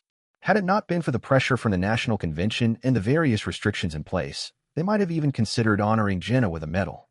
Hence, they intentionally spread misleading information, crafting a wanted poster that deviated from reality. They employed an investigation as a pretext to aid Jenna's brother, Julian, in purging the malicious powers that had destabilized his emotions. They cured his latent psychological illness and provided him with a legitimate occupation as a fitter, all under the guise of humanitarianism and support for believers. For Jenna, aside from the necessity to avoid her neighbors whenever she encountered Julian, her life remained relatively unhindered. She pursued her studies in theater acting and transformed into showy diva whenever the need arose. Drawing from Franca's experience, if Jenna lingered in the market district for a few more days, the purifiers of the Eternal Blazing Sun Church would likely approach her, sharing common knowledge and taboos to prevent any accidental disasters caused by her wild Beyonder powers. They might even attempt to recruit her as an informant. If it were a Beyonder from the Church of the God of Steam and Machinery, they might choose to observe her covertly, trailing her steps and uncovering the source of her Beyonder characteristic. Depending on the circumstances, they would determine whether to apprehend her immediately and transform her into an informant, or play the long game to capture more significant players. The purifiers, on the other hand, would likely adopt a more transparent approach, considering Jenna's substantial assistance in their cause. Jenna paid little mind to these matters. If the official Beyonders sought her capture, she would flee. If they wished to recruit her as an informant, she would comply. And if they disregarded her altogether, she would continue working to repay her debts and save for next year's tuition. Retracting her gaze, Jenna, dressed in a grayish-white gown, stepped out of Theatre de l'Ancien Cage aux Pigeons. She turned towards Rue de Blouses Blanches, seeking some rest before adorning her face with smoky and decadent makeup, preparing to become the captivating showy diva at the Salle de Bal Brise. Apartment 601, 3 Rue de Blouses Blanches. Franca, clad in a blouse, light-colored breeches, and wooden slippers, warmly greeted Lumian. Theatre de l'Ancien Cage aux Pigeons proves more profitable than anticipated. At the Heretics Estate charity auction for the post-disaster reconstruction, Gardner Martin had acquired Theatre de l'Ancien Cage aux Pigeons for 50,000 Vril d'Or and entrusted its management to Franca. Most of the profits were left in her hands as his mistress. During the auction, he had also secured Aubert's Du Coq d'Or for 2,000 Vril d'Or. Occasionally, he dispatched individuals to conduct peculiar investigations, as if seeking to uncover the truth behind the disaster. Lumian undoubtedly took charge of the daily operations. As the weather warmed, Lumian embraced the change by donning a light brown pair of trousers, a crisp white shirt, and a black waistcoat. He didn't bother with a coat. Rather than inquire about the profits of Theatre de l'Ancien Cage aux Pigeons, Lumian surveyed the surroundings and posed a question. "I wish to know more about the secret organization we've joined." He had initially assumed Franca would inform him at an opportune moment. However, after waiting for several days, it seemed Franca had forgotten about the matter, leaving Lumian no choice but to seek answers himself. Franca was taken aback, her surprise evident as she blurted out, "You don't know. You joined without any knowledge of the organization?" Had it not been for Madame Judgment's confirmation that Lumian was a member, Franca would have suspected he was bluffing and hadn't actually joined. Lumian explained sincerely, "I was on probation before, and after passing the assessment, my Major Arcana card left it to you to reveal the details." Franca accepted the explanation, recalling her own limited knowledge during her early days with the organization. She settled back into the recliner, crossing her legs and straightening her posture. "We are all members of the Tarot Club." Tarot Club. Upon hearing the name, Lumian, already seated on the opposite sofa, showed no surprise. After all, members of this clandestine group adopted tarot cards as their code names. The key members were associated with the Major Arcana cards, while ordinary members bore the Minor Arcana cards. Franca's face gradually lit up with pride. Our Tarot Club is the most exceptional secret organization in the entire world. One could even argue it is among the most powerful. That's because our leader is a supreme entity standing at the apex of all deities. In other secret organizations, the deities they serve merely watch over and provide divine insight. They do not actively participate. However, before Mr. Fool descended into a deep slumber, he regularly convened gatherings in his divine kingdom for the major arcana cardholders. What do we call it? A true divine council. Other churches may have so-called divine councils, but at best, they are meetings held under the watchful gaze of a deity. It is not a gathering conducted in the presence of a deity with the deity's direct involvement. Franca pressed a hand to her chest and offered a slight bow. Praise the Fool. Lumian had contemplated the Tarot Club's potential. After all, Madame Magician exuded an air of mystery and power. Yet he never anticipated that the great existence she spoke of will be the leader of the Tarot Club. This shattered his preconceived notions of deities. After a moment of contemplation, he voiced his thoughts. Is Mr. Fool called the Fool because he holds the Fool card from the major arcana? So he, too, is a member of the Tarot Club? That is partly the reason, Franca replied after a brief pause. However, no one can confirm it. I suspect it is because the Fool is one of the many honorific names bestowed upon Mr. Fool. Hence, when establishing the secret organization, he chose the name Tarot Club and assigned different tarot cards to each member. But can we really address him directly as Mr. Fool? Lumian questioned, finding it somewhat blasphemous or disrespectful to refer to a deity using the honorific Mr. It seemed too ordinary and lacked the necessary sanctity. Franca smiled and assured him, there is no issue. It is said that Mr. Fool himself quite enjoys this form of address. Seeing that Lumian had no further inquiries, Franca continued. In many ritualistic magics, if you are unable to find a suitable recipient for your prayers, you can seek aid from Mr. Fool. Although the process may differ from your expectations, it will invariably lead to the desired outcome in a wondrous manner. The only caveat is that Mr. Fool is in a deep slumber, and we must not disturb him too often. According to my major arcana card, we should not do so more than once a month unless absolutely necessary. Reciting his honorific name alone will not draw attention or assistance. In fact, it may result in failure and pose a certain risk. The power inadvertently released by a slumbering deity is capable of obliterating us countless times over. Thus, we must perform a ritual to ensure our safety.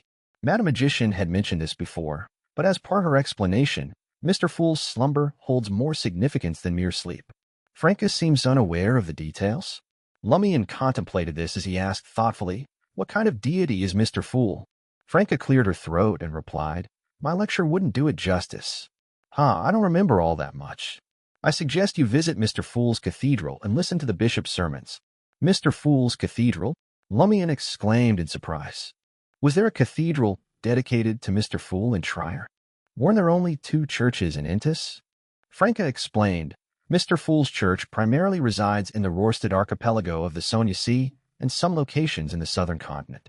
However, due to the beliefs of many merchants, sailors, bounty hunters, and treasure seekers at sea, we often encounter followers of Mr. Fool at Lavini docks in the Square district. Later, for certain reasons, the 2 churches agreed to construct a small cathedral there for Mr. Fool's church, allowing passing sea merchants to offer their prayers. However, proselytizing or preaching outside the cathedral is strictly prohibited. Most Trierians are unaware of its existence. The Square district lay on the north bank of the Srenzo River, west of Trier. Lavini docks bustled with various goods arriving from numerous seaside ports.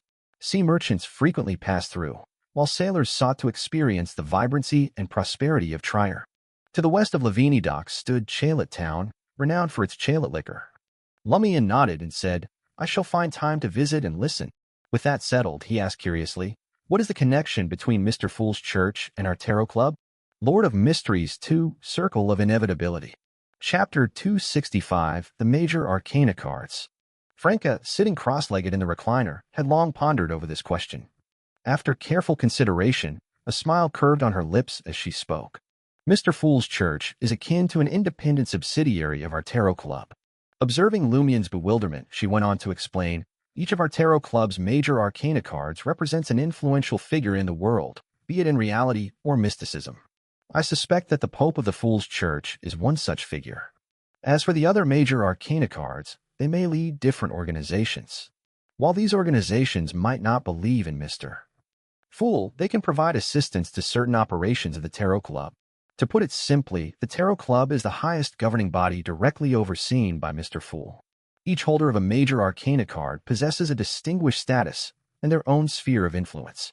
And one such holder is the Church of the Fool, Franca elaborated. Lumian grasped Franca's meaning roughly and inquired, "How many major arcana cards do we have?" Franca shook her head and replied, "I cannot provide an exact number as the identities of the major arcana card holders are kept confidential. The only card we interact with the most is the major arcana card to which we are subordinate." "Well, mine is Madam Judgment." "Mine is Madam Magician," Lumian added. Franca chuckled. "It seems that these two cards often appear together." "Yes, our tarot club has a habit of scattering the entire deck of tarot cards at the scene after completing a task. We also place the card that represents us in the most prominent position. Isn't that wasteful?" Lumian interrupted Franca. "What harm is there in using a deck of tarot cards? Don't you find such actions cool?" Franca muttered. "You can leave the card that represents you, but what use is a deck without one? You'll have to buy a new one next time. If you visit the factory and customize a large number of tarot cards with just one card, you'll become an easy target." "I can draw it myself," Lumian proposed, already formulating a solution. While he couldn't replicate the printed quality, he could capture the main characteristics of the Seven of Wands. Franca fell silent for a moment, then said, "Wouldn't something you draw have a mystical connection? Wouldn't you have to expend energy to counter divination? Sigh, we don't have to scatter them every time. We don't have to scatter them when working with non-tarot club members. We don't have to scatter them during stealth missions, such as the one we're on now. And we don't have to scatter them when we're under suspicion." Damn it. How do we get off track? What I wanted to convey is that due to the Tarot Club's customs and traditions, I've learned from various newspapers and mysticism gatherings about the more active major arcana cards. Madam Justice has appeared multiple times on the mid-seashore coast, in Trier and Backland. Mr. Hangman has made appearances at sea. We have Madam Hermit and Mr. Sun, as well as Mr. Moon and Mr. Star from the southern continent. As for any other major arcana card holders, I'm unaware. Madam Justice, Mr. Hangman, Mr. Sun, Madam Hermit, Mr. Star, Mr. Moon. Lumian realized that the names possessed an air of mystery and sophistication, unlike the mundane-sounding Seven of Wands and Two of Cups. After pondering for a while, he recognized a crucial point mentioned by Franca. Madam Justice had been seen in mid-seashore, Trier and Backland. Apart from Madam Judgment and Madam Magician, this was the only major arcana card with confirmed sightings in Trier. Lumian distinctly recalled that Madam Susie had mentioned the possibility of people from the west mid-seashore coast being beyonders of the spectator pathway. This implied that she had a good understanding of the west mid-seashore coast. Considering that she and the other psychiatrists were in Trier, their areas of activity overlapped by at least two-thirds with Madam Justice's. Furthermore, when Madam Magician mentioned that the two psychiatrists were equals and that his psychological problem involved matters at a higher level, Lumian suspected that one of them was Madam Justice. Based on the fact that both Madam Magician and Madam Judgment prefer to address themselves with tarot cards and conceal their true names, it was more likely that the enigmatic lady sitting across from him was the holder of the major arcana card, Justice. Susie, on the other hand, seemed to be her subordinate minor arcana card. With these thoughts in mind, Lumian glanced at Franca, who had adjusted her sitting position, and spoke. "Were you planning to find a genuine psychiatrist for Jenna's brother from within our tarot club?" Franca, confused by Lumian's sudden change of topic, was taken aback. "No, I intended to approach members of the Curly-Haired Baboons Research Society. I try my best not to contact my major arcana Madam Judgment unless it's a particularly critical or serious matter. Although she always appears composed and willing to help, do you know? She's a true demigod and a prominent figure with godlike status. I can't burden her with trivial matters frequently. She says she doesn't mind, but who knows if she's truly honest. Each insignificant problem might decrease her favor towards me. When her favorability drops to a certain extent, a demigod has numerous ways to make your life unbearable. Besides, you won't even know why it's happening. I usually handle things on my own. If that fails, I turn to Gardner Martin or the members of the Research Society. And if that doesn't work, I consider reaching out to Madam Judgment." Lumian shared the same sentiment, but had the excuse of reporting the mission situation and suppressing Termaboros' influence. He could write to Madam Magician from time to time to gather information. In any case, he was already in the process of writing a letter. There was no harm in asking. Observing that Franca's psychiatrist wasn't the same as his own, Lumian didn't mention Susie. He nodded gently and replied, "Same here." Franca glanced around and lowered her voice. "However, don't hesitate to seek help when you need it. The resources and influence wielded by major arcana cardholders exceed your imagination. What you find difficult can be resolved with a mere command or thought. Wasn't my mystical item, the Ring of Punishment, incredibly powerful? Madam Judgment granted it to me directly upon my request. She even allowed me to owe an equivalent exchange for a period of time. Oh, I see how you obtained the pyromaniac potion formula and its main ingredients so quickly. You're not wrong." Lumian smiled, conveying to Franca that she had hit the mark. He believed that if he could acquire beyond her characteristics that complemented the Shadow Branch, he could genuinely seek the help of Madam Magician in finding a saint-level artisan to craft the corresponding mystical item. Compared to him, who was only a Sequence 7 Madam Magician, already a demigod, was more likely to be acquainted with a high-level artisan. Franca exhaled and continued the conversation. Every bearer of a major arcana card is a demigod, with a high probability of being a saint. At the very least, the more active ones don't seem to be at the level of grounded angels. However, Madam Judgment told me that the Tarot Club has more than one angel, at least 8 saints, and more than one angel. They're even stronger than the Aurora Order, truly befitting the most extraordinary secret organization. Lumian sighed, wondering if the Tarot Club's key members were exaggerating to instill a stronger sense of belonging among their subordinates. With a yearning expression, Franca added, "My current dream is to progress step by step to Sequence 5, then advance to Sequence 4 of the Hunter Pathway and become a demigod. That would grant me the right to obtain a major arcana card. Not only would it mean greater strength and a sense of security, but would also allow me to participate in the Divine Council and ask Mr. Fool about things once he awakens. According to Madam Magician, obtaining a major arcana card isn't dependent on advancing to Sequence 4 and becoming a demigod." Lumian dealt Franca a blow to prevent her from having overly high expectations.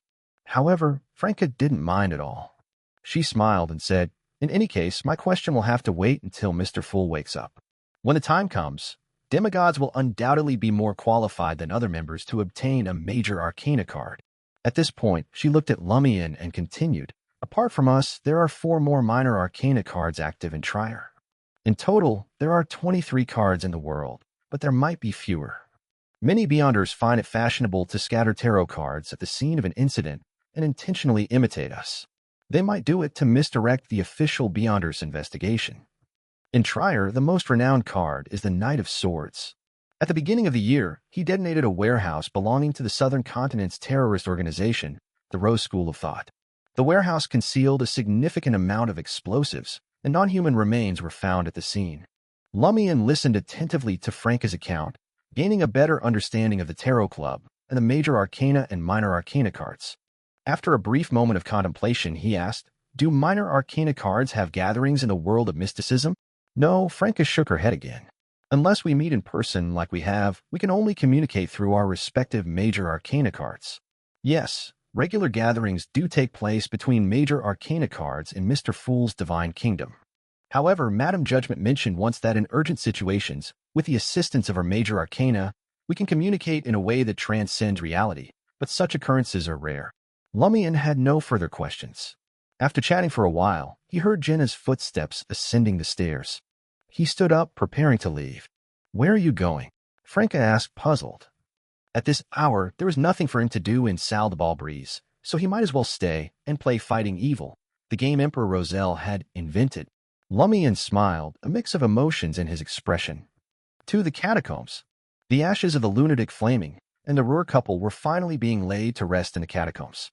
Lord of Mysteries 2, Circle of Inevitability. Chapter 266, Catacombs.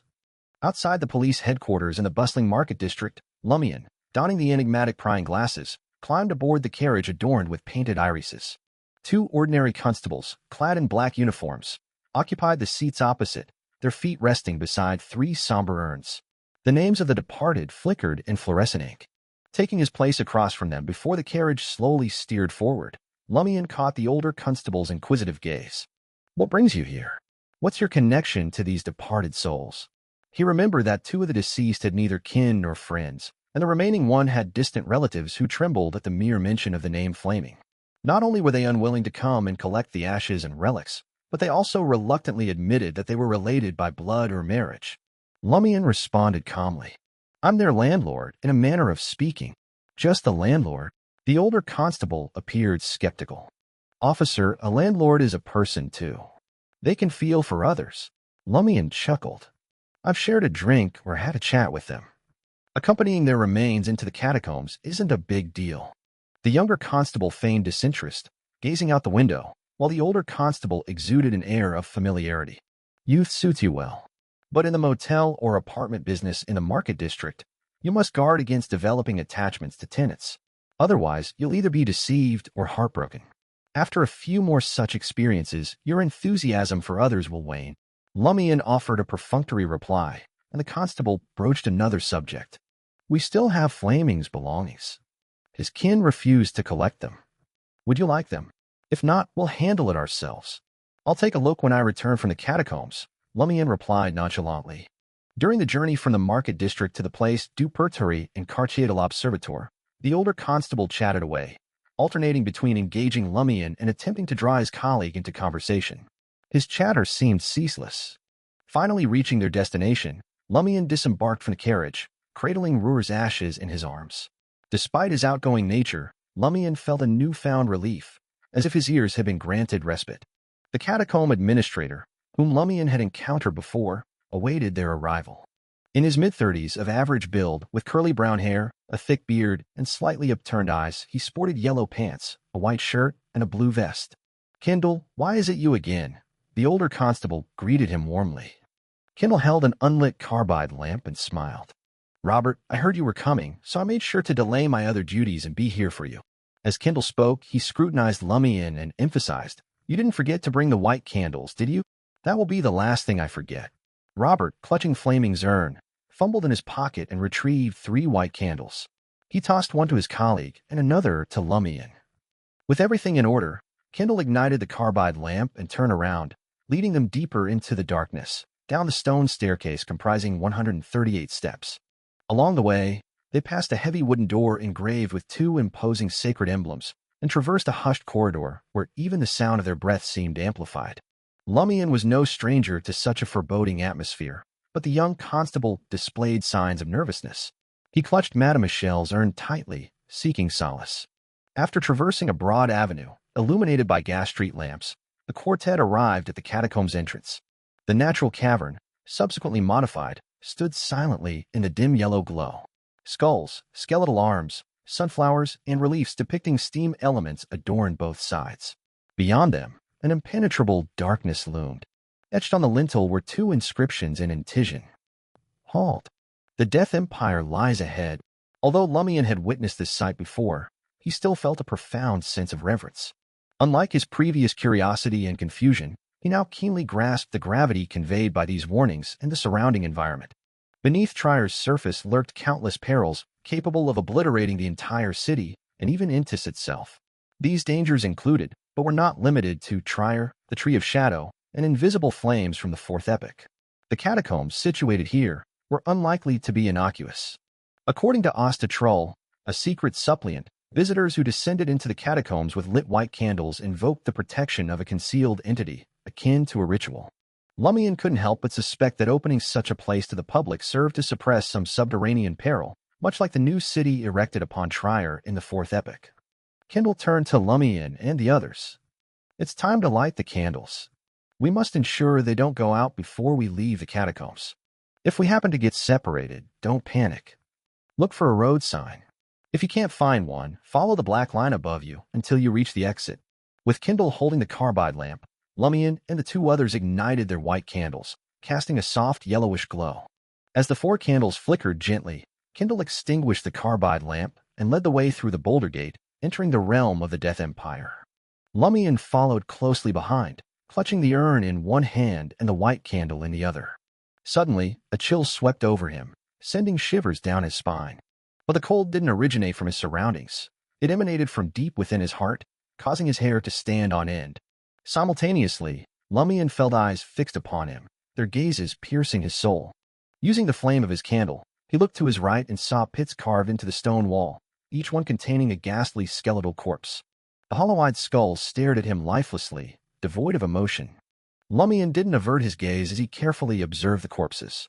He realized that the eerie sensation of being watched didn't stem from them, yet the feeling remained. An instinctive urge to activate his spirit vision surged within him, but he had changed since arriving in Trier. He had encountered enough to know that many warnings were inscribed with blood and tears by those who came before him. I shouldn't look at what I shouldn't. Since it poses no danger to me, there's no need to search for the source of this abnormality.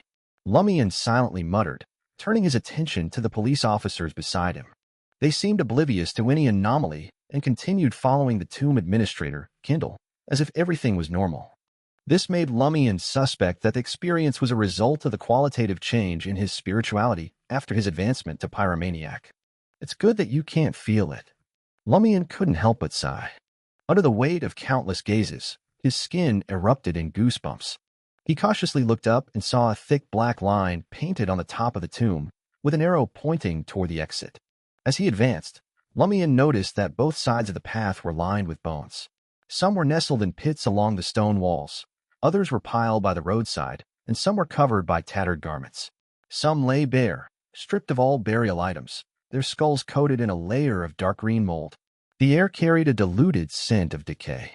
The catacombs were divided into multiple chambers, each designated by name, ensuring visitors could locate specific remains. Lumian and his companions followed Kindle through the narrow passage between the tomb chapel and the tomb memorial pillar. Ahead, they saw dozens of yellowish candles. At times, the flames clustered together like fireflies in the night, while other times they formed a river of dim starlight. Lumian glanced around casually and spotted a bride, her face veiled in white, adorned in a sanctified gown. Beside her stood a groom in a black tailcoat, a floral handkerchief adorning his chest pocket. Surrounding them were 30 to 40 youths, holding lit white candles and laughing merrily. What's happening? Lumian couldn't hide his confusion. Kindle scoffed and explained, it's part of a wedding ceremony. Since last year, newlyweds have been bringing young guests into the catacombs, crossing paths with the deceased. It's become a popular tradition in Trier. Young folks are always daring, taking pride in their courage and delighting in scaring others. I've seen guests purposely pick up skeletal hands and pat the bride and groom on the shoulder, nearly causing them to faint in fear.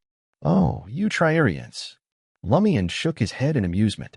It didn't take long for the four of them to reach their destination, the Tomb of Lights. In the center stood a black pedestal, atop which an obelisk painted white bore the emblem of the sun. At its peak rested an ancient, extinguished oil lamp. The walls and floor were filled with bones, urns, and countless tear catchers. Upon entering, Lumian realized a problem. Where are Flaming's relatives? He had wanted Flaming to rest alongside his children, wife, and parents. After a brief moment of contemplation, Lumian suddenly understood why Flaming hadn't specified the location of his kin's remains. He felt guilty and self-reproachful. Flaming desired to be with his family, yet he didn't dare approach them. He intended to stay in the same chamber and watch over them from a distance. An indescribable sorrow enveloped Lumian as he stood silently, choosing to honor Flaming's final wish. He found an empty spot and gently placed the urn of the troubled soul. Once Robert and the others had arranged the urns of the Ruhr couple, the four of them offered simultaneous prayer, either uttering praise the sun or by steam.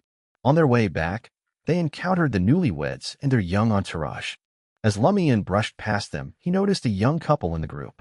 Seizing the moment when the tomb administrator's attention waned, they impulsively attempted to blow out the white candle in their hands, curious to see what would happen. Whoosh! They had indeed done it. The two yellowish flames were extinguished. In that instant, Lumian's mind turned adrift. Quickly regaining his composure, he realized the young couple had vanished without a trace. They're gone. Lumian's eyes widened as he tried to comprehend the situation. A few seconds later, he accepted the undeniable truth. The young couple had truly vanished. Lumian then shifted his gaze back to the entourage. Whether it was the newlyweds leading the way, the attending guests, or those at the rear, no one seemed to notice anyone missing. They continued to smile, joke, and move forward. Lord of Mysteries 2, Circle of Inevitability. Chapter 267 remains. For a moment, Lumian thought he must be seeing things. There was no sign of the couple, nor any attempt to put out the candle flames. If Lumian hadn't witnessed it himself and been well aware of the dangers lurking in underground Trier, he might have questioned whether the problem was with his own mind rather than searching for any trace of the couple's existence.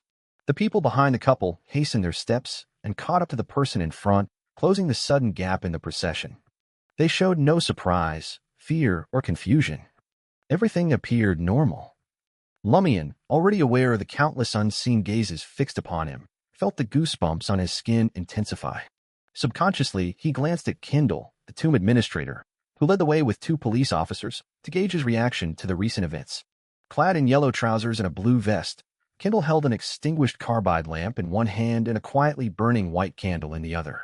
He walked directly toward the exit of the catacombs, seemingly oblivious to the strange happenings surrounding the entourage. Suddenly, Kindle turned around and met Lumian's gaze. "Is something the matter?" Kindle's deep voice reverberated through the passageway, echoing in the nearby sculpted chambers. Lumian maintained a composed demeanor and replied calmly, "I'm afraid I might get lost." Kindle nodded almost imperceptibly. "Then I'll slow down." He continued toward the exit, deliberately reducing his pace. He staggered slightly, remaining silent, resembling a zombie from a horror novel.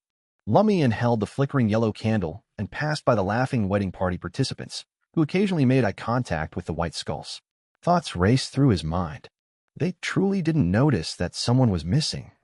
When they leave the catacombs, will the families of the man and woman discover their absence? I've always wondered. The catacombs are open to the public, and university students often take risks and dance among the bones. Are there truly no issues? Even visitors guided by the catacomb administrators disobey the warnings, let alone youngsters who venture in with a solitary white candle. Initially, I believed there were safety measures or that accidents were infrequent enough not to deter those individuals. Now, it seems to be a different matter altogether. Lumian suspected that not only would the body of the person consumed by the catacombs vanish, but even the memory of their existence would be erased from the minds of friends and relatives. Why can I remember them? Could it be because Termabaros is sealed within me, connecting my fate to his to some extent? Why do the government and the 2 churches continue to open such a perilous place to the public? Do the catacombs require a constant flow of living people to keep something suppressed? Are those who disregard the warnings deemed necessary sacrifices? The more Lumian dwelled on it, the more his hair stood on end. He forced himself not to delve further into the analysis. Without sufficient information, he couldn't explore the matter any deeper. Regardless, there was nothing worth investigating within the catacombs. Visiting occasionally posed no threat as long as he adhered to the rules. Once they entered the catacombs, the talkative police officer Robert fell silent, clearly uncomfortable in the environment. With his silence, the conversation ceased. In an indescribable silence, the quartet retraced their steps to the natural entrance adorned with intricate reliefs and emerged back into the open.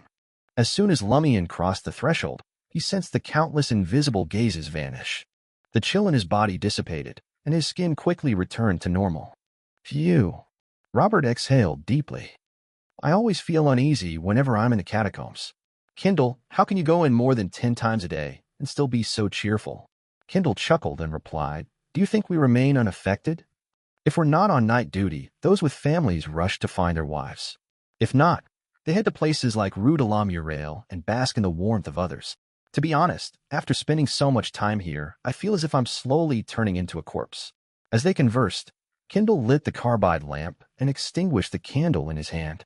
Returning to the surface, Robert glanced at the police headquarters carriage parked outside the entrance building and sheepishly smiled at his colleague in Lumian. That prolonged discomfort makes me need to use the loo. Wait for me. I'll go to the restroom first. With that, he headed toward the 2-story building, painted a muddy gray, which served as the ticket office for the catacombs. Lumian gazed at the stone-engraved dome and positioned himself by a pillar at the edge, absent-mindedly observing the pedestrians on Place du Purgatory. The other police officer boarded the carriage and settled in to wait. At that moment, Lumian felt a sudden chill. It resembled the sensation he experienced upon entering the catacombs, though not as intense. Instinctively, he warily turned around and saw Kindle, the tomb administrator, standing behind him, wearing an expressionless face. What's the matter? Lumian calmly inquired. Kindle, with his thick brown beard, spoke in a deep voice. What are you looking at? Lumian's heart sank as he responded with a mixture of sincerity and pretense.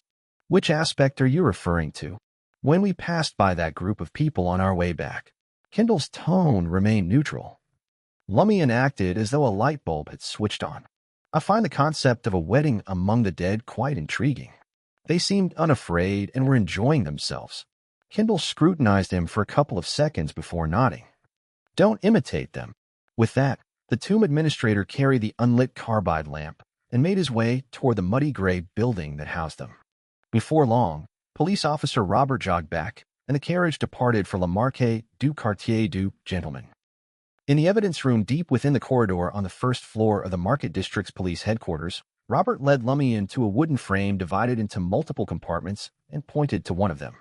Here, Flaming's belongings. Among the items, there was a dark suitcase, a fountain pen, paper, an ink bottle, and several large books crammed inside. Lumian pulled out one of the books and quickly skimmed through its pages. He realized it was a mineralogy textbook focusing on Trier's underground rock formations. As an unschooled youth, the content proved challenging, with numerous unfamiliar words that were exclusive to mineralogy. The other books were also mineralogy texts, some containing basic teaching materials while others comprised complex collections of papers. Confirming this, Lumian retrieved the suitcase, placed it on the floor, and opened it. Inside, along with 2 sets of clothes and daily essentials, the suitcase was filled with small grayish-white cloth bags. Each bag had a different name written on it with a fountain pen. Flower, sedge, sheep. These are the names Flaming mentioned, referring to the various rock strata beneath Trier. Could these bags contain corresponding mineral specimens? Lumian briefly recollected Flaming's words and formed a rough idea of what the cloth bags contained. Despite his madness, Flaming hadn't forgotten to bring along his research subjects. But all of this held little significance for Lumian, and he began contemplating letting the police headquarters handle them. Just then, Termoboros's magnificent voice resonated in his ears. The cloth bag on the far right? Oh, so a loser like you is finally speaking up again. Lumian's initial reaction was to mock Termoboros. However, he turned his gaze toward the cloth bag hinted at by the Inevitability angel, feeling a mix of surprise and suspicion. The cloth bag rested on the far right side of the suitcase, sandwiched between Flaming's socks and his razor. Dark blue ink formed a combination of terms on its surface. Earth blood. Lumian, crouching beside the suitcase, silently muttered as he calmly picked up the cloth bag in front of the police officer, Robert, and opened it. Inside the bag was a brown rock pockmarked with potholes. Each depression contained dark red speckles, resembling blood seeping from the earth. For some reason, just looking at it filled Lumian with a sense of frustration. He refrained from touching the mineral specimen with his bare hands. Instead, he securely tied the cloth bag and placed it back in the suitcase. He swiftly skimmed through the book detailing the materials found in Trier's underground rock formations, searching for answers. With a clear target in mind, he quickly discovered the answer. Earth blood rock stratum lies between 55 and 56 meters underground in Trier and has a thickness of approximately 0.76 meters. This is the deepest mineral we can gather. Beyond lies the forbidden ancient ruins reserve. Beside this textbook description, Flaming's familiar handwriting jotted a few words. A small number of ores within the earth blood rock stratum are more peculiar than the others. They are suspected to contain volatile toxins that can induce irritability and lead to a mental illness known as mania. A researcher suddenly went berserk and slashed his colleague. To handle specific mineral specimens from the earth blood rock stratum, one must wear corresponding protective gear. Earth blood is a rock stratum near 4th Epoch Trier? It's undeniably peculiar. No wonder Termoboros made me pay attention. As Lumian pondered, Robert urged, "Do you want them or not? Make a decision quickly." "Yes," Lumian responded, rising to his feet. Even though he only desired the mineral specimen from the earth blood rock stratum and the mineralogy textbook detailing Trier's underground rocks, he signed and took possession of all of Flaming's belongings to avoid arousing suspicion. Upon returning to room 207 of Albert's Du Coq d'Or, Lumian neglected to wash off his enigmatic makeup. He whispered to Termoboros, "What makes this mineral specimen so special?" Termoboros's voice echoed in Lumian's ears once more. "Don't tell me you think it's normal for the Mont Surus ghost to spare Flaming?" Lord of Mysteries 2, Circle of Inevitability. Chapter 268, Possible Encounters. Upon hearing Termoboros's question, Lumian felt a jolt of alarm. He had never suspected that there might be something amiss with Flaming's prolonged stay at Albert's Du Coq d'Or, evading the clutches of the Mont Surus ghost. From Lumian's perspective, Flaming's immediate family and wife had already met their demise. It was only a matter of time before he met a similar fate. The archives at Psychic's headquarters revealed instances where victims had been slain by the Mont Surus ghost up to 11 months after encountering it. While Flaming's circumstances were rare, they were not unprecedented. In an instant, Lumian's mind seized upon an intriguing detail. The previous victims had all met their end within the same year of their encounter, whereas Flaming had crossed paths with the ghost last year. He had even sought the sanctuary of the clergy during the New Year festivities. Although less than a year had passed since Flaming's encounter with the Montsurus ghost and his subsequent suicide, it was an unprecedented delay compared to the other cases. Could this Earth blood or be responsible for protecting Flaming, causing the Montsurus ghost to repeatedly postpone its actions and disrupt its usual patterns? Lumian asked Termaboros, his voice hushed, seeking confirmation. Termaboros was a true angel, devoid of power due to a perfect seal, but possessing remarkable insight, knowledge, and level made him capable of deciphering many matters. Termaboros replied in a majestic voice, "It instills fear and repulsion in the Montsurus ghost, but it holds no power of its own. For you, this could be a crucial key." A key? Lumian swiftly made numerous connections. The key to a hidden chamber in Fourth Epic Trier? Termaboros responded in an unusually deep voice. "You will inevitably enter Fourth Epic Trier. It is where an encounter, both treacherous and fortuitous, awaits you. Rather than remaining passive, it would be wiser to explore proactively, leveraging the insights gained from each venture to better prepare yourself." Aren't you revealing your intentions too quickly? Lumian couldn't help but chuckle. Are you trying to hasten my demise? So that you may utilize the unique underground environment to block the signal of the collapsing seal and ensure your own safe escape. Given that the Tree of Shadow hadn't taken root in Fourth Epic Trier, Lumian held no interest in venturing underground. Without awaiting Termaboros' response, he left the room and made his way to the nearest washroom, eager to wash off the mystical makeup that concealed his true identity. Having eliminated the latent threat, Lumian settled at a wooden table and began to write. It was clear that both Flaming and the Earthblood were extraordinary cases. He couldn't simply follow Termaboros' directives. Consulting Madame Magician was imperative. If he lacked knowledge and blindly believed the words of an angel tied to an evil deity, he would inevitably suffer dire consequences, even risking his life. Termaboros' voice resonated once more. Can you truly trust this magician, this tarot club, as they claim? They sealed me within your body instead of seeking my eradication. I fear they have ulterior motives, intending to exploit you for their nefarious purposes. They cast you into Trier, the very heart of the storm, yet they displayed no concern nor made any inquiries about your well-being. Don't you find this suspicious? It cannot be explained away as mere training.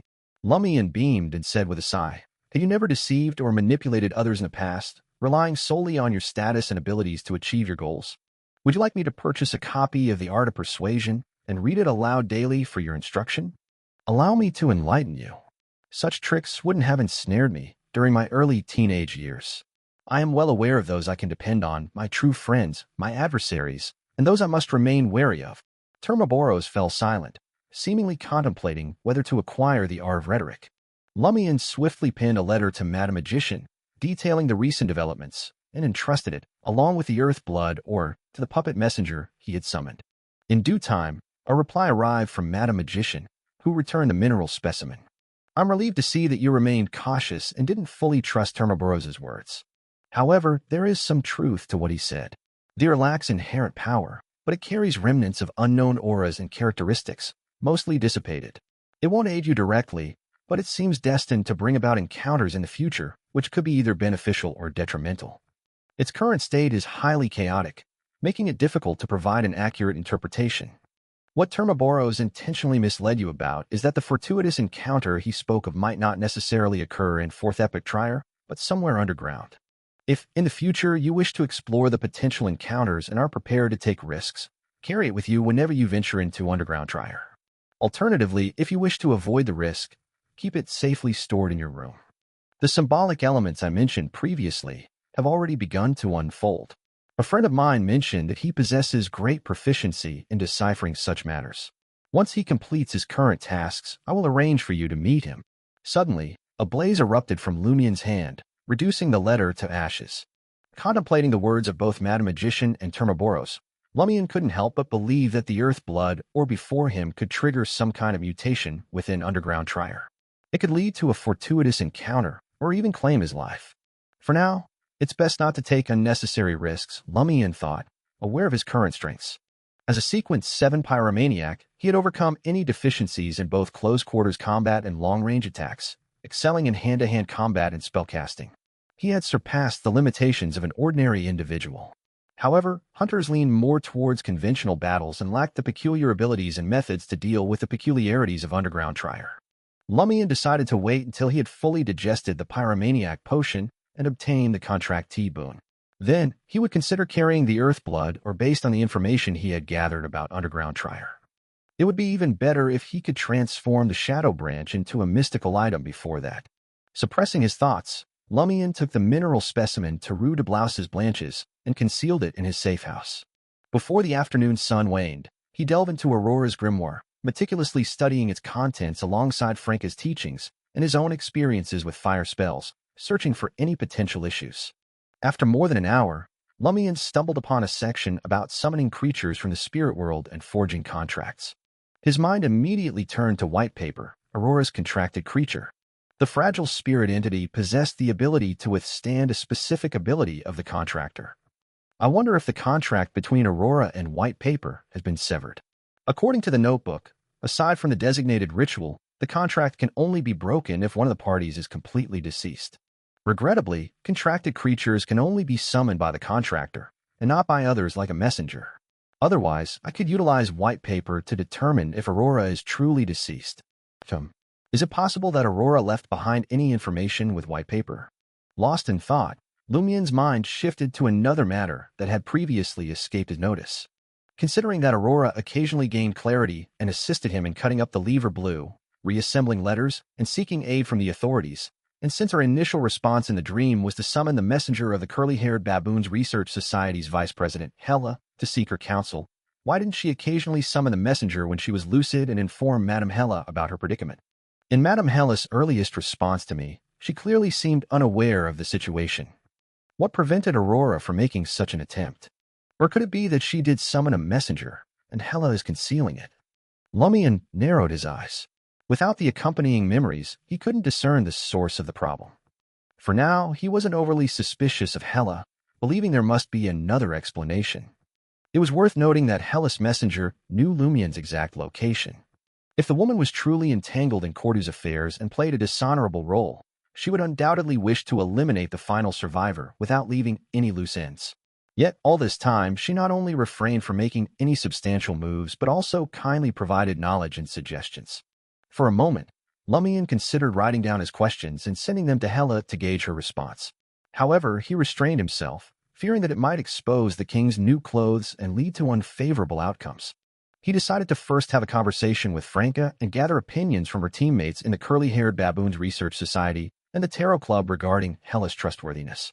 If Franca believed Hella to be reliable and had shared information about the Curly-Haired Baboons Research Society with her major arcana card, Lumian would request Madame Magician to keep a watchful eye before sending inquiries to Hella. He forced himself to regain composure and resumed studying Aurora's grimoire. Only when evening arrived did he leave Rue de Blouse's Blanches, making his way onto Avenue du Marquet and entering his salle de bal brise. "Good evening, boss." Greetings echoed from all directions as Lumian nodded in acknowledgement and led Louis and Sarkota to the second floor. Before he could settle in at the cafe, Renee, the dance hall manager, approached him. The slender middle-aged man pressed a hand to his chest and bowed respectfully. "Monsieur Seal, Monsieur Martin requests your presence at Rue de Fontaines tomorrow at 10 a.m.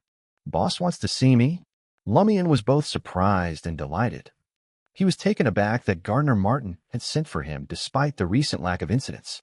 Yet he couldn't help but feel a sense of joy at the prospect of further interaction with Gardner Martin and the opportunity to gain his trust to join the Iron and Blood Cross Order.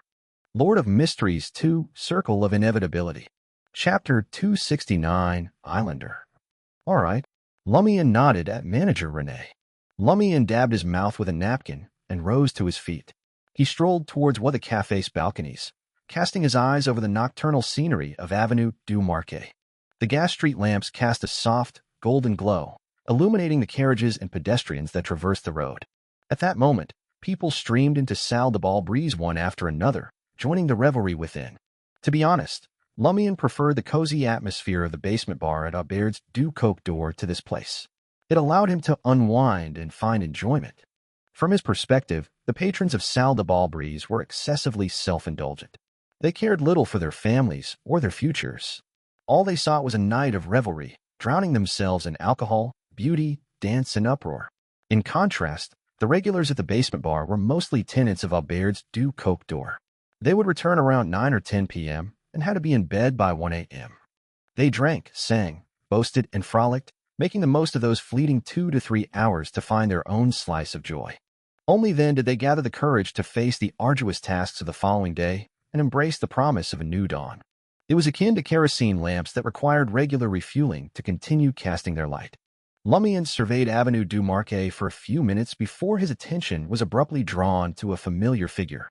There stood Charlie, adorned in a white shirt and blue waistcoat, embroiled in a street brawl, his formal coat casually slung over his arm. "Now we're talking." Lumian smiled, a touch of nostalgia and sentimentality washing over him as he used an expression that had recently gained popularity. Pressing his right hand against the balcony, Lumian gracefully leaped from the second floor, landing nimbly at the edge of Avenue du Marquet. With a few brisk strides, he reached the scene of Charlie's altercation. He made no move to intervene or assist Charlie. Instead, he observed the fight with keen interest. The other party engaged in the scuffle with Charlie was a slender young man in his mid-20s, possessed of dark skin and sunken eyes. His lips were thick, and his slightly curly black hair marked him as a descendant of the Fogsea Islander lineage. However, compared to his fellow islanders, he appeared somewhat more presentable. "Cheat. You damn cheat," Charlie spat out, his curses interwoven with their tussle. The islander, donning a blue shirt with a fountain pen tucked in his breast pocket, deftly dodged Charlie's onslaught while offering an explanation. "I didn't want this to happen either. I, too, fell victim to deceit. T. Charlie's kick missed its mark. The two engaged in their amateurish scuffle until their breath grew ragged. Simultaneously, they slowed their movements and eventually ceased their struggle. Only then did Charlie notice Lumian standing beside him, observing the brawl with a smile. "Seal, it's Monette. That swindler. The one who conned me out of 10 Vrildor, nearly leaving me to starve." Charlie's face lit up as he eagerly revealed the identity of his islander adversary. "Praise the sun for granting me this encounter." The islander whom Charlie deemed deserving of a dire fate. Lumian chuckled to himself. "You're partly to blame as well. Haven't you heard the saying? Never trust an islander." "I thought we were friends," Charlie muttered, his frustration evident. "How could you be so naive and easily swayed? You two possess a certain knack for mischief. People like you can be easily ensnared by scheming individuals, falling into their traps without gaining either the affection or the riches you desire. You've already fallen victim." Lumian chastised, shifting his gaze towards the islander named Monette. Monette responded with an obsequious smile. "I genuinely intended to help Charlie find employment, but I too fell prey to a scam and lost all my money. I couldn't face Charlie, so I secretly departed from Aubert's Du Coq d'Or." As he spoke, he reached into his pocket and withdrew a stack of banknotes, counting 3 5-Vrildor bills. He handed them over to Charlie. "I returned to the market district to find you and return your money, along with interest." Charlie's emotions eased considerably as he verified the authenticity of the 3 banknotes under the glow of the street lamps. He asked, still somewhat suspicious, "Are you someone who gets scammed easily?" Ever since Charlie had encountered Monette until his departure, he had only witnessed him conning others. He had never seen him on the receiving end of such deals. True to his islander identity, Monette sheepishly smiled and replied, "Not only was I swindled once, but I fell for it a second time. The first instance, I encountered a group of people who claimed that Salle de Bal Unique and Quartier de l'Observatoire wanted to expand and were offering shares for sale. Each lot cost a mere 200 Vrildor. You all know how lucrative the dance hall is. I couldn't resist dipping into my savings, but the share subscription certificate I received turned out to be counterfeit. I confronted them, only to be swindled once more." Salle de Bal Unique. Lumian's eyelids twitched involuntarily.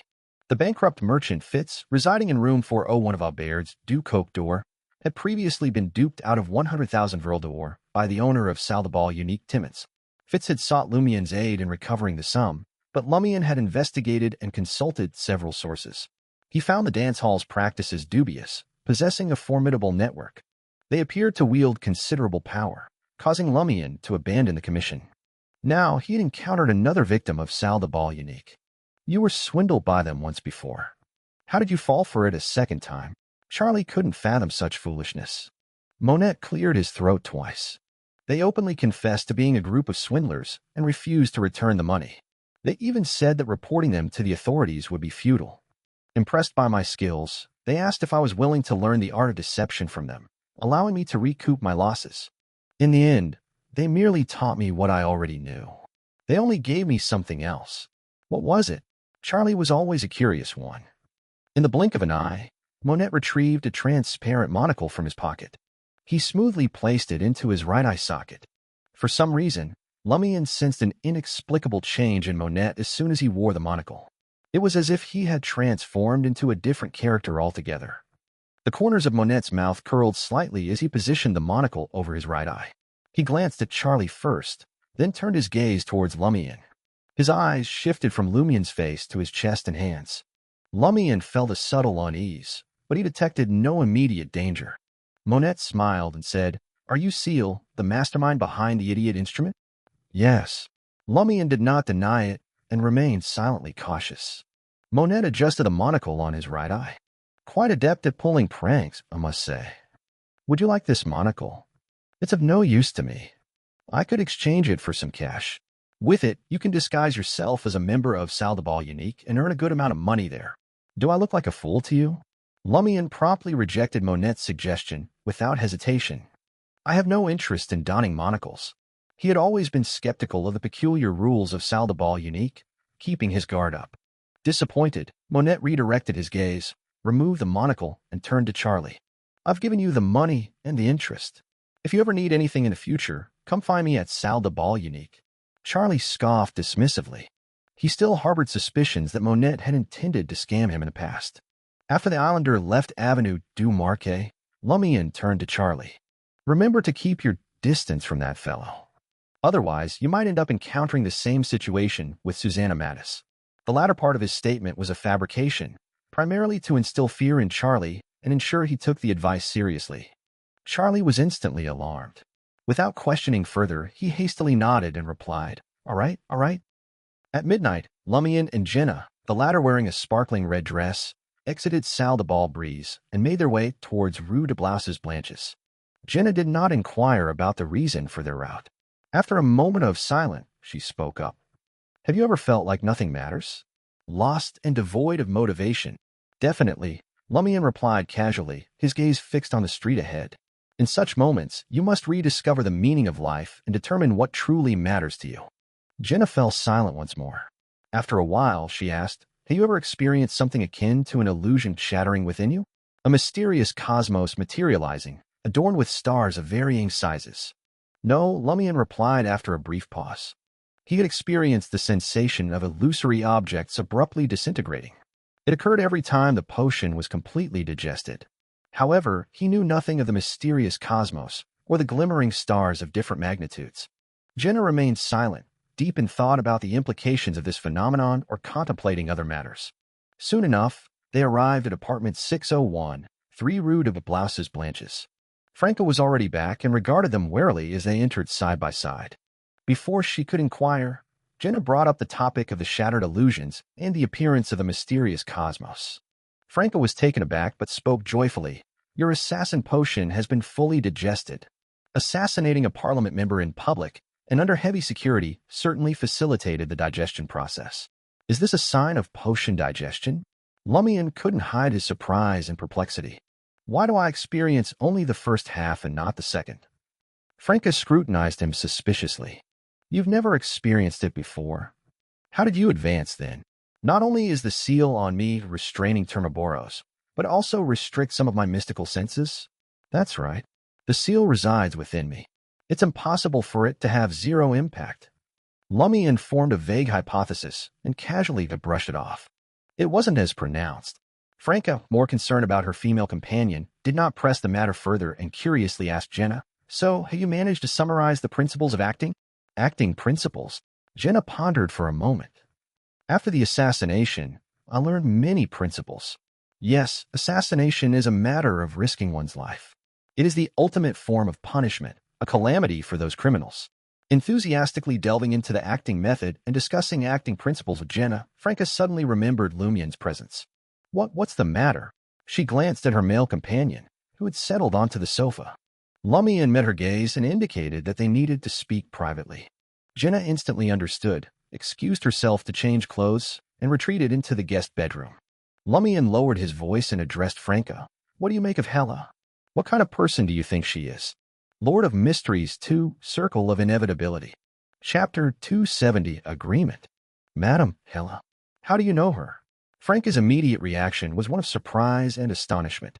She quickly remembered that Lumian's sister, Muggle, was also a member of the Curly-Haired Baboons Research Society. She hastily added, Did your sister mention Madame Hela to you? Lumian nodded. Not only did she mention her, but she also gave me the incantation to summon Madame Hela's messenger. Did she suggest seeking help from Madame Hela when you face trouble? Franca speculated. Are you planning to summon Madame Hela's messenger and ask if she can be trusted? Sort of, Lumian affirmed. I've already established a connection with Madame Hela and summoned her messenger, but today I realized that some of my sister's actions during the disaster in Cordu were unusual. It seems to be connected to Madame Hela. I don't know if I should question her directly. Observing that Lumian hadn't provided further details about the disaster in Cordu or Aurora's abnormal behavior, Franca understood why and refrained from prying. She pondered and replied, Personally, I trust Madame Hela. Damn it, you've established a connection with her without even telling me.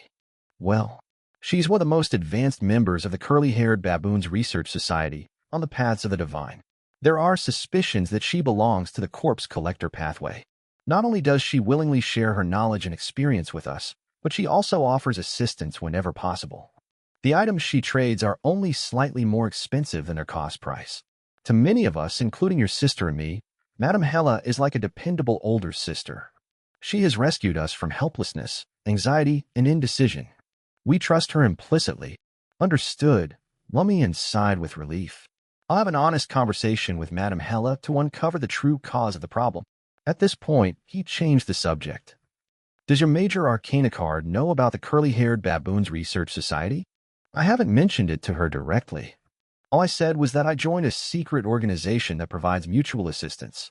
However, she seems to be aware of the Research Society's situation. Franca lowered her voice unconsciously. I suspect I'm not the only member of the Tarot Club in the Curly-Haired Baboons Research Society. With his lingering doubts cleared, Lumian turned around, smiling, and waved his hand. I'm going to summon Madame Hela's messenger. Hey, it's still early. Want to play fighting evil for a couple of hours before heading back? Franca, who wasn't fond of going to bed early, tried to find some entertainment. Lumian rejected her without hesitation. When he returned to room 207 of Albert's Du Coq door, Lumian didn't rush to summon Hela's messenger. Instead, he unfolded a piece of paper and wrote to Madame Magician once again. He briefly mentioned the Curly-Haired Baboons Research Society and informed the demigod that Aurora was willing to seek help anonymously from the authorities when she was lucid. However, she hadn't summoned Hela's messenger for advice, which didn't align with her behavior in Lumian's dream. He didn't know if Aurora was under another restriction or if there was an issue with Hela. Before long, Madame Magician replied with a simple line. Based on the information we have, Hela is trustworthy. Phew. Lumian relaxed and began writing a letter to Madame Hela. In the letter, he candidly pointed out Aurora's abnormality and asked if she had missed receiving any letters. Skilled in the process, Lumian made slight adjustments to the altar and changed the ingredients. He swiftly summoned a human skull that appeared to be made of pure silver. As he gazed at the pale white flames silently burning in the skull's eye sockets, pyromaniac Lumian felt a greater sense of danger emanating from it than ever before. It was no less intense than the feeling he got from Madame Magician's puppet messenger. The pure silver skull clamped onto the letter and vanished into the dense darkness around it. Lumian didn't rush to tidy up the altar. He patiently waited. As time ticked by, a letter suddenly materialized on the wooden table in front of him, and he hadn't sensed its arrival until the end. Of course, this was a significant improvement from before. Previously, he only noticed it after the pure silver skull had placed the letter. Lumian unfolded the letter and swiftly scanned it under the glow of the 2 yellow candles on the altar. I haven't received any letters from Muggles since February of this year. I understand that a one-sided story lacks credibility, but if you carefully consider it, you should find some details that support this matter. I suspect that some force had influenced Muggle, causing her to refrain from seeking help from me for some reason. In fact, if she had written to me before the catastrophe completely unfolded, I could have arrived earlier than the official Beyonders. I might have been able to save Muggle and prevent the catastrophe. Often letters and exchanges fail to inspire insights, making it difficult for us to engage in broader and more profound discussions. I will be in Trier in the coming days. If you are willing, We can arrange a time and place to meet and discuss your sister's encounter and the disaster in Cordu in detail. Perhaps, then, I can offer you useful suggestions." Lumian pondered for a few seconds before recalling a detail from his dream. Aurora had attempted to summon Hellas' messenger, but ultimately refrained from doing so. She was afraid of triggering a loop that would cause Cordu to restart frequently. This likely meant that she had given up summoning Hellas' messenger in reality, or that she had tried but failed for some reason. After realizing this, Lumian replied to Hellas' suggestion. "No problem. We'll arrange a time and place when you arrive in Trier." After sending the letter, concluding the ritual, and tidying up the altar, Lumian realized it was getting late. He quickly washed up, lay on the bed, and drifted off to sleep. The following morning, Lumian awoke naturally to the resonating sound of the cathedral bell. After visiting the washroom, he embarked on his usual morning jog along familiar streets like Rue Anarchy and Avenue du Marquet, fully energizing his body. During his routine, he discovered an empty space in the square outside Église Saint-Robert and spent nearly an hour practicing combat techniques. Returning to Aubert's Du Coq d'Or, Lumian enjoyed a meatloaf breakfast while sipping a whiskey sour. On his way, he passed the Suet steam locomotive station, where new vendors were already selling photos of street maîtresses d'ateliers. Lumian scanned the scene and caught sight of Baron Brignace. The Savoy mob leader, adorned with a diamond ring and smoking a mahogany pipe, appeared gentlemanly with his half-top hat in the absence of any accompanying thugs. Holding a 7- or 8-year-old child, he made his way from the steam locomotive station towards a carriage parked by the roadside. The child donned a caramel coat with brass buttons, a black and white checkered shirt, and a linen coat. His black strapless leather shoes and white socks paired with a dark red school bag that appeared somewhat heavy and solid. With yellow hair, brown eyes, and a sturdy physique, the child had noticeable baby fat on his face and exuded an air of simplicity and honesty. Baron Brignace's child. He usually resides in other provinces and visits Trier for summer vacations. No wonder they don't seem too familiar. Lumian muttered to himself, redirecting his gaze and continuing his stroll. 11 Rue de Fontaines, within Gardner Martin's grayish-white 3-story villa. Lumian arrived in the exclusive carriage of Salle de Balbrise. He passed through the hall adorned with weapons and armor, arriving at a room filled with bookshelves. Gardner Martin, displaying his amiable disposition, deep facial features, and brownish-red eyes, sat in an armchair at the back of the study. Standing before him were the short Rat Christo, with his gray-black hair, dark blue eyes, and mustache, and the towering giant Simon, measuring over 1.9 meters, his light yellow hair closely cropped, clad in an unusually tight black suit. Sensing Lumian's entrance into the study, Giant Simon and Rat Christo turned to regard their colleague. Giant Simon's eyes displayed caution and defiance as he instinctively raised his head. He believed that Seal, who had defeated Hammer 8, shouldn't be underestimated. However, he also believed that he himself was unquestionably stronger than that fool and might not lose to Seal. Rat Christo showed no evident emotions, but the right pocket of his dark brown shirt suddenly stirred, as if something alive resided within. Christo slipped his right hand into his pocket, his expression abruptly changing. His gaze upon Lumian grew intense with fear, and he couldn't help but smile obsequiously. W.H. Lumian felt a tad uneasy. After pondering for a moment, he suspected that Rat Christo had used an item in his pocket to see that Lumian had advanced to Sequence 7 and become a pyromaniac. In contrast, Giant Simon clearly lacked such intuition, failing to notice the subtle shifts in his colleague. "Good morning, boss," Lumian energetically greeted Gardner Martin. A few days ago, he had informed the boss of the Savoy mob that he had consumed the potion and advanced to pyromaniac. Gardner Martin nodded slightly, shifting his gaze from Lumian's face to Rat Christo and Giant Simon. After nearly 10 seconds, he spoke in a low voice. "I have a mission for all of you. At precisely noon, retrieve something from underground Trier and bring it to Rue de Fontaines." "Mission?" Lumian's eyebrows twitched, sensing a potential trap. As a new beyonder to the Savoy mob, trust between him and Gardner Martin was still lacking. Why would he be assigned such a crucial and confidential task? With these thoughts racing through his mind, Lumian had two conjectures. Either he was mere cannon fodder, or this was a test. Lord of Mysteries 2, Circle of Inevitability. Chapter 271, Acting. With this in mind, Lumian's gaze automatically drifted over Rat Christo and Giant Simon, taking them in. He sensed that the chances of them becoming expendable pawns were slim. Potion-consuming beyonders, unlike the blessed relying on divine favors from evil gods, were a rarity.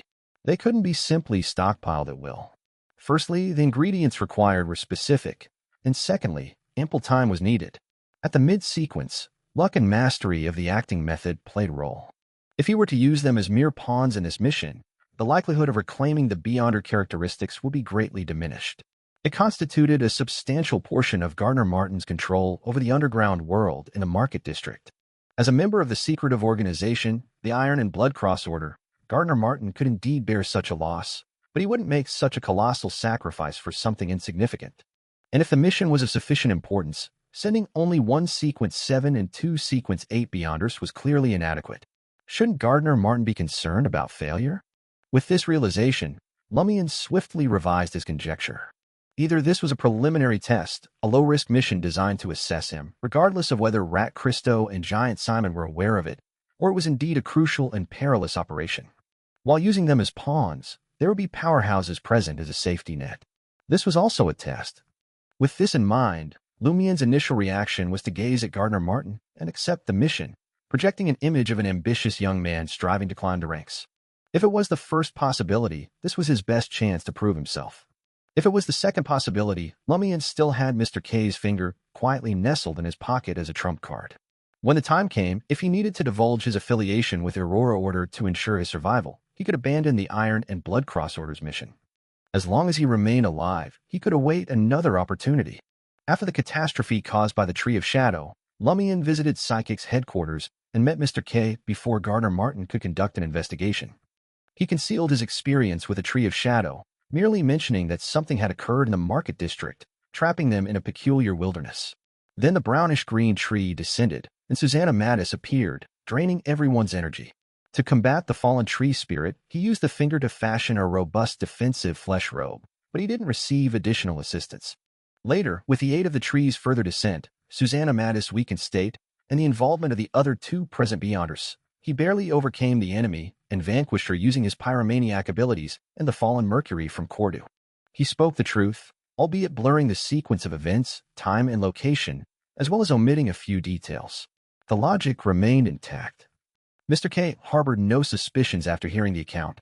Instead, he sighed and cautioned Lumian not to overly rely on the finger, since there were multiple ways to sever the mystical connection between him and it. Satisfied with Lumian's advancement to Pyromaniac with Gardner Martin's assistance, Mr. K plucked another finger for him.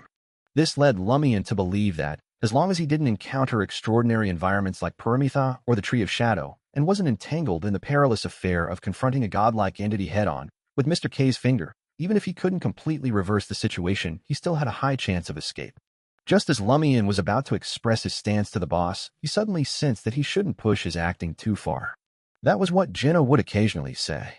According to Franca, a boss is at least a Sequence 6 conspirer. I can't underestimate his intelligence and discernment. My background is undeniably evident. I'm young and hale from the countryside. I was once entangled in a Beyonder catastrophe and lacked knowledge. I wanted to change my fate, but I've spent a considerable time in the Market District, openly and covertly accomplishing much. Even with what the boss only knows, it should be enough for him to perceive that I'm not an ignorant country bumpkin who acts rashly and mercilessly. Based on today's incident, the impression the boss has of me should be someone capable of detecting mission abnormalities and potential dangers. Simply agreeing without reason or observation would only raise suspicions of ulterior motives or reliance on something. That would be troublesome. A whirlwind of thoughts raced through Lumian's mind. He immediately shifted his gaze to Giant Simon and Rat Christo, eagerly awaiting their reactions and attitudes toward the mission. It remained unclear whether Rat Christo was recalling the incident involving the Mirror people or his brother's demise due to it. His expression grew nasty, tainted with fear and apprehension.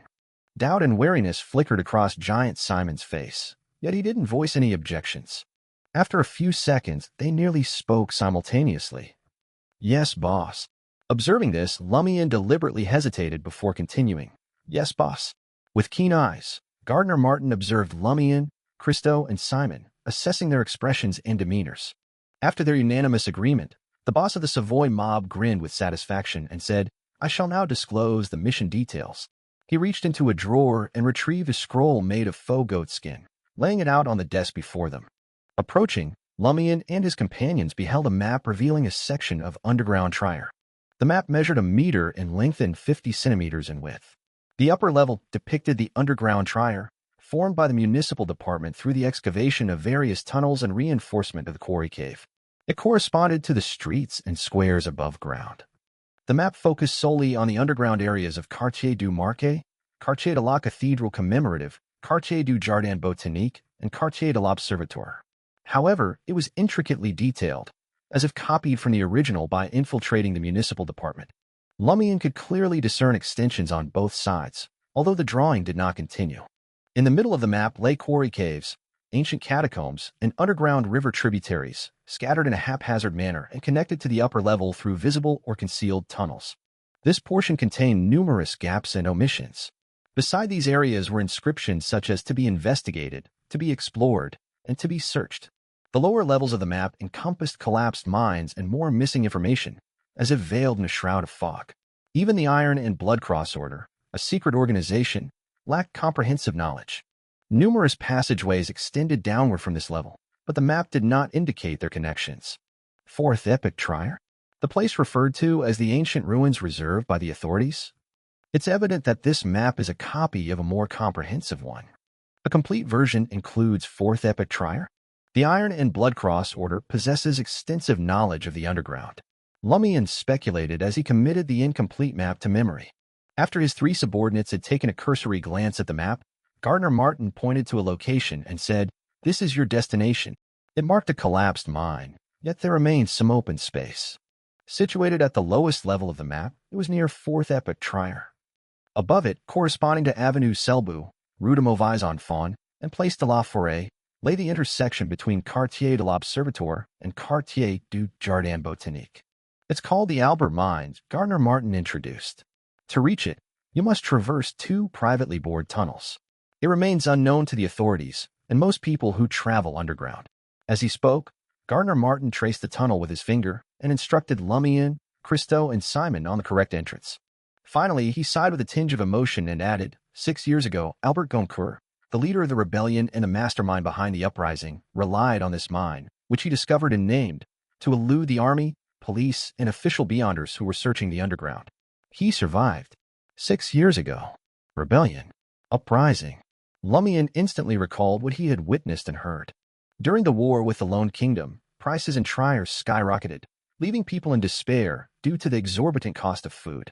This triggered a massive protest that swept through the city, resulting in various conflicts. From Gardner Martin's words, it was evident that the protest wasn't purely spontaneous. Someone had planned and guided it. Was the Iron and Blood Cross Order also involved? Lumian continued to gaze at the map, lost in thought. Concluding his explanation, Gardner Martin said, "Your task is to reach the Albert Mines before noon and await the arrival of a trader who will hand you a box. You need not give him anything, nor do you need to communicate with him verbally. On your return journey, you must not open that box, as doing so would expose you to immeasurable danger. As long as you strictly follow my instructions, the mission poses minimal risk. While you may encounter peculiar phenomena concealed underground or face beyonder monsters, good teamwork will resolve those challenges." After providing them with additional guidance, Lumian, Christo, and Simon each took a carbide lamp and departed from 11 Rue de Fontaines, making their way to the nearest entrance to underground Trier. Casting a final glance at the now out-of-sight grayish-white villa, Lumian considered the impression Gardner Martin had of him. With a smile, he casually inquired of Rat Christo and Giant Simon, "Had you undertaken similar missions before?" Rat Christo fell silent for a few seconds before answering, "Thrice." Once, Giant Simon replied in a slightly buzzing voice. Lumian chuckled. "Well, the fact that you're still alive suggests that such missions aren't too perilous." Rat Christo remained silent, as though he had fallen into a grim recollection. Giant Simon reassured himself, echoing Lumian's words. "You're right. Perhaps this is a test from the boss. Those who pass may have an opportunity to advance further." Lumian smiled. "And what about those who fail? Do they perish on the spot?" Lord of Mysteries 2, Circle of Inevitability. Chapter 272, Charismatic Artist. Giant Simon found himself momentarily speechless, struggling to find the right words. After a few seconds of contemplation, he finally spoke up. "Are you out of your mind? If you fail, the worst outcome will be missing an opportunity." Rat Christo chimed in. "If the mission is truly important, the boss wouldn't hesitate to handle it personally. He wouldn't send us. And if it's not a significant task, the risk won't be too high." This train of thought mirrored Lumian's initial concerns. Lumian glanced towards the nearby entrance of underground Trier, intentionally wearing a smile. Perhaps we are merely bait in this scenario? For instance, the boss suspects that a faction is secretly watching us, so he has deliberately devised this mission. If everything goes smoothly without any abnormalities, he can deactivate the alarm and consider it a test. However, if he does catch something, he can follow the trail of clues to uncover the truth and eliminate any hidden dangers. As for us being the bait and potentially getting caught, it's not his concern. As long as we ultimately achieve his goal, losing a few low-sequence Beyonders falls within his level of tolerance. Rat Christo's face turned pale upon hearing these words, while Giant Simon fell into silence. Although they lacked experience with mysticism, their years as mobsters and leaders had honed their basic analytical skills. They couldn't help but admit that Seal's theory made sense. This, naturally, brought about a deep sense of fear for their lives. Especially for Christo, memories of his brother Erkin's death and the pained expressions of his wife and children flooded his mind.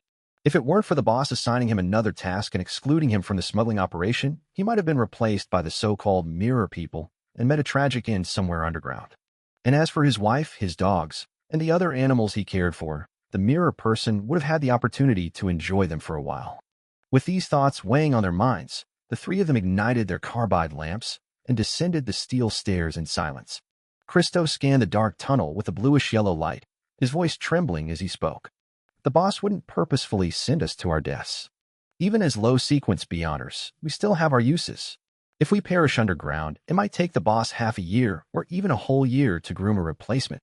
The Mirror People incident came to his mind, the boss's request for him to undertake a different task being a clear attempt to protect him without revealing anything. Everything comes at a price. Perhaps the stakes involved this time are more valuable than the three of us combined. Lumian held the carbide lamp emitting a yellowish glow, walking steadily through the dark and slightly damp passageway. He sneered and said, "I hope this mission won't be as perilous as the boss claims, but we can't afford to be naive. We must prepare for the worst." Noting Seal's significant improvement, Christo couldn't help but ask, "What should we do?" From his perspective, Seal was the most reliable person in this mission, a lifeline in critical moments. Surprised by Christo's sudden timidity, Giant Simon turned towards him. When did the rat become so fearful? As a leader under the boss, why would he choose to display weakness and worry in front of Seal? Where is his pride and self-esteem? Wasn't he afraid that Seal would overshadow him and encroach upon his smuggling business? This was precisely the effect Lumian intended. He genuinely spoke up. "The boss has helped me multiple times, and I'm more than willing to carry out missions for him. However, the risk involved should not be excessively high, leaving us with only the option of death. Damn it, I haven't lived long enough. That's why my stance is to attempt the mission if possible. If it becomes too dangerous, I won't hesitate to abandon it and ensure my own survival. This might require the three of us to let down our guard against each other and cooperate fully to overcome any hidden threats." Such an attitude struck a chord with Christo and Simon, prompting visible or imperceptible nods from them. No one was entirely selfless. Taking a calculated risk for the boss was already a testament to their loyalty. Accepting this attitude and genuinely cooperating to resist danger seemed to be the only viable choice, at least on the surface. How should we collaborate? Christo swiftly made up his mind. He didn't want another Mirror People incident. Lumian smirked once more. "First and foremost, we must understand each other's abilities so that we can complement one another more effectively." Christo pondered for a moment before speaking up. "I'm a beast tamer, a sequence 8 of the apothecary pathway. I can directly confront and communicate with various beasts to a certain extent. I have the ability to gradually tame them and make them my assistants. I'm also skilled in treating illnesses and providing comprehensive medical care." At that moment, he couldn't help but cast a questioning glance at Seal, as if hinting at his need for a remedy to improve his performance in bed and replenish his physical stamina.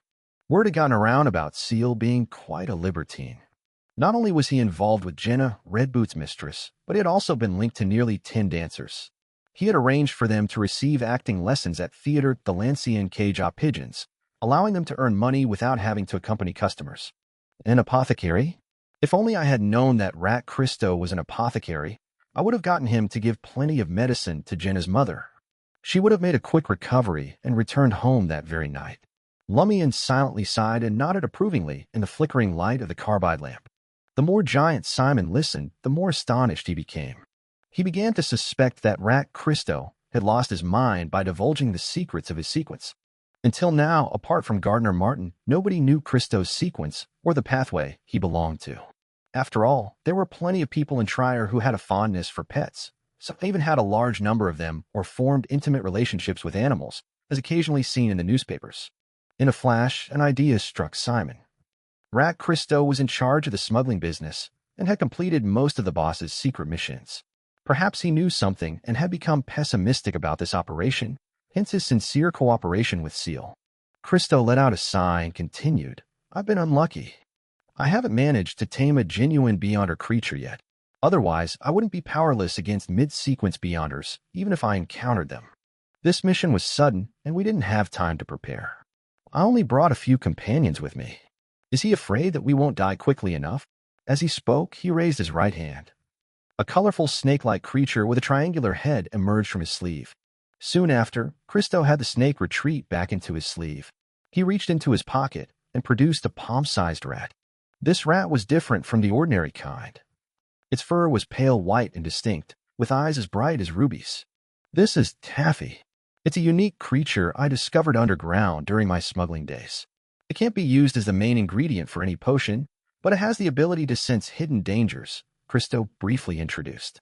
"It can also sense the approximate strength of others, right?" Lumian asked thoughtfully. Christo looked at Lumian with surprise and hesitated for a moment before replying, "Yes." Recognizing that Christo had already divulged enough information, Lumian didn't press further, despite suspecting that he possessed other abilities or other animal companions. Instead, he shifted his gaze to Giant Simon. Simon hesitated for a moment, recalling his earlier speculation. In a muffled voice, he said, "I'm a Sequence 8 pugilist of the warrior pathway. Like Hammer 8, I excel in face-to-face combat and various fighting techniques. I carry a gun, a dagger, a bayonet, and boxing gloves." His explanation was brief, as pugilists didn't possess any extraordinary abilities. "No mystical item?" "That's true. It's indeed challenging for mobsters groomed by secret organizations to acquire such items." Lumian chuckled to himself. "You're stronger than Hammer 8 because you're intelligent and can read the situation clearly." These words left Simon unsure whether to feel angered or proud. Holding the carbide lamp, he looked at Lumian and said, "What about you? Which Sequence 8 pathway are you from?" "Hunter." Since they were working together, Seal couldn't keep his sequence a secret. Lumian smiled, raising his right hand in front of him. Silently, a crimson flame emerged from his palm and hung in the air, burning silently. "You're a pyromaniac?" Simon exclaimed in surprise. Among Trier's mystical circles, the most common information concerned mid-sequence Beyonders of the Hunter pathway, especially those below Sequence 6. Lumian didn't respond, opting to maintain his smile instead. Simon suddenly understood why Rat Christo's attitude towards Seal had undergone such a drastic change and why he appeared to seek his assistance. Sequence 7 was the starting point for mid-sequence Beyonders. Compared to low-sequence Beyonders like themselves, their strength had undergone a qualitative transformation. They were countless times more powerful. With his attention now diverted from the pocket of Rat Christo, Simon asked Lumian in surprise and suspicion, "Does the boss know that you've advanced to Sequence 7? "The boss provided me with the necessary supplementary ingredients," Lumian truthfully replied, dissipating the crimson flame in his palm under the yellowish glow of the lamp. "Wow." Simon's pupils dilated. Lumian looked around and continued, "That's why, if I can complete this mission, I will do everything in my power to see it through." With those words, he pulled out an iron-colored canister and tossed it to Simon. "This is scorpion poison that I obtained from Hammer 8. You can apply it to your weapon. Increasing your strength will increase our chances of survival." Simon caught the canister, momentarily taken aback. Though Seal disgusted him, and they were at odds, his knowledge, intelligence, strength, and approach to things made him seem reliable. Unconsciously, he found himself listening to him and following his lead. Lumian, who was walking ahead without turning back, let out a sigh of relief.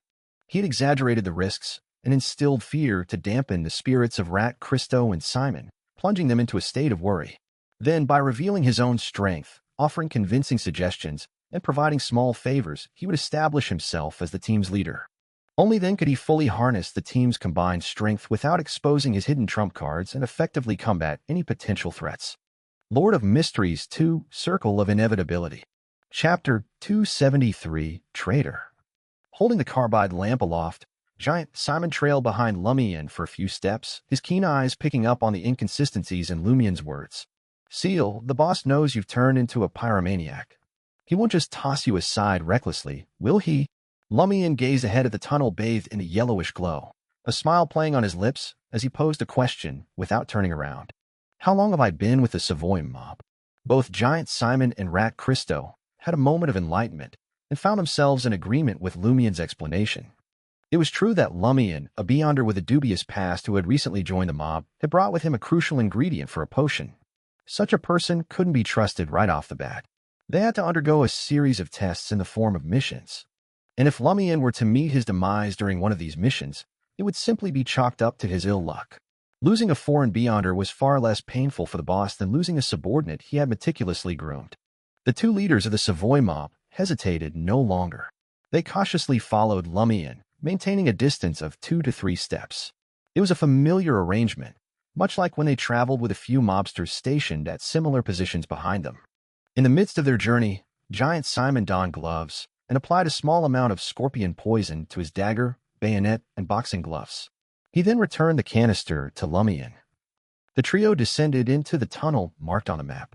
Despite their soft steps, the special environment caused their footfalls to echo faintly in the dark, eerily silent underground. Nearly 45 minutes later, they passed through the area marked as an ancient tomb and arrived at the entrance of a concealed passageway. It led to an abandoned quarry cave that had lain dormant for ages. The ground was uneven, covered in moss.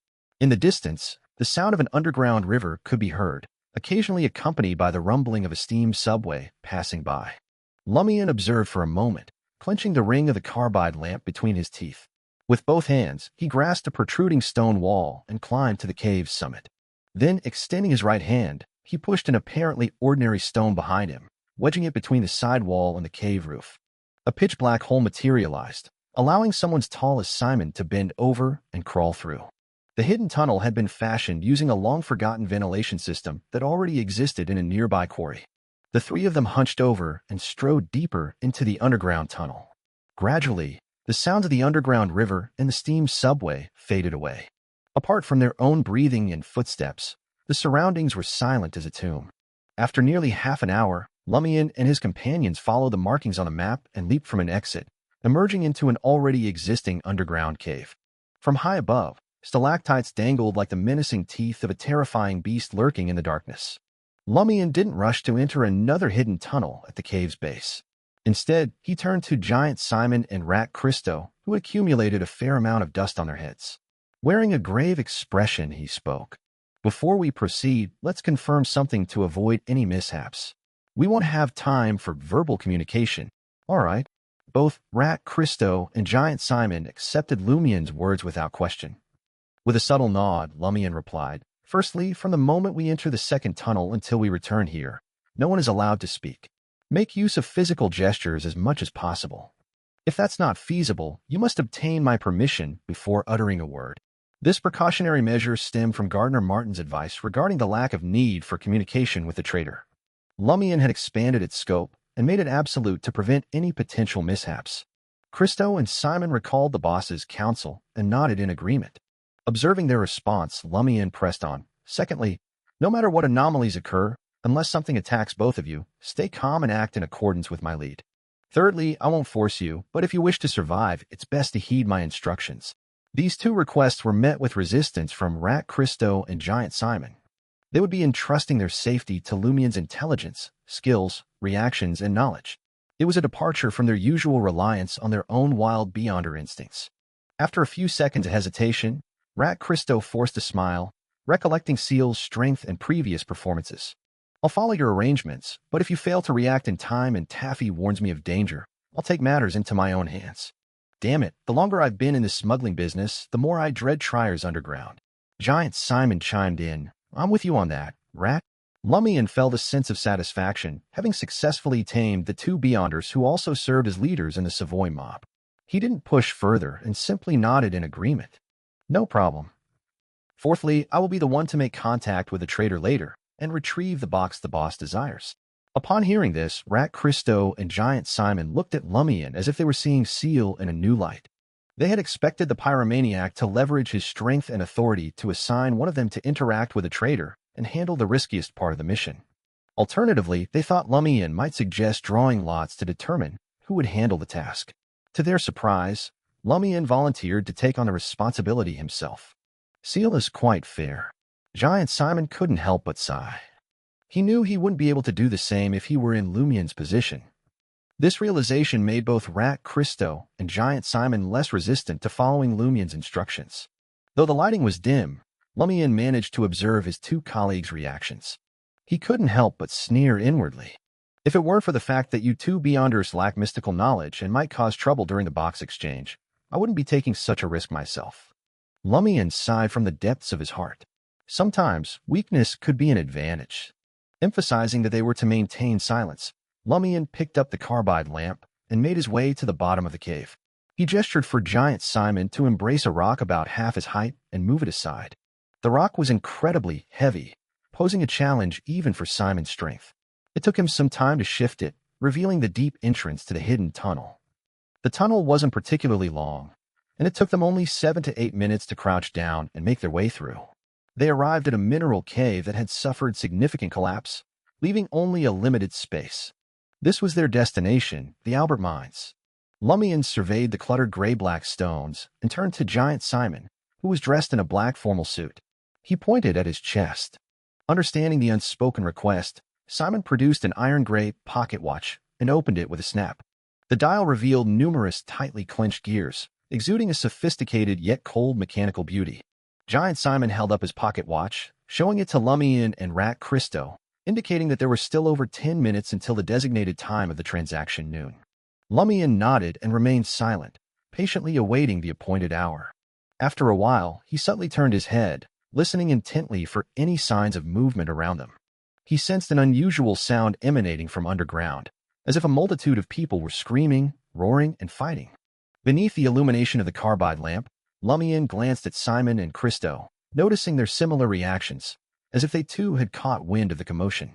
Observing Simon and Christo's gazes fixed on him, Lumian lowered his right hand, signaling them to refrain from being affected. Intermittently, they could hear peculiar movements. The three of them stood at the edge of the Albert Mines, silently waiting. Suddenly, the sound of footsteps echoed from the other side of the mine, as if someone in leather shoes was approaching from an unusually quiet tunnel dozens of meters away. Is that the traitor? Lumian mused, casting his thoughtful gaze in that direction. The footsteps paused and then resumed, resonating through the Albert Mines. When they were merely a few meters away from the entrance, they mysteriously ceased altogether. After a brief wait, Lumian and his companions spotted a figure emerging from the opposite mine entrance. It was a man over 1.8 meters tall, donning a white shirt, yellow vest, black formal suit, and dark pants.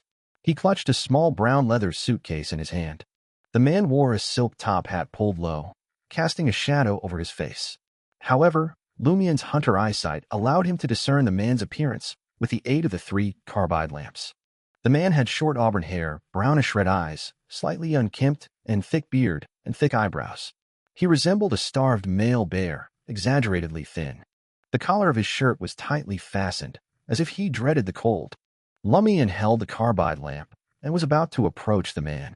But then Christo tugged at his arm. When Lumian turned his head, Christo anxiously and fearfully pointed at his right pocket. Does this mean that Taffy, the peculiar rat, has issued a warning of danger? But judging from Christo's behavior, the threat hasn't materialized yet and is still manageable. Otherwise, he would have already turned and fled. Lumian interpreted the signs and nodded at Christo, indicating that he would proceed with caution. Christo didn't stop him. He watched Lumian with concern as he advanced toward the traitor. As he closed the distance, Lumian's gaze carefully assessed the man's physique, analyzing every detail. His clothes are slightly oversized, as though they don't quite fit him. He seems fearful of something, yet his eyes hold anger and hatred. His hands don't extend beyond his sleeves, and they're concealed within, including the handle of the suitcase. His feet. Lumian's pupils dilated as he noticed that the traitor wasn't wearing shoes, but rather a pair of gray socks. This contradicted the sound of leather shoes they had just heard. Could it be that the footsteps didn't belong to him, but someone else? Lumian grew increasingly vigilant. With limited space remaining in the Albert Mines, he swiftly arrived in front of the traitor. The man, resembling a starved bear, chuckled and inquired with a hint of amusement, "Did Gardner Martin send you?" Was he scared out of his wits after receiving a message from his companion, who went underground to search for the entrance to the fourth epic trier months after disappearing, claiming to possess an important item to deliver to him? Lord of Mysteries 2, Circle of Inevitability. Chapter 274, Escape. The entrance to fourth epic trier? The Iron and Blood Cross Order is hunting for it. This person reappeared after vanishing for months?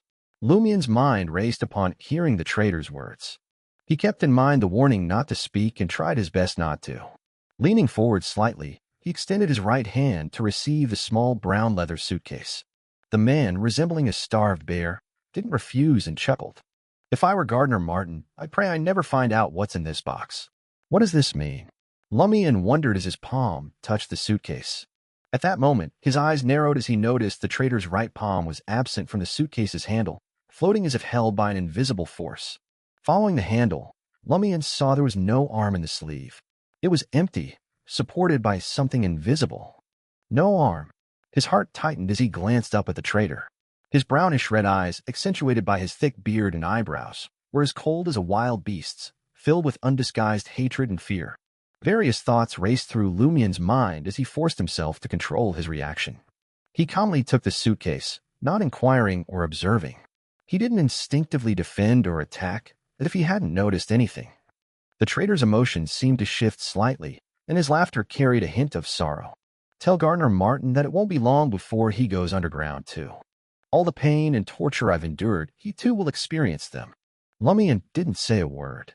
He picked up the small suitcase and was about to turn around and leave the Albert Mines with Giant Simon and Rat Christo.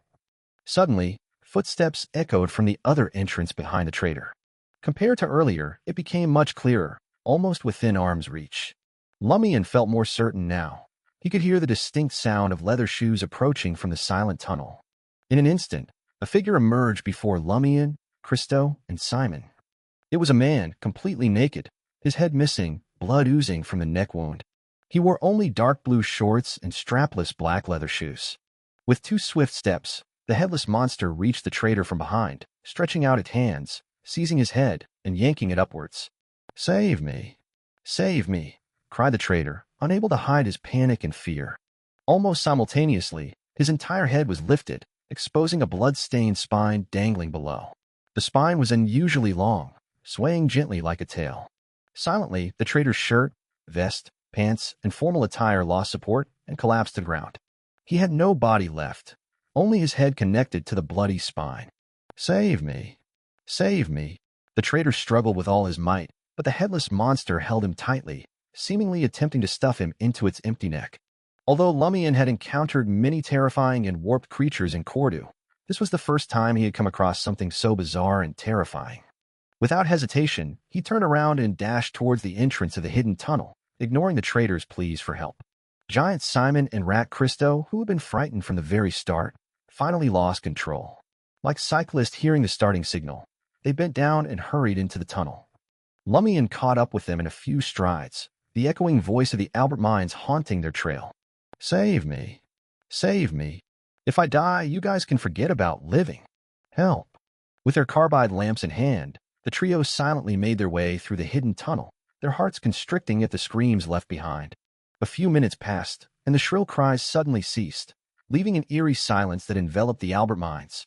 Then the echoing sound of tapping leather shoes reverberated through the hidden tunnel. Rat Christo, being the shortest, found it easiest to keep his back bent as he moved forward. In a state of fear, he frantically pointed at his pocket with his right hand, as if he had seen death itself. "Has that peculiar rat given us a perilous warning?" Lumian glanced at Christo's left chest and nodded reassuringly, indicating that he would cover their rear. All they needed to do was run with all their might. As the tapping sounds drew nearer, Lumian and the others grew tense. Though they had to bend their backs to navigate the concealed tunnel, it only slightly reduced their escape speed. After all, they were skilled beyonders, their physical abilities notably enhanced. With each passing moment, Lumian felt a chill down his spine. Just as the sound of the leather shoes approached to within a few meters, the trio finally reached the tunnel exit and burrowed out.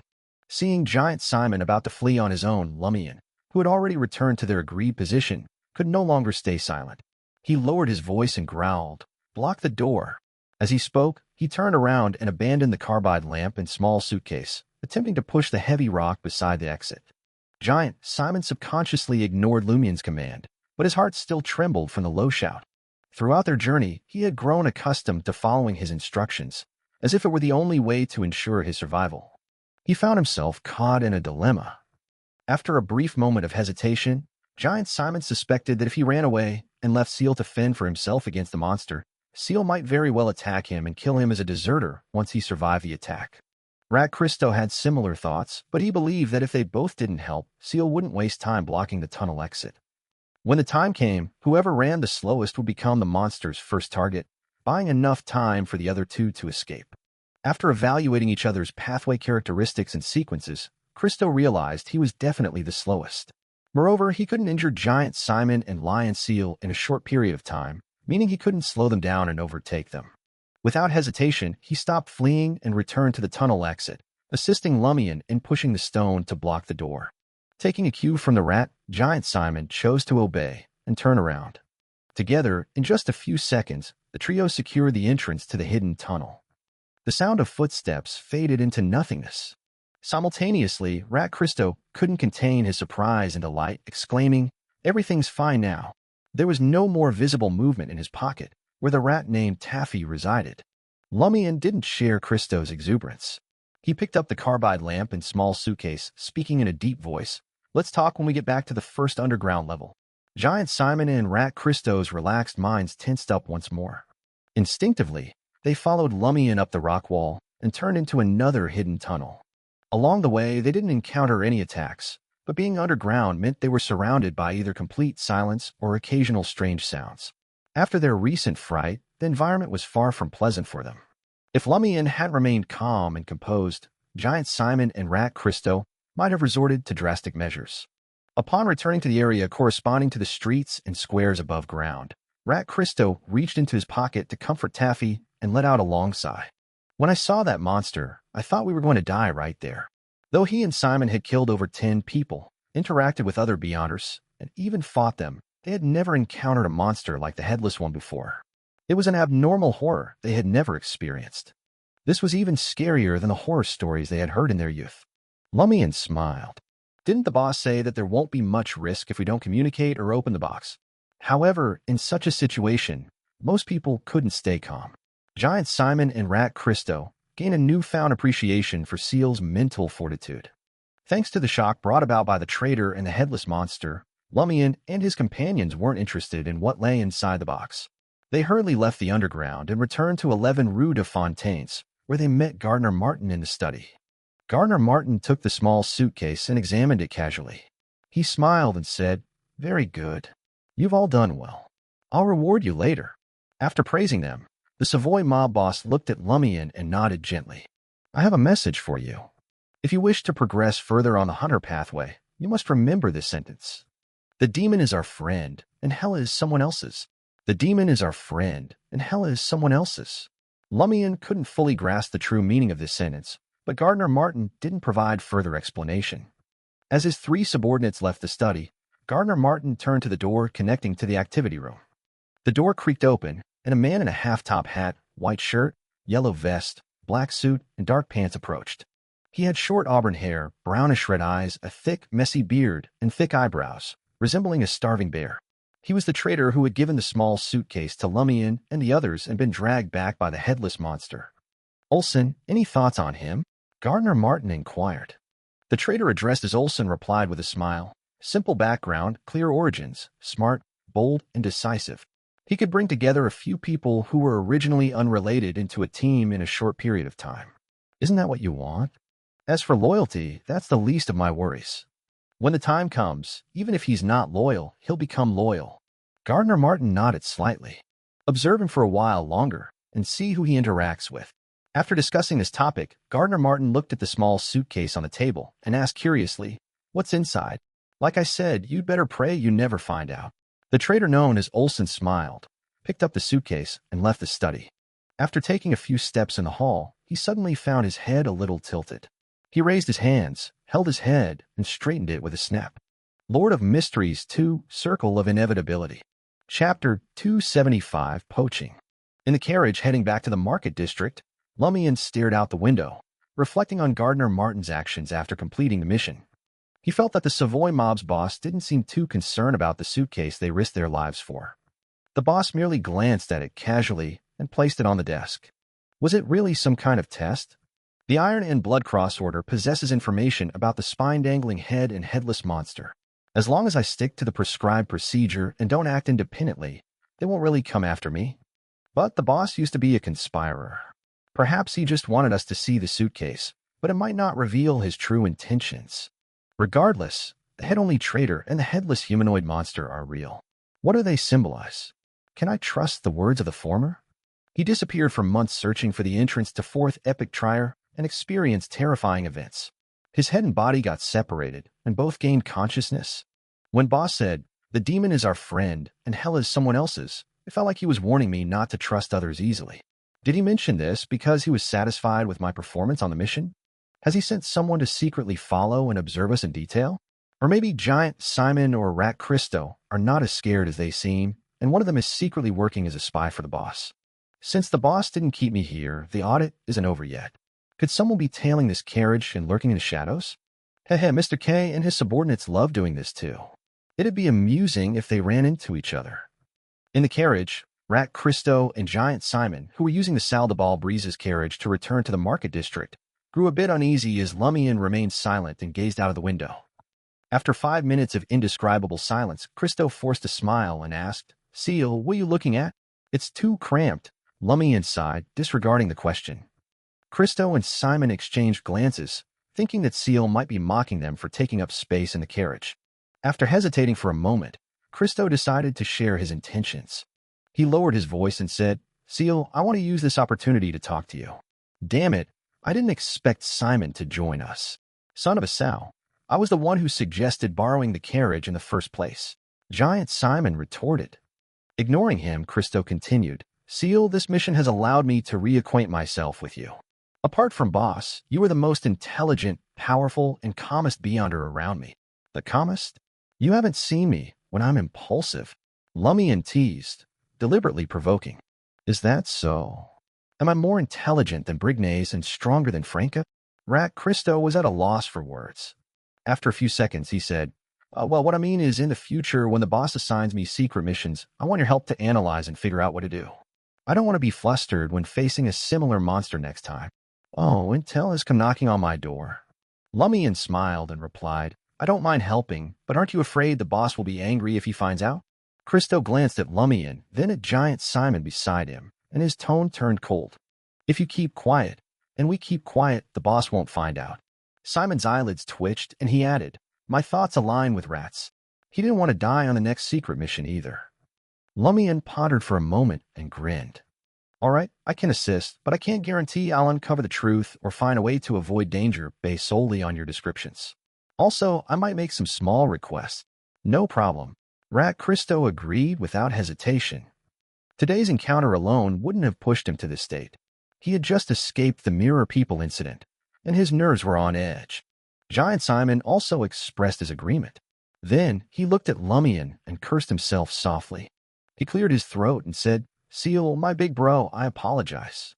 I wasn't too friendly before, and I even encouraged you to deal with Red Boots when you were new to the Savoy mob and knew little about us. I'm a rough and unrefined guy. I can't say pleasant words, but I hope you can accept my apology. In the future, Simon, will follow your lead. Wow, you've grasped the situation so quickly, and you're so humble. This fellow is quite a talent." Lumian pretended to be nonchalant and replied, "I've already forgotten about the past. Besides, have I targeted you or sought revenge recently?" With that said, Lumian added inwardly, "Well, it's mostly because I'm too busy to bother with a mere mob leader like you." Simon breathed a sigh of relief, convinced that Seal wasn't too petty. Lumian smiled and questioned, "Why do you call me big bro? I'm much younger than you." Simon smiled sheepishly. "You're already a Sequence 7. In terms of strength, I should call you big bro." Lumian couldn't help but jest. "If you stick to addressing someone by their sequence, will you have to call me uncle once I reach Sequence 6? Simon hesitated for a moment before clearing his throat. "If you wish." Damn it, isn't this guy too shameless? Is he like this even when talking to the boss privately? Rat Christo turned his head in surprise and looked at the burly man, who stood more than 1.9 meters tall, as though this was the first time he had met this giant. Simon continued, "But I believe I'll reach sequence 7 before you hit sequence 6. You must have just become a pyromaniac. It might take years, even decades, to fully master the power of flames and withstand the next potion." He was implying, I was just joking.